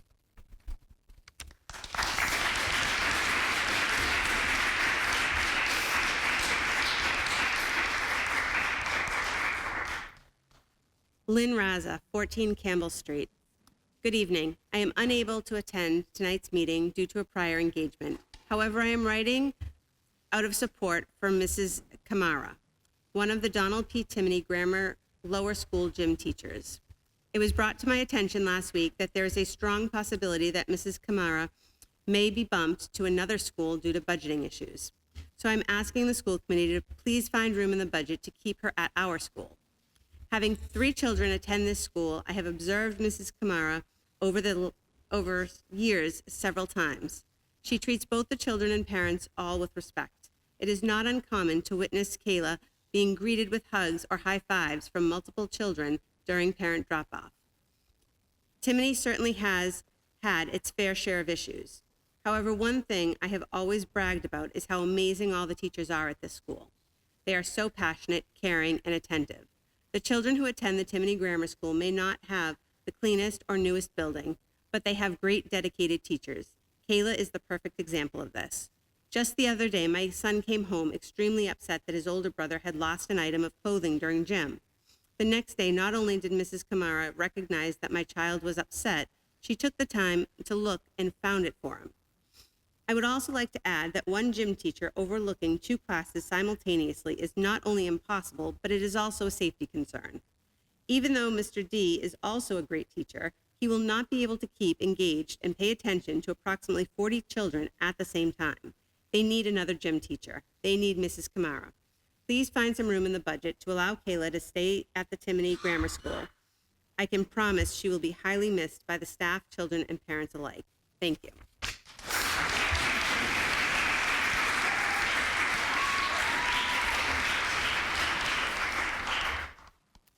Sarah Cordero, 12 Observatory Road. Dear Methuen School Committee members, as a multilingual learner teacher and a mother of 2 students currently enrolled in Methuen Public Schools, I was disheartened to hear of the numerous proposed personnel cuts being made at our schools. I find these cuts both alarming and detrimental to the quality of education and support of our students, our future, deserve. Cutting staff is not a sustainable answer to our current budget crisis. With a proposal that includes more than 48 people being cut in almost 80 positions, we are setting schools up for failure. The choice to cut positions sends a message to our community that our students, teachers, and other school personnel are not a priority. These cuts will inevitably lead to larger class sizes and fewer resources, widening the learning gaps our schools are working so hard to close. The proposed cuts would cover a variety of specialties and content areas. However, I will focus on 3 categories of cuts that are being made in our school that are aligned with the district's priorities: reading specialists, English language education personnel, and the arts. Before continuing, I think it's important to restate and remind those listening to the reading of this letter of the district's strategic objectives and priorities for district improvement, which can be found on the MPS website. The first is to accelerate literacy development and language acquisition across all subject areas. The second is to reduce opportunity and achievement gaps between student groups to improve outcomes, and finally, to enhance partnerships with students and families to increase connectivity, engagement, and belonging. Reading specialists are not a luxury for our schools. They are essential. Literacy is the cornerstone of all learning, and without targeted support, struggling readers are at risk of falling behind further. By cutting reading specialists, we are narrowing futures and limiting opportunities for our children before they've even begun. Is this in alignment with our district's goal to accelerate literacy development and language acquisition across all subjects?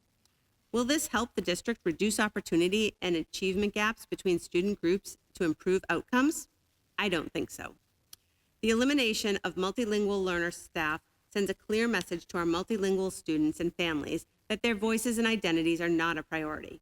According to the accountability data provided on the DOE website, multilingual learners students make up 19.4% of Methuen's student population, and students whose first language is not English makes up 33.7%. Multilingual learners, educators, are vital in ensuring equity, access, and inclusion for a growing population of learners who deserve every opportunity to thrive. Will this enhance our district's partnership with students and families to increase connectivity, engagement, and belonging? I don't think so. Equally distressing is the reduction of arts programming. The arts aren't something extra. They are expression, exploration, and emotional growth. For many students, the arts are a lifeline and a vital way for them to establish their identities and belong. Studies have shown that numerous benefits that music, visual arts, and theater have on academic achievement, mental health, and social emotional development. How is that for increasing engagement and belonging? Exactly. As Nelson Mandela once said, there can be no keener revelation of a society's soul than the way in which it treats its children. Right now, our children are watching. Our children are on the receiving end of the effects of your decisions. We must invest in our children, not just in words, but in action.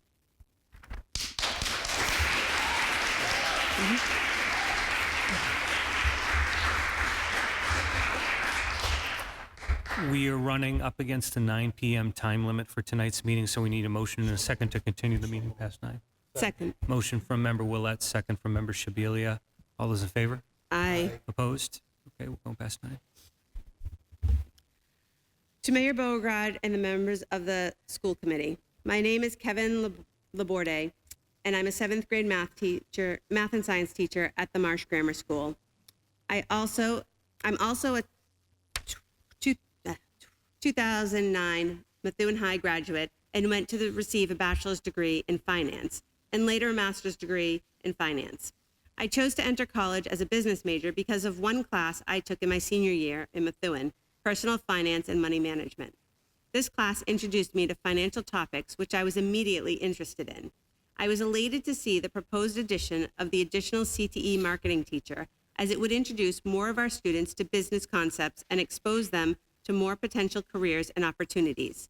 I have seen posts on Facebook regarding the growth and popularity of CTE business programs currently being offered to our students.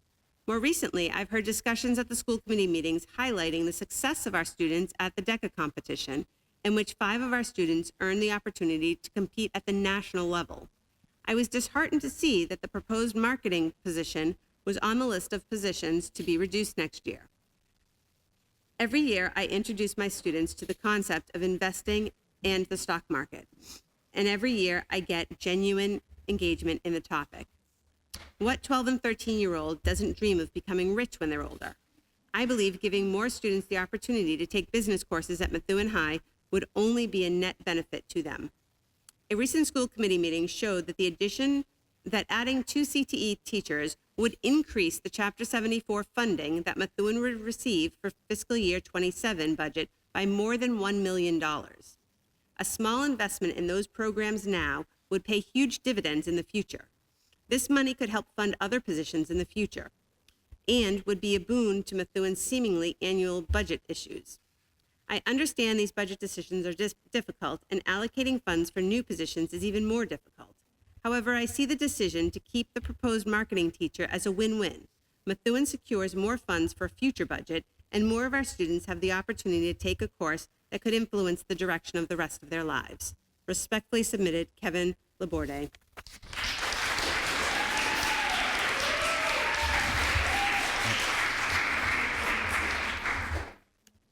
Kayla Kamara, Timony Lower School Physical Education teacher. Good evening, members of the school committee. Thank you for giving me the opportunity to speak with you tonight. I come before you not just as a concerned community member, but as someone who deeply believes in the well-being and future of our students. I understand that difficult budget decisions are on the table. However, I must express my strong opposition to any proposal that would involve cutting physical education teachers from our schools. Doing so would not only diminish the quality of education we provide, it would also have serious and lasting impacts on the health, development, and academic success of our students. Physical education is not just about exercise. It's about teaching kids how to care for their bodies, manage stress, work as a team, build resilience. It's where many students discover the value of discipline, the thrill of achievement, and sometimes even their first sense of confidence. PE classes are often one of the few times during the day when students get to move, breathe fresh air, and reset mentally. This is not a luxury. This is a necessity. Study after study has shown that regular physical activity improves cognitive performance. Students who are physically active tend to have better concentration, improved behavior, and stronger academic performance. Cutting PE would be cutting into the very core of what helps our students succeed in the classroom. Let's not forget the health crisis our country is facing, rising rates of childhood obesity, anxiety, and depression. PE teachers are on the front lines of fighting these issues. They're not just teaching students how to do jumping jacks. They're teaching them how to live healthier, happier lives. I ask you, what message does it send if we tell our students that physical health and wellness are not priorities? That in the face of financial difficulty, the first things to go is the teacher who encourages them to move, to play, and to grow. Cutting PE teachers may look like a cost-saving measure on paper, but it comes at a much greater cost to our students, one that we will all bear in the long term. I urge you to find another way. Let's protect the people who help shape strong bodies, confident minds, and healthy futures. Let's stand up for our students, every part of them. Thank you.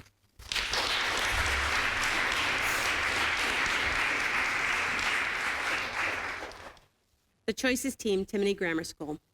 To Dr. Kwong, the members of the school committee, and city leadership, we appreciate the opportunity to speak on behalf of the Choices program. We are writing to express deep concerns over the potential removal of the Choices program teacher and to urge you to reconsider this decision for the well-being of our students, staff, and community. The Choices teacher plays a critical role in supporting our students with social, emotional, and behavioral needs. These students require targeted interventions, consistent emotional support, and specialized behavioral strategies to succeed, not only academically, but socially and emotionally as well. This role is essential. Removing a Choices teacher would have profound negative impact on our school and district. It could potentially present concerns related to overall student well-being, compliance with state and federal mandates, and the long-term financial efficiency of our district. Without sufficient staff, we will see slower response times in urgent situations, potentially affecting the well-being of students and staff, increased difficulty meeting IEP services, putting the district at risk of being out of compliance with legal requirements, especially during crisis interventions or necessary timeouts. Fewer trained professionals are available to de-escalate situations and respond in real time to students' needs. Increase in spending due to out-of-district placements. With the appropriate interventions and guidance, many of these students are able to succeed within the general education environment. This approach not only benefits students by keeping them in a familiar and inclusive setting, but it is also far more cost-effective. On average, out-of-district placements cost approximately $63,000 per student per year, which does not include transportation. Taking away a special education teacher on the top of the crisis interventionist, will it strain our capacity to manage behavioral incidents effectively? That will further undermine our ability to serve students in high demand. While student numbers may fluctuate from month to month, there is always a steady pipeline of students entering the Choices program. It is not uncommon for us to lose 1 or 2 students, only to gain 3 or 4 within the same period. The student-teacher ratio does not always reflect how much time a student needs beyond their IEP minutes each day, or how many staff members are needed to support their success. The Choices program is a lifeline for students with significant emotional and behavioral needs. With the right supports, many of these students are able to remain in district and successfully participate in general education settings. Without adequate staffing, we feel that it would put the district in a position to limit the number of students we can accept into the program, which has not been the case in the past. We are also dangerously close to being out of compliance with IEP services during this crisis. When students are escalated, they often require additional staff to assist with regulation strategies, timeouts, and behavior plan implementation. Without the appropriate staff in place, we risk violating federal and state special education law, opening the district to legal action and costly compensatory services. The Choices team includes some of the district's most highly trained CPI staff, but when short-staffed, they can always respond in time, turning manageable issues into potential crisis. Their support extends beyond the classroom, helping families navigate communication with schools and medical providers, ensuring consistent care and strong family partnerships. Removing a teacher from this program would not only undermine the progress our students have made, it would risk reversing it. It would stretch the remaining staff beyond their capacity, reducing the effectiveness of interventions, and jeopardize the very sustainability that allows our students to grow and succeed. Special education is in high demand, and our program is the largest and most effective social, emotional, and behavioral support program in the district. Investing in this program is not only a matter of compliance or cost savings, it's a matter of doing what's right for our students, our school, and our future. Thank you for your time and consideration. I urge you to prioritize the needs of our students and retain Choice's teacher position that is so vital to our district's success.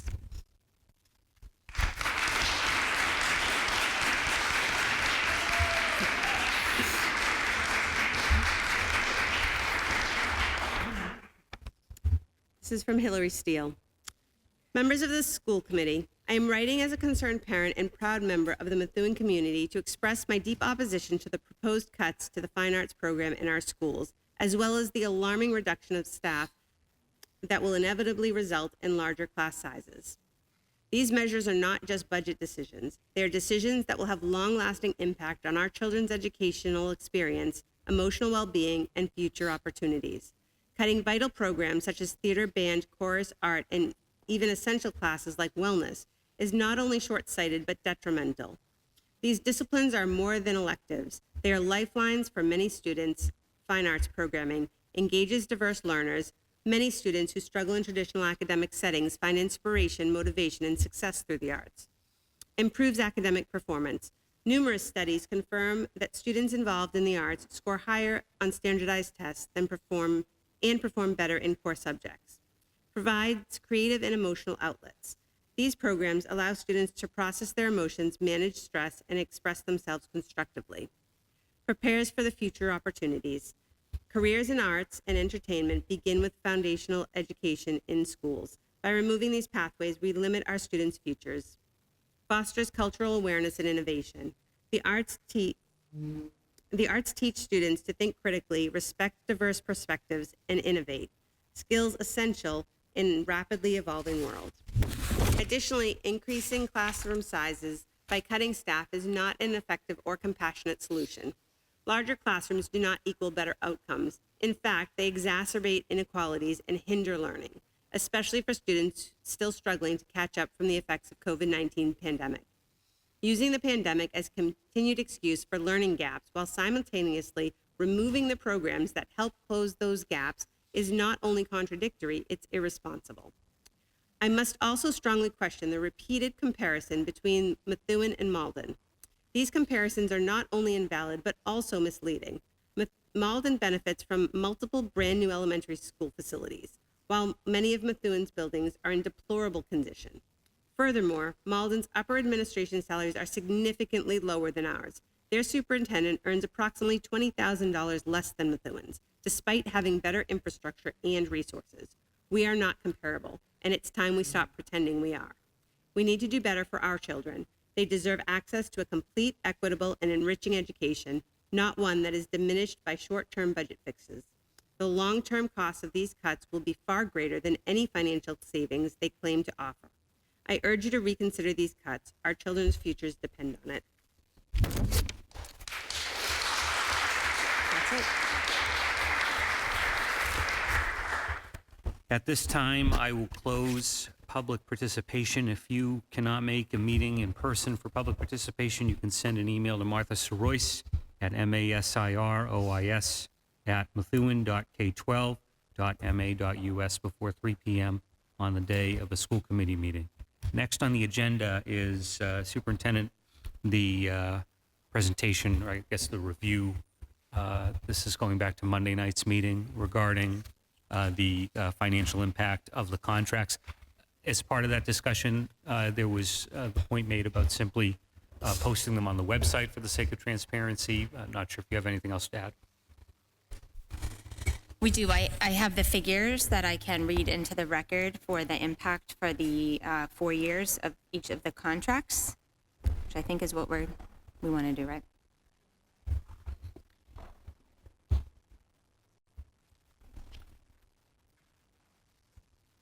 So for Unit A first, for FY25, we had already accounted for steps at the beginning of the school year. So it was a COLA increase of $1,304,877. FY26 for COLA would be $1,662,251.32. FY27 COLA is $2,038,020.12. FY28, the COLA is $1,689,154.49. And then we also have steps and longevity as part of that impact. So I'll just go through those. Steps and longevity for FY25, again, were already assumed at the onset of the school year. FY26, the steps increase was $1,824,201.44. The step increase for FY27 is $2,030,853. I'm like seeing numbers and tired. I'm sorry. And 48 cents. FY28, $1,853,207.15. And then the longevity increase for Unit A, FY26 is $348,650.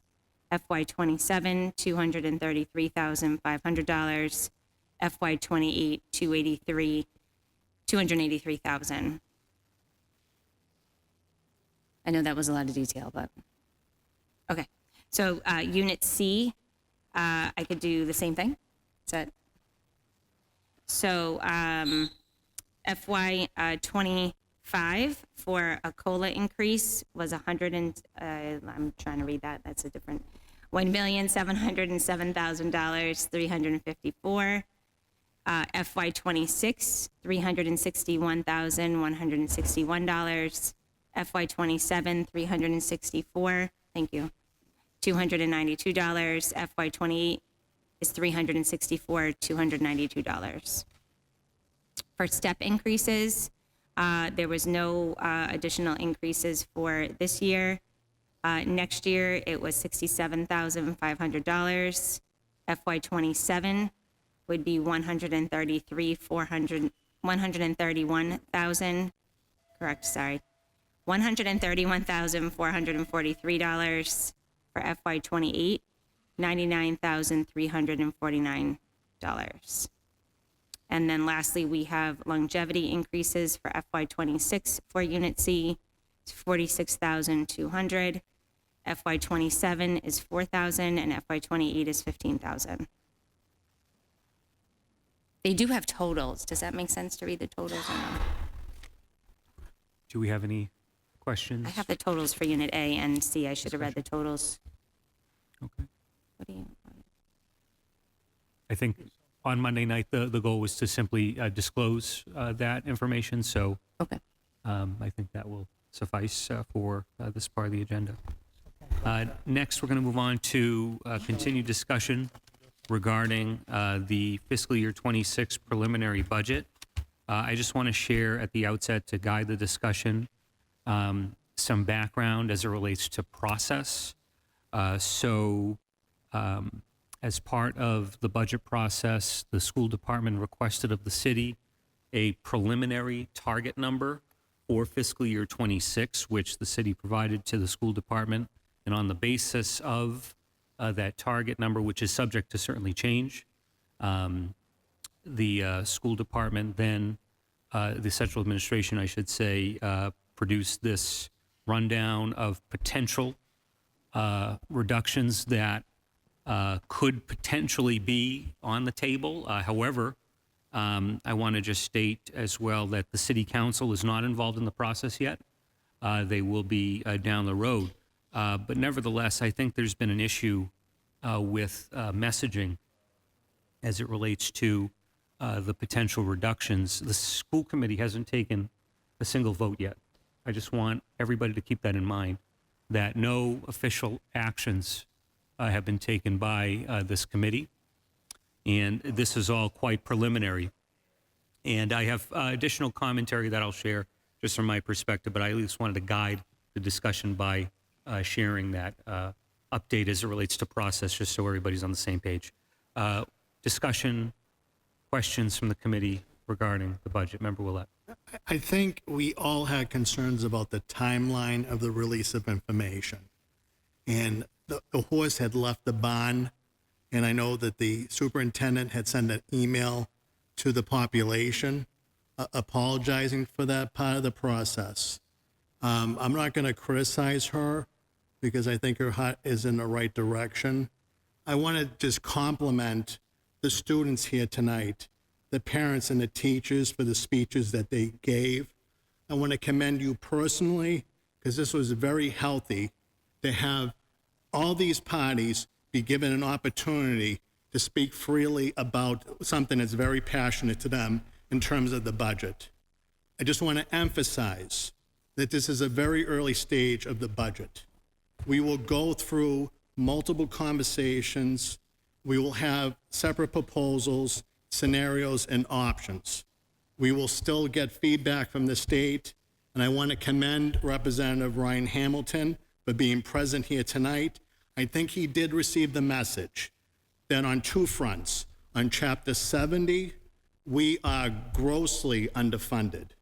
If you look at mass budget, and I recommend anybody going onto that website, $465 million just to fully account for inflation for Chapter 70. That impacts our district and neighboring districts. And also Representative Hamilton, he represents Methuen and Haverhill as gateway communities. I know he's going to be on the forefront of supporting amendments to that process. The other element, and hopefully we'll receive information and updates, is that the supplemental budget with the circuit breaker is going to be a lifeline to us, not only for the transportation, but also for the backfill through the supplemental budget, through the fair share process, the House budget. So those are two things that I believe are very positive.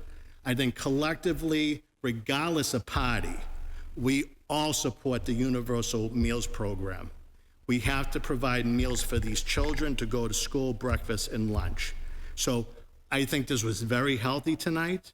I think we will continue to have good collaboration with the mayor's office and with the CAFO and the superintendent on an individual basis. I welcome emails and conversations. I will meet separately at Heavenly Donuts or any location with any parent, teacher, student regarding this process. There's options for me to explore. We have 2 surplus buildings that potentially could be sold, but I represent one voice, one vote. We have the possibility, again, I might talk about the user fees, and that's something we might want to broach with the parents and the students that are impacted by these services. We're talking about the transportation, and we'll have a separate discussion on that. I am open to meeting anytime. You know, again, we're going to be going into school vacation week. I am open to meeting anytime. I want to commend you. You put a lot onto your shoulders going into the mayor's office. Okay, there was a lot of deficiencies, and I'm not going to blame the prior school committees. I'm not going to blame the prior school administration or the current one. It's something that we have to tackle as a community. and it's a fluid situation. There will be compromises, there will be sacrifices, there'll be tough decisions, but that's what we do in this country. And this was very healthy tonight. So I just want to say that for the record. Thank you, Mr. Chairman. Thank you, Mr. Chair. I don't know why I got pointed to. Oh, okay. I was just joking. It's calm down, Mr. Willett. I want to talk about the custodial staff of the highlighted. Okay, right off the bat, when I looked at the budget and I looked at these first cuts, the first two I saw again was the custodian staff, and the yellow highlighted, right? Yeah. And if I'm correct, that is from me reading. I tell my students all the time to make sure they read the directions. The yellow is like the first primary cuts that you think.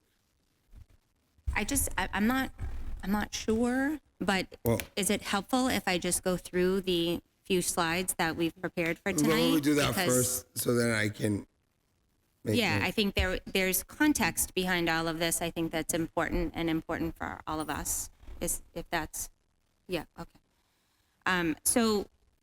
The slides that you have that have been posted have current information, and again, the mayor has already stated the allocation that's been given could potentially change. I think we are, I said it to my staff, I'll say it in record today, we are going to have a little bit of a marathon session tomorrow afternoon. Ms. McCarthy, Mr. Goslin, the mayor, and the CAFO and I, to, again, continue the work that we're doing to be creative, to look at different options. We will continue to do that as much as we need to in the coming weeks. One of the things that is a challenge, and the timeline is a challenge, right? We don't have weeks and months. We're not going to have a state budget complete until after the course of our completing a budget together. So we all recognize that, and again, we've all said that we will continue to work together with these discussions here at the school committee and then with the mayor and the CAFO. So that's information in a little bit of a different way than was given to us, just because there was more information that was given to us from the mayor's office, but this puts it in a little bit of a simpler presentation and understanding.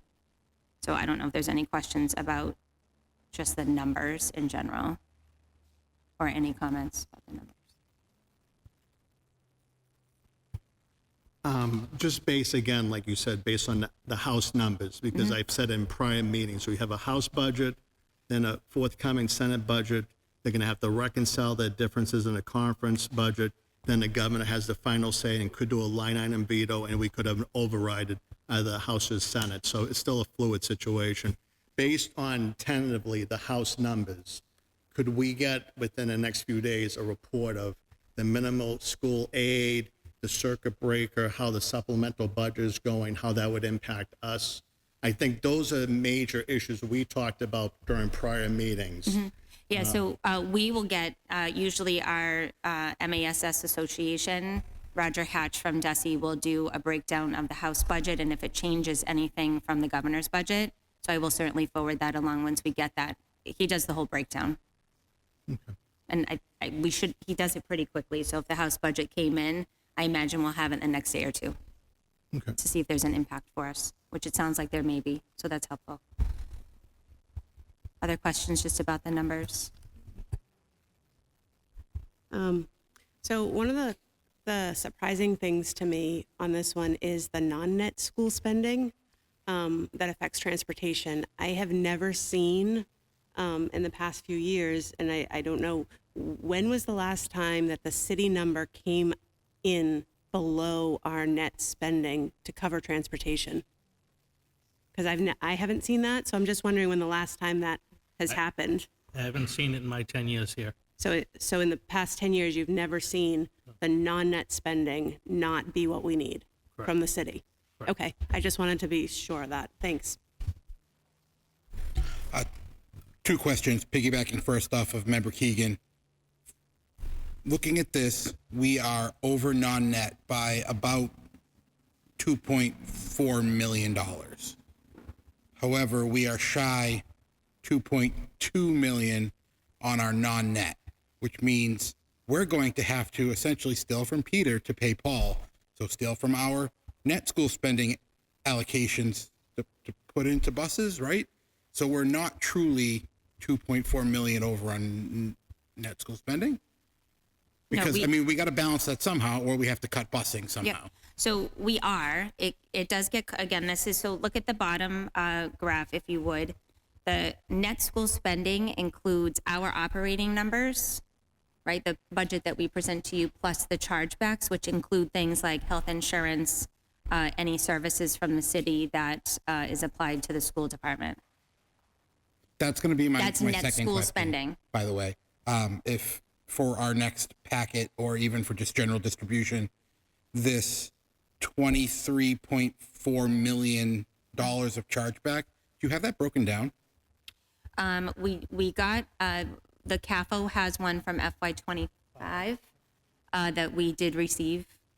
Like I assume the 1.7 is an increase in health insurance because that's Right.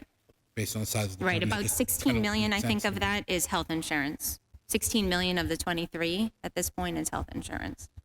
The rest is services. Yeah, I would love to be able to see what the chargebacks are. Yep.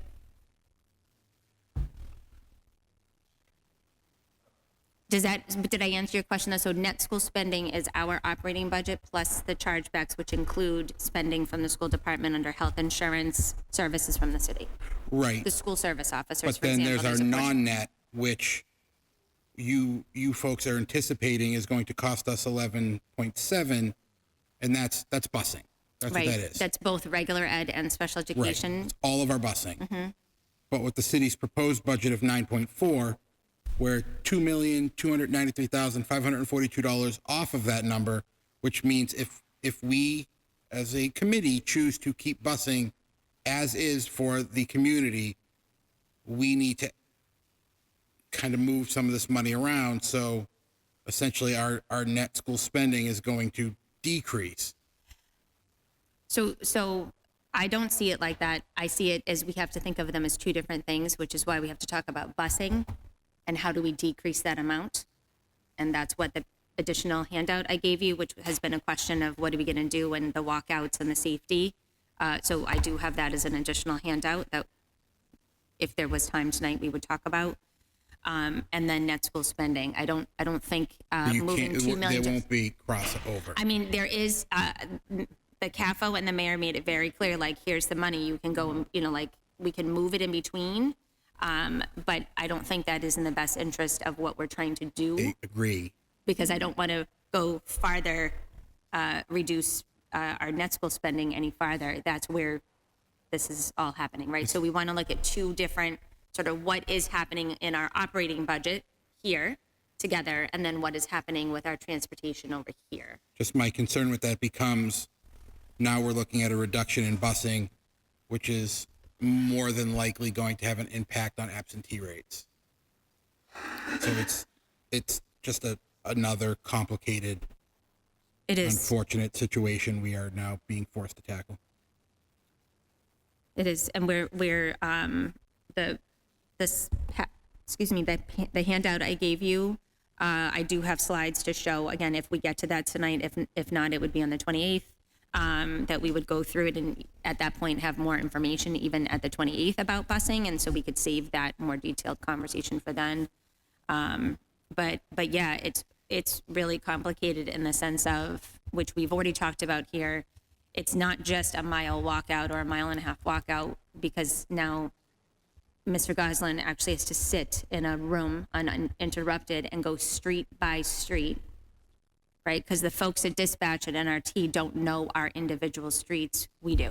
So they have to go street by street and say, is it safe? Is it safe for kids to, even though it's a mile from the marsh, walk on Forest Street? I think we'd all agree, no, right? And so take that off the list, right? So that's what we have to go through right now, which is pretty painstaking. So like that mile walkout, mile and a half walkout, what that legal requirement is not just a blanket, this is how it's done.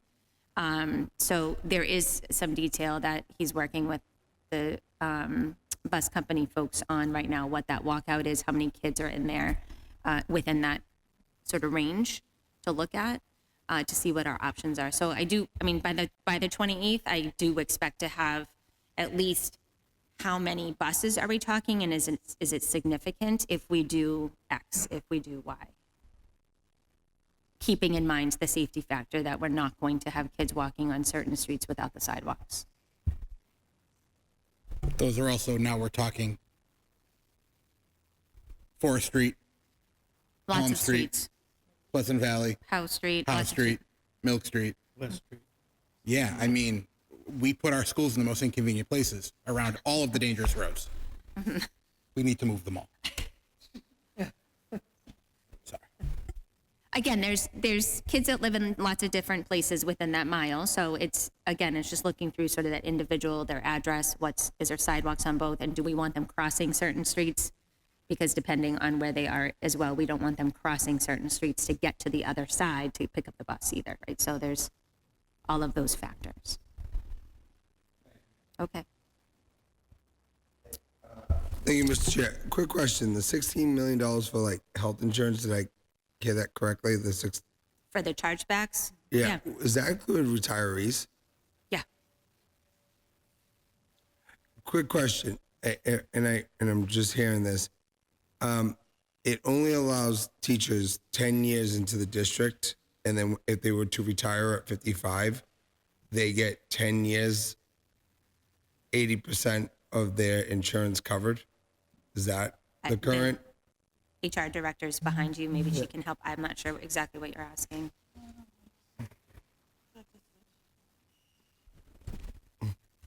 So any staff member that enters into either the math teacher's retirement or the city retirement is eligible to carry forward our health insurance from their retirement allowance. And that could be at any time. Like, how long do they have to be in the district? There's no requirement at this time. Okay. Okay. Thank you. Okay. Keep going. Yeah. Other questions, discussion? We are going to have several more meetings. So keep going. Are we good? So the next slide is information that you already have and have already seen. This is where we started. And again, I will repeat, and I've repeated it several times at the school committee meetings publicly. I reiterated it in the email I sent today to our staff. My role is to advocate for what the schools need and to present that to you every year. Fully understanding that there are some things of that budget that are not going to be feasible to fund. I've said that at every budget workshop we've had. I am not looking to bankrupt the city. I am looking to work together and find a better way to do this. So while we started here, we knew that this was going to be high, and we didn't have information even about our federal funding, right? There was a lot of unknowns on March 24th, even to where we are today, that has changed pretty dramatically. That is part of what we are looking at here in tonight's slides and information. So again, this isn't anything new. I basically just copied this as a starting point. This is where we started. This is where we are now. So here are some of the steps that we've taken thus far, potential, to reduce that gap, right? And so this is another chart that is also not new to you. This is something that I shared on March 24th to look at it and say, what would it be if we were zero net, right? So zero net increase of staff. What would it look like? Our leadership team, the principals that are here tonight, the administration that's here tonight, did the same thing. We have grueling meetings about what is it that we're asking for, things we know are going to make our schools shine and better, and academics and focus and social emotional, all those things. Nobody wants to sit in that room and talk about reducing things that we truly believe in our careers and our dedication and our passion for education and students that we want to put on a list. Nobody wants to do that. Those meetings are grueling. So this is the one that we presented at the first workshop. The yellow highlighted, after we sat the second time, those yellow positions were changed, and for good reason, because different conversations were happening. One impacted the other. There were very productive conversations. There was a lot of emotion. There was a lot of data being looked at to figure out caseloads for different programming that we were looking at. Some positions were new requests. Again, new requests sometimes take the forefront because we're not talking about the people we currently have, which also is a challenge, right? And then, keeping the people we have is certainly our priority. Certainly our priority. So there are some changes. I think, Member DiZoglio, this is the chart that you were just referring to, so I'd be happy to answer questions there. And they replaced something, so I would say there was something there. We didn't add a new position to this chart, we just replaced it.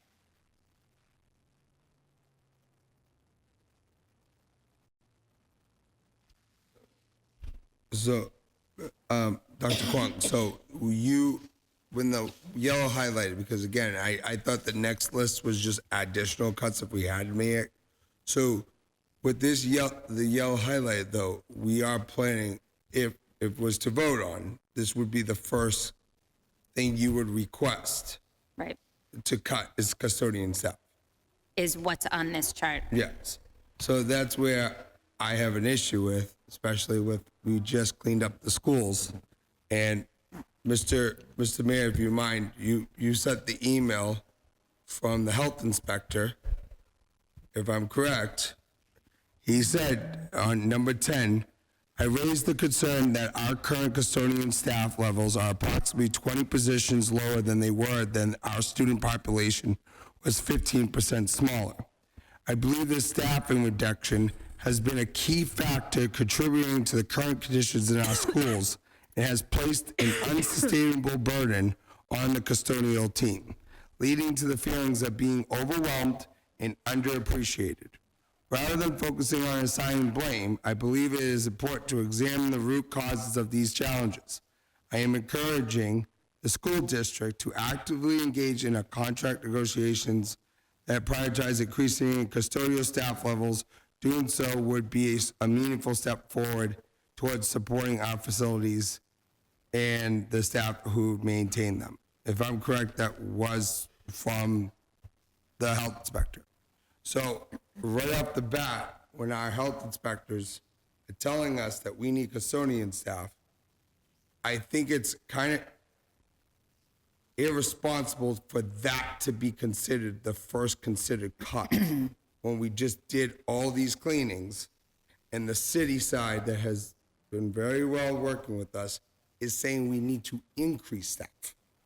So that, I believe, like we always say, it's a want and a need. Well, I'm gonna go off from the city side of this now, that has been doing the schools. This is a need. Not a want, this is a need for our schools, to make sure our teachers are in clean environments and that our children is in clean environments. So I'm gonna say right off the bat, and again, we'll be going around to talk about this, I don't think this would be considered responsible of us to even consider cutting the first steps. That should be the last thing we cut moving forward. That's all I have to say about that. And I would certainly say, Member DiZoglio, I don't disagree with you, but what takes its place, that's the difficult conversation, right? When we sit in a room and look at numbers and process, and people, right? The people who are in our buildings, I don't disagree with you. It's the decisions and the conversation that we're gonna have of what takes its place then instead to close this gap and get closer to where we need to be. Member Maxwell. All of these positions are needed, right? They're all needed. Every single one of them, even on the additional potential staff reductions. I would like to see more positions that would not directly affect the kids. If it makes the adults' jobs a little bit harder, so be it. It's not going to affect the kids. The custodians, we need the custodians. The special ed teachers, we need the special ed teachers. Fine arts, we need fine arts. I don't know where the cuts need to be made, but I do know that other districts that we compare ourselves to with the same amount of students, with the same amount of special ed, with the same amount of transportation, with the same amount of everything, are $30 million less than the budget we are proposing. So other school districts are doing it with less, which makes me concerned with what we're doing with our money. None of these positions are executive positions. I mean, I know that some of them say new, vacant, new, retirement, but none are directly taking someone's job as the rest of these positions are. I don't think that there needs to be 3-4 executive assistants at Central. I don't think that there needs to be 4 executive positions at the high school. And I know I'm just a no one, so I don't really know what positions to cut. But I do know that the positions that are being proposed to cut are dramatically going to affect our kids in every which way. No kid is gonna be able to succeed in a class with 27 kids. It's just not gonna happen. Could you potentially succeed without an assistant? Maybe. Could you potentially succeed without a secretary? Probably.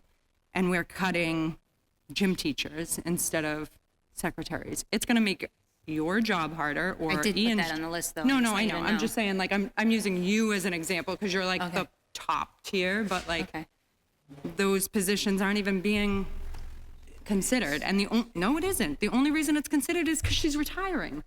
It doesn't count. She's not taking jobs.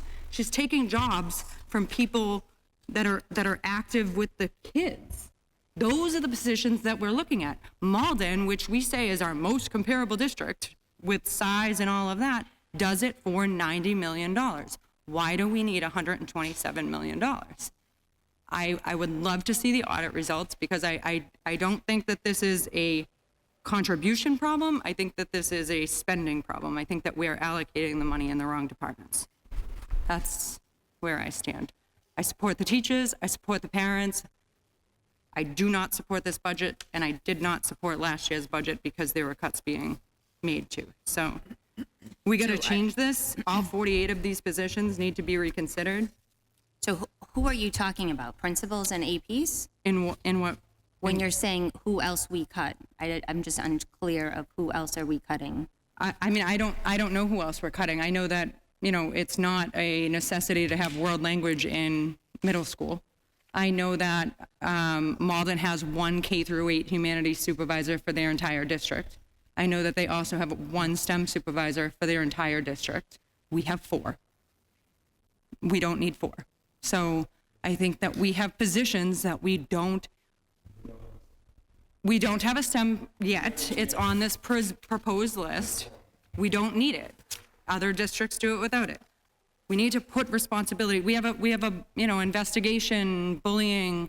I don't know what their position is. I don't know what it's actually called, but we have less than 47 cases of bullying that are founded, unfounded, or not founded, or whatever. We have 7,000 kids in the district. We're paying $68,000 on a salary that only handles 50 kids. That's a problem. We need to focus on those positions. I don't know if that's me as a mom speaking. I don't know if that's me as a person speaking or me as a school committee speaking, but these aren't good enough. These aren't going to do it. These are going to affect the kids. Huge. I'm not on board for that. So that's all I have to say. I just wanted to make it very clear that I don't support this budget at all. The 40 that are on this page, these are all from the original proposal that were all net new, correct? Not all, but many.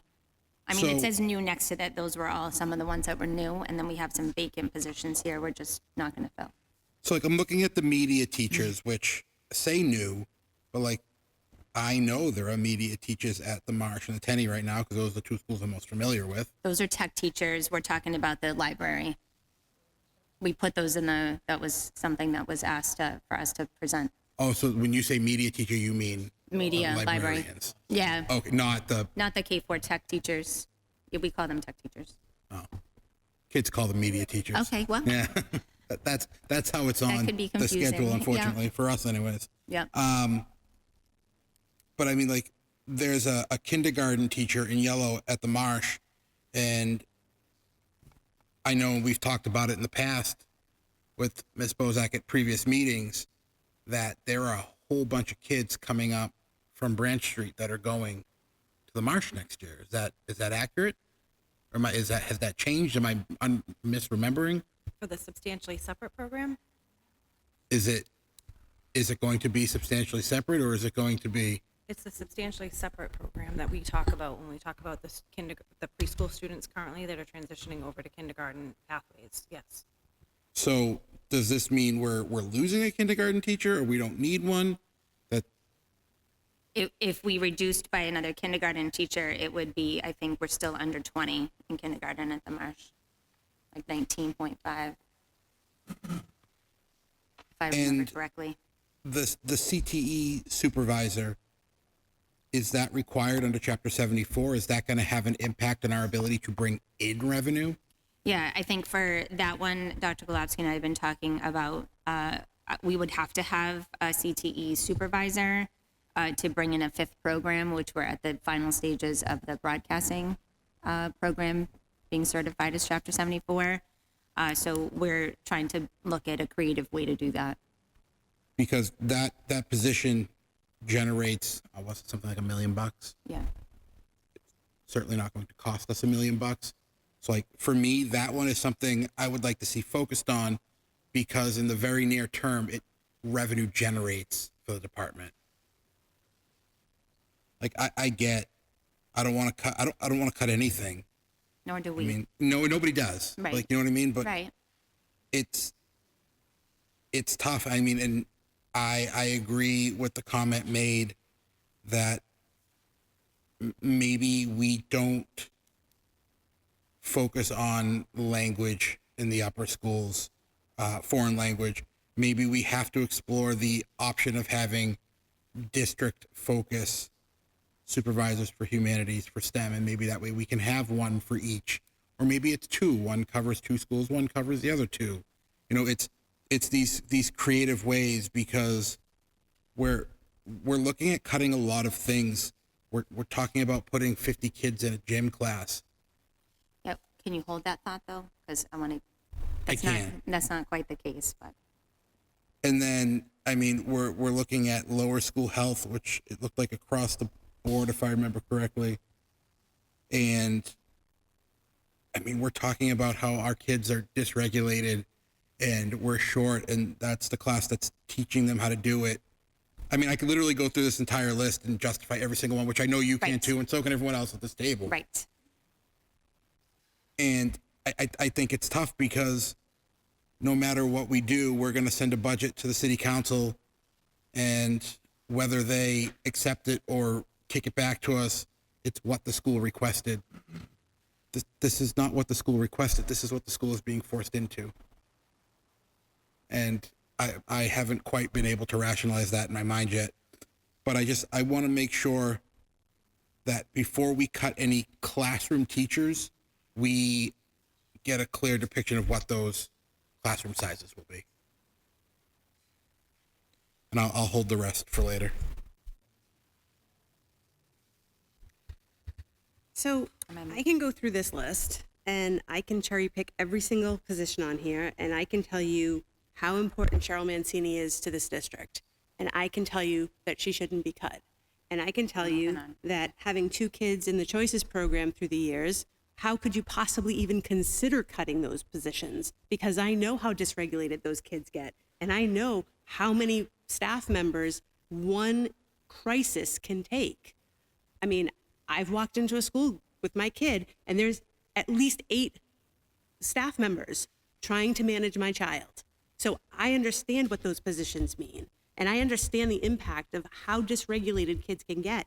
How can we do that? So I can go through every single one of these positions and tell you why we shouldn't be cutting them. But I want to hear from the principals and who came up with this list and why they think they can do without these positions in their buildings. Because I can go through every single one of them and make a case for it, but I'm not the one living in that building and having to manage that building without these positions. And so I want to know why, Mr. Reeve thinks that he can do without the choices people. I want to know why Mr.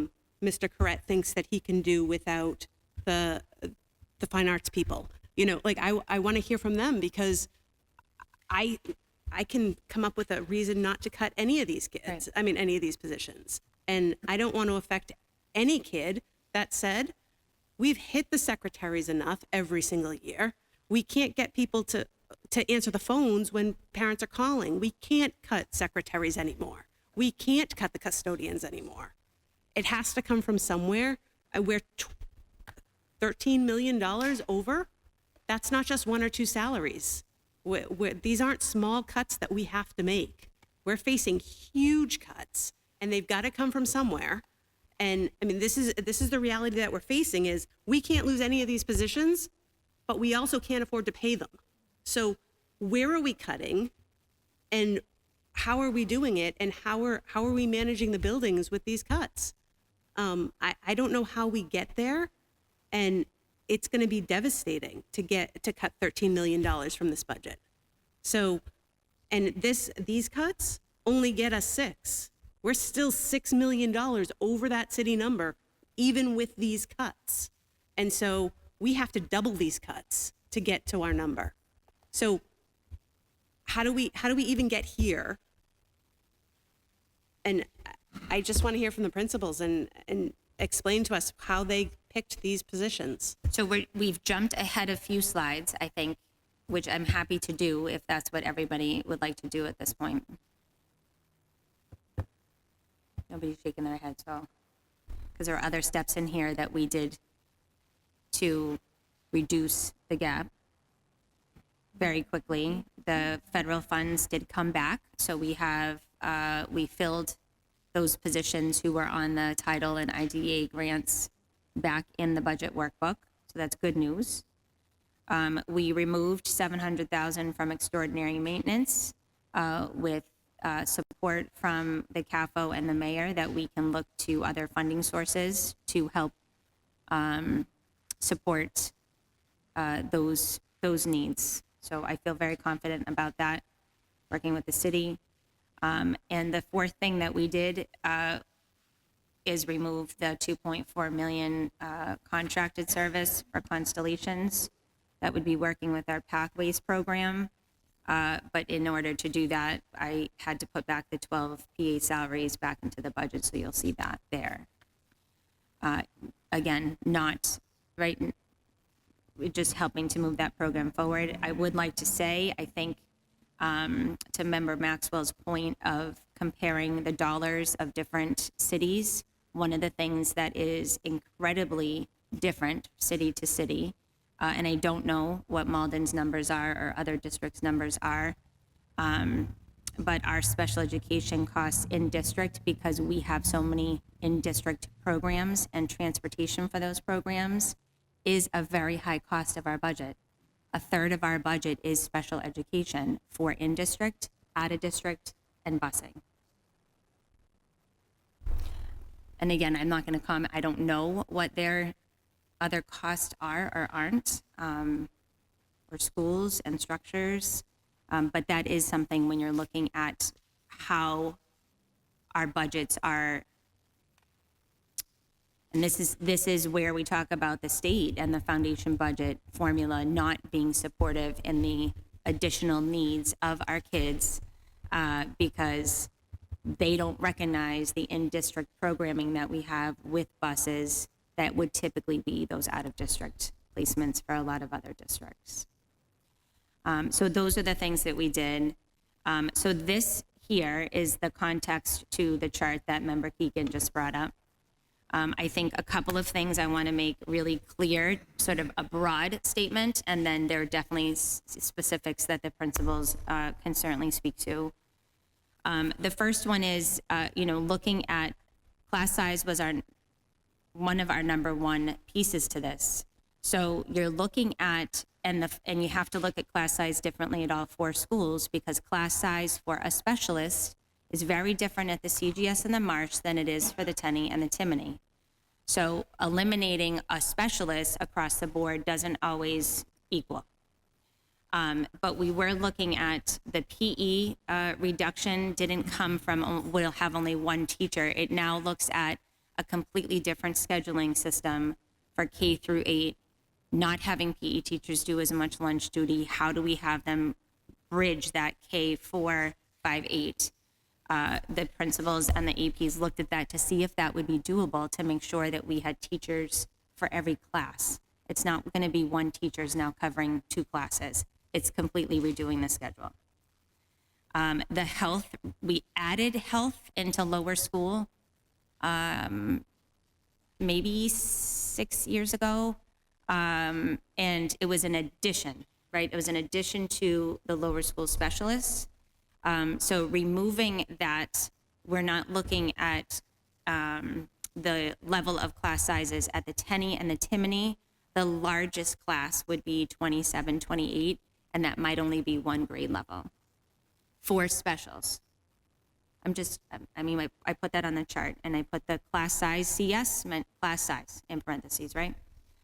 Because that is a topic of conversation for us, and that was something we looked at very deeply when we were doing this. Superintendent, we're getting close to 10 o'clock. We still have a couple of other items on the agenda. I would be willing to entertain a motion to go past 10. I think there has to be something added to that, because it's a school committee policy to end the meetings at 10. So you all might have to agree to amend the policy for this meeting. Waiving the policy one time. So moved. 10. Second. Right? Motion from Member DiZoglio, the seconds from Member Shabilia. Roll call to go past 10.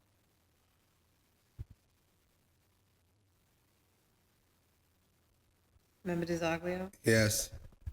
Member Donovan? Yes. Member Keegan? Yes. Member Maxwell? No. Member Shabilia? Yes. Member Willett? No. Mayor Beauregard? Yes. 5 yes, 2 no.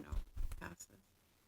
So when we talk about, to Member Shabilia's point of Spanish, and definitely that was part of our conversation, the efficacy of the program, is it doing what we wanted it to do? Spanish would be a complete, it replaced something. So removing Spanish from out of the building, now you're looking at, there's no other place to put kids for specialists, and now all those specialist classes are increasing likely over 30. Right, so it wasn't an add-on, it was a replace. When we added Spanish, it replaced middle school tech classes. So it's just a different concept of removing it. You can remove it, but every specialist class in the upper school is now going to be upwards of 30.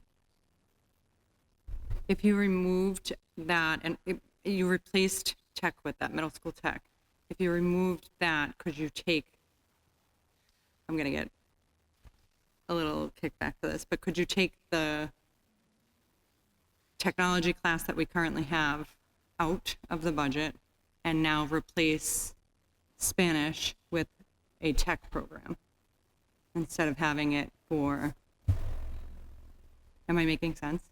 So remove it from lower school and put it back into upper school? Right. So now it's just a special, whereas it doesn't need to be for, like, lower school doesn't need necessarily technology. They definitely don't need language. Could we replace technology with just a middle school tech class? We could certainly put that on the table.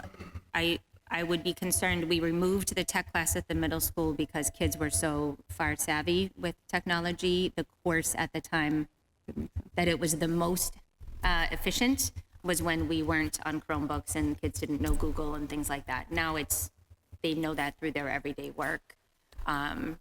So we may not would need just be different. technology. It wouldn't be like a even split. Okay. I mean, definitely food for thought.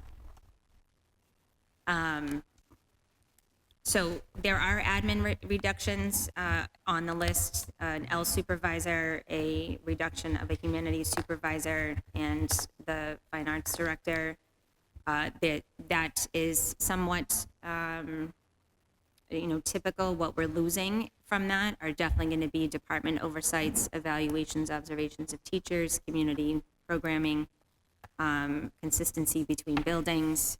So you do lose some of that, which we just started to gain. And I think that's the hard part. I would just remind everybody to keep their eye on that 2019 DESE report. We have not been able to get to what that report recommends in 6 years. And we're making some headway. So again, we're like taking some steps and we're now taking steps backwards.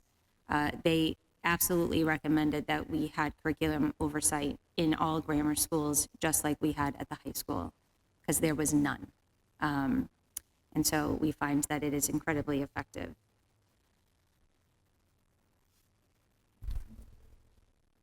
So some of these so I did put on the chart the new potential staff. In the parentheses next to it, if it was a new request, that means there's not a person in that position at this point. I would say that Ms. Bozak reviewed again with all the SCAs and principals, the special education needs. And although I would agree with Member Keegan, we can go through all of these. This was probably one of the more challenging workshops we had as a leadership team. To talk about reading specialists, but we're trying to balance, are we talking about class sizes all day? Are we talking about pullout? These are all the things that nobody wanted to put any of this on here, but those are the conversations we're having, right? What is the sort of the best of those worst situations that we feel might have lesser of a not a great impact, right? So CS, I just said, is class size. So for example, right, those reductions, those are the class sizes. They were on those slides that I provided you at the last workshop, right, with the how many teachers we have the class sizes. I put it here just for easy viewing and we could see it in action. I think the theater teacher at the high school, which I know I have to agree with everybody here. It was incredibly empowering to listen to all of the voices tonight heard on all levels. Very proud of the students to come and speak. It was a very important, I think, civics night for us and the students and the staff that came to speak on behalf of all of these. And then if there's a different group of positions we're going to be talking about, we're going to be in the same place because we all want to advocate for all of it. So it is going to be really, really challenging. And I think everybody that spoke tonight, there was passion, whether it was for positions, for departments, for people. It was passion. I believe, and Mr. Corrett can certainly come up to the podium, but I believe the theater teacher was selected because of the number of course requests was the lowest at the high school. And so again, we're just looking at what is the impact, right? You have arts classes, FCS, PE, I think he has all of those numbers.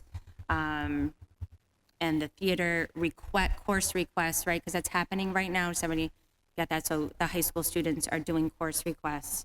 And I think at this point, the theater classes for the day program has maybe 80 to 82 course requests total.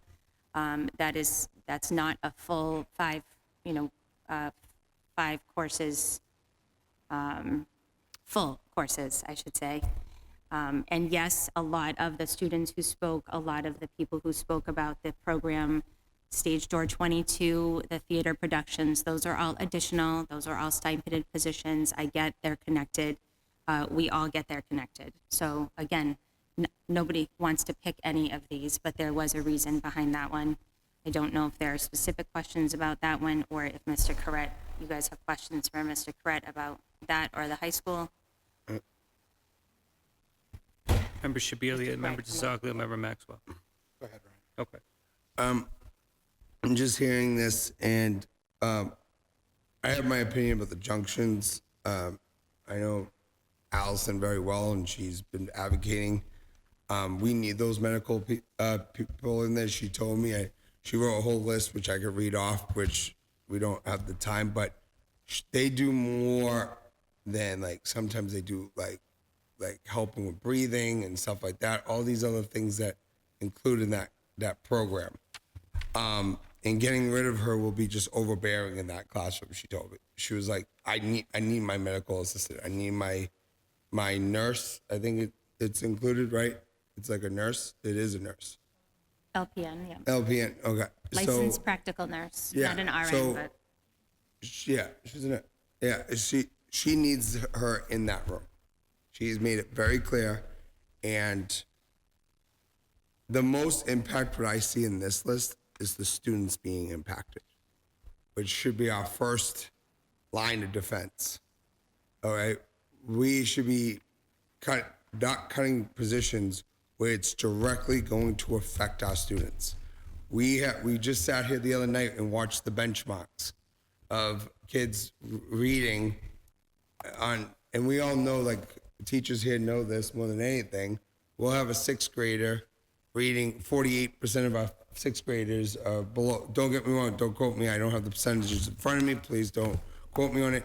But we all know those kids are probably reading in like a third, fourth grade level possibility. They're reading below level, but they're also reading probably 2-3 grades below level. So getting rid of the reading specialists that are helping them to improve their reading, we're expecting getting rid of them is going to increase our reading.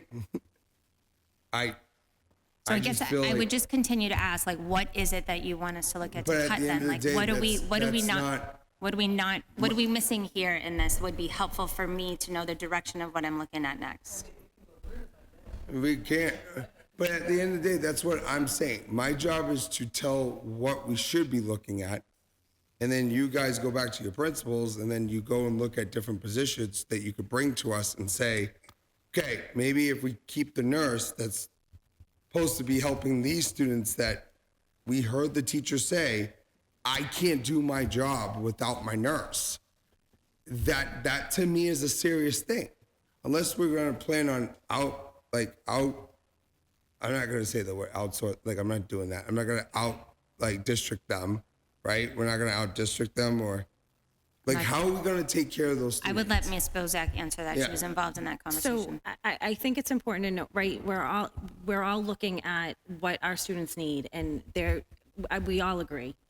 Principals, administration at central office all agree that all of these are impactful directly to students. Specifically, the LPN in the Junctions program, when we have to look at different positions and caseloads and everything, if we're looking at trying to look at places where we can make adjustments from a compliance standpoint, we can still meet those students' needs. So they can still be met with the school health office in that building. Is it ideal? No, it's not ideal, but these are some of the decisions that we have to make right now, given the situation that we're in. So can the needs be met? That's the part that I'm charged with looking at. Same with, I would say, with the Choices program. Those are all pieces that we looked at in these discussions, that can we still meet the level of needs? Yes. Is it ideal? No, it's not ideal. But can we meet the needs as they are outlined in the students' IEPs? We can. Member Donovan hasn't I'm sorry, Yeah, late hour. it's just- Member Donovan hasn't had a chance to speak yet. Thank you, Mayor. I'm just wondering if we can make what time we have together tonight purposeful and meaningful. And that, I have a straight shot at the principals and other people who have stayed, thank you. But how are we going to make, whatever time are we going to make, could we make a decision? We got 45 minutes or an hour, because I think, the laws of how effective we are. at this point is diminishing. Could we agree just to ask questions now and keep our opinions as we get, because we need to gather information, right? I have a lot of questions, I'm sure you all do, for the principals and for the central office. Could we organize how we're going to spend our next 45 minutes or half hour or 6 hours together and use productively the personnel that we have in this building, in this, see, I'm not even making sense, in this room. And I'm sorry everyone's muttering around behind me. I really think we need to ask questions before we have opinions and gather information. So I think, if it's next on the agenda, I think it's good for us to start looking at some additional dates so that we can begin to prepare. As long as we're purposeful. To do that. We do have principals who have been here with us all night. Hours. For hours. Do we have questions? We can certainly entertain questions for the principals. That's fine. Okay. The reading specialists being on here, I'm curious, aren't those Title I funded? They were, yes. So they are not anymore? So we can actually fund any positions with Title I. So if those positions aren't funded by our budget, they're funded by Title I, how are we reducing them? Because we're reducing them and adding 2 different staff to Title I. Like 2 classroom teachers to Title I instead. Like gen ed classrooms? Correct. Yeah, we're school-wide for Title I, so it can support any level of staffing. You're welcome. Member Shabelia? If you could flip this to the final slide, since we're kind of spinning sideways here. Oh, nope, sorry, one back. So, hypothetically speaking, those 2 slides with all of those positions listed, if we voted right now, we approve this as is and we cut it, this gets us to this 106, 224. Correct. And that puts us at the place we need to be. No? That's still $6 million in cuts. Right. We're still, the gap, we're trying to close that gap. We still have a gap. So that was kind of a leading question. Okay.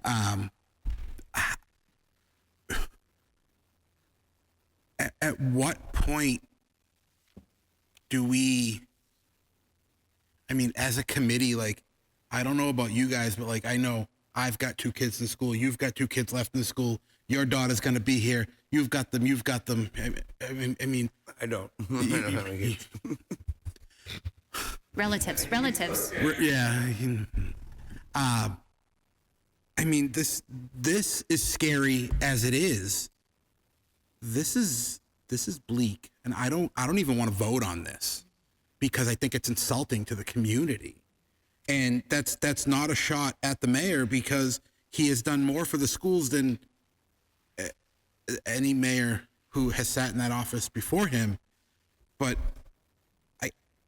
we extended our meeting twice tonight, and we've accomplished nothing. 0. And no matter what we do, and Member DeZoglio has said it a few times, Member Maxwell has said it a few times, we can't cut positions that impact the children. That's a beautiful concept, but it is complete and utter nonsense, because with all of these positions, we still have $6 million left to cut. This whole page, and Ian, keep me honest, but this whole page is only what? $2.7 million? Which means we have to cut 40 more positions. This is not a school district anymore. I don't even want to continue the meeting, because we're not going to get there. The public school is the only department in this city, in any city, that has to deal with what comes to the door. The DPW can defer maintenance. The fire department is not out there starting fires. The police department in this city has been, except for when they went to war with Joe Solomon, pretty much given whatever they've wanted. This school district has been cut. As a parent, at what point do I have to say, are we okay here? Is this the city we want? Is this the city we deserve? Because this is the city we've built. We, the royal we, not us, we just got here. Guys, I don't even want to vote on this. This is insulting and ridiculous. Well, but we are going to have to eventually. And there's 40 on one page, and there's another 27 on here, and we're going to need 40 more positions.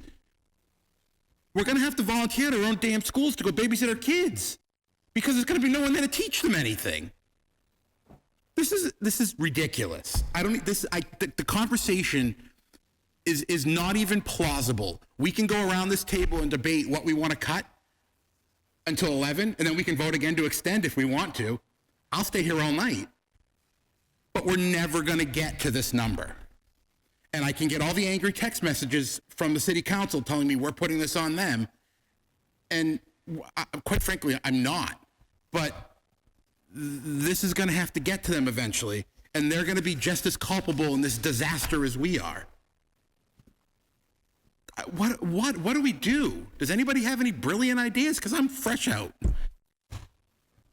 I have one shining light, because Ian just calculated, if indeed the circuit breaker goes through, just to have an understanding of what that number would be, 2.7 million if it goes to 100%. That's significant. Now we're talking. I know. But so if that goes through, that is going to be a pretty significant help to us. So that's safe. He just calculated that. I mean, he just calculated it. Mm-hmm. But I'm still at 106 million. Yeah.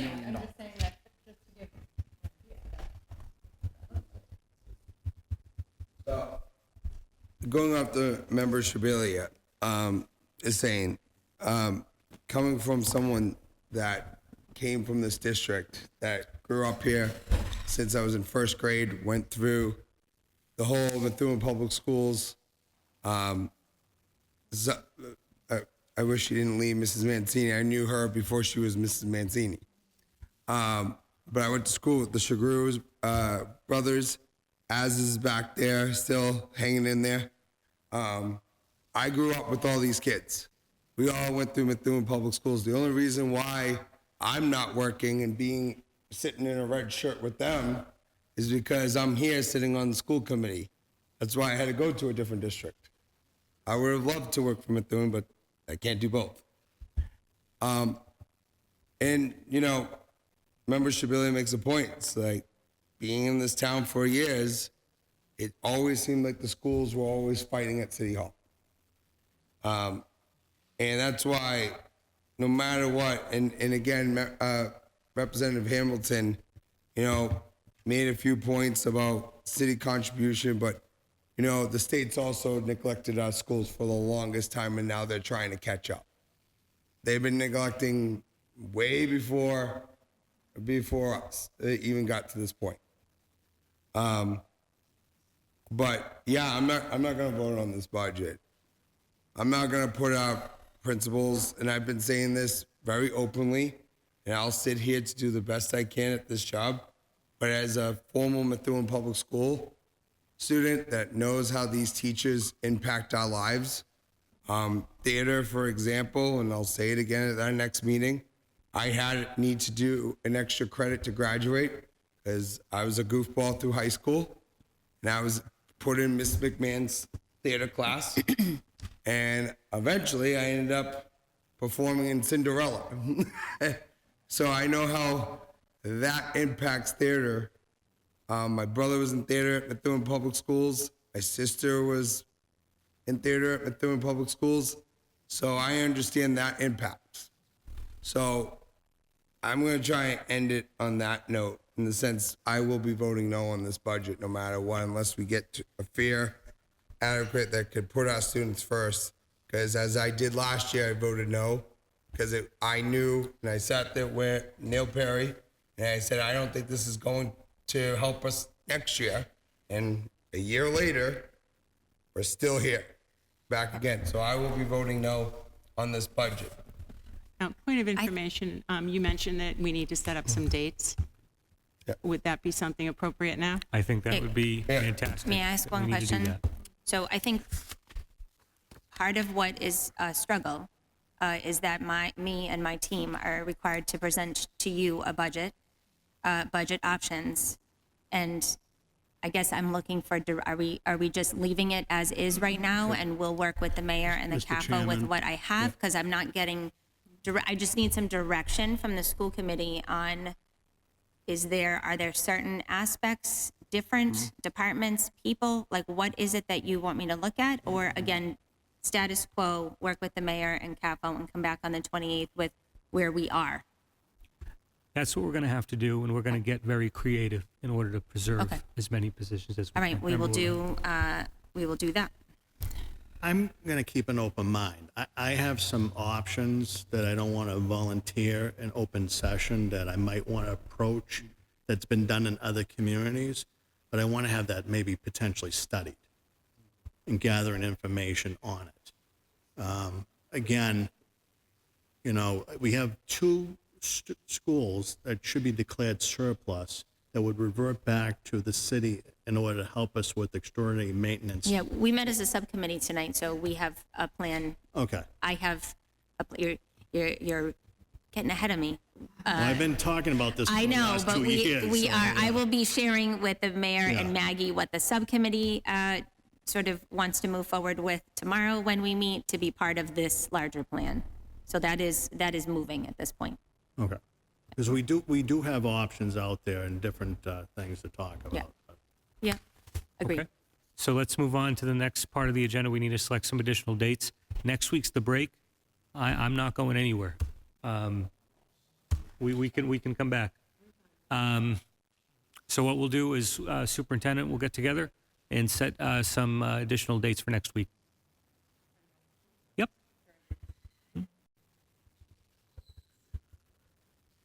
Just not Monday.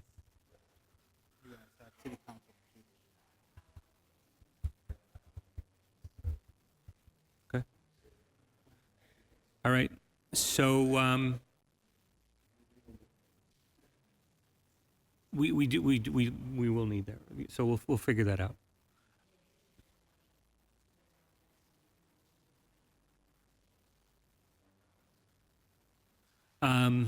So at this point, what we'll do is, last commentary I'll share.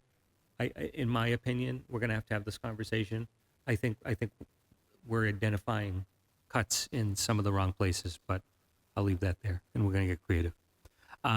So at this point, we need a motion to adjourn. So moved. Second.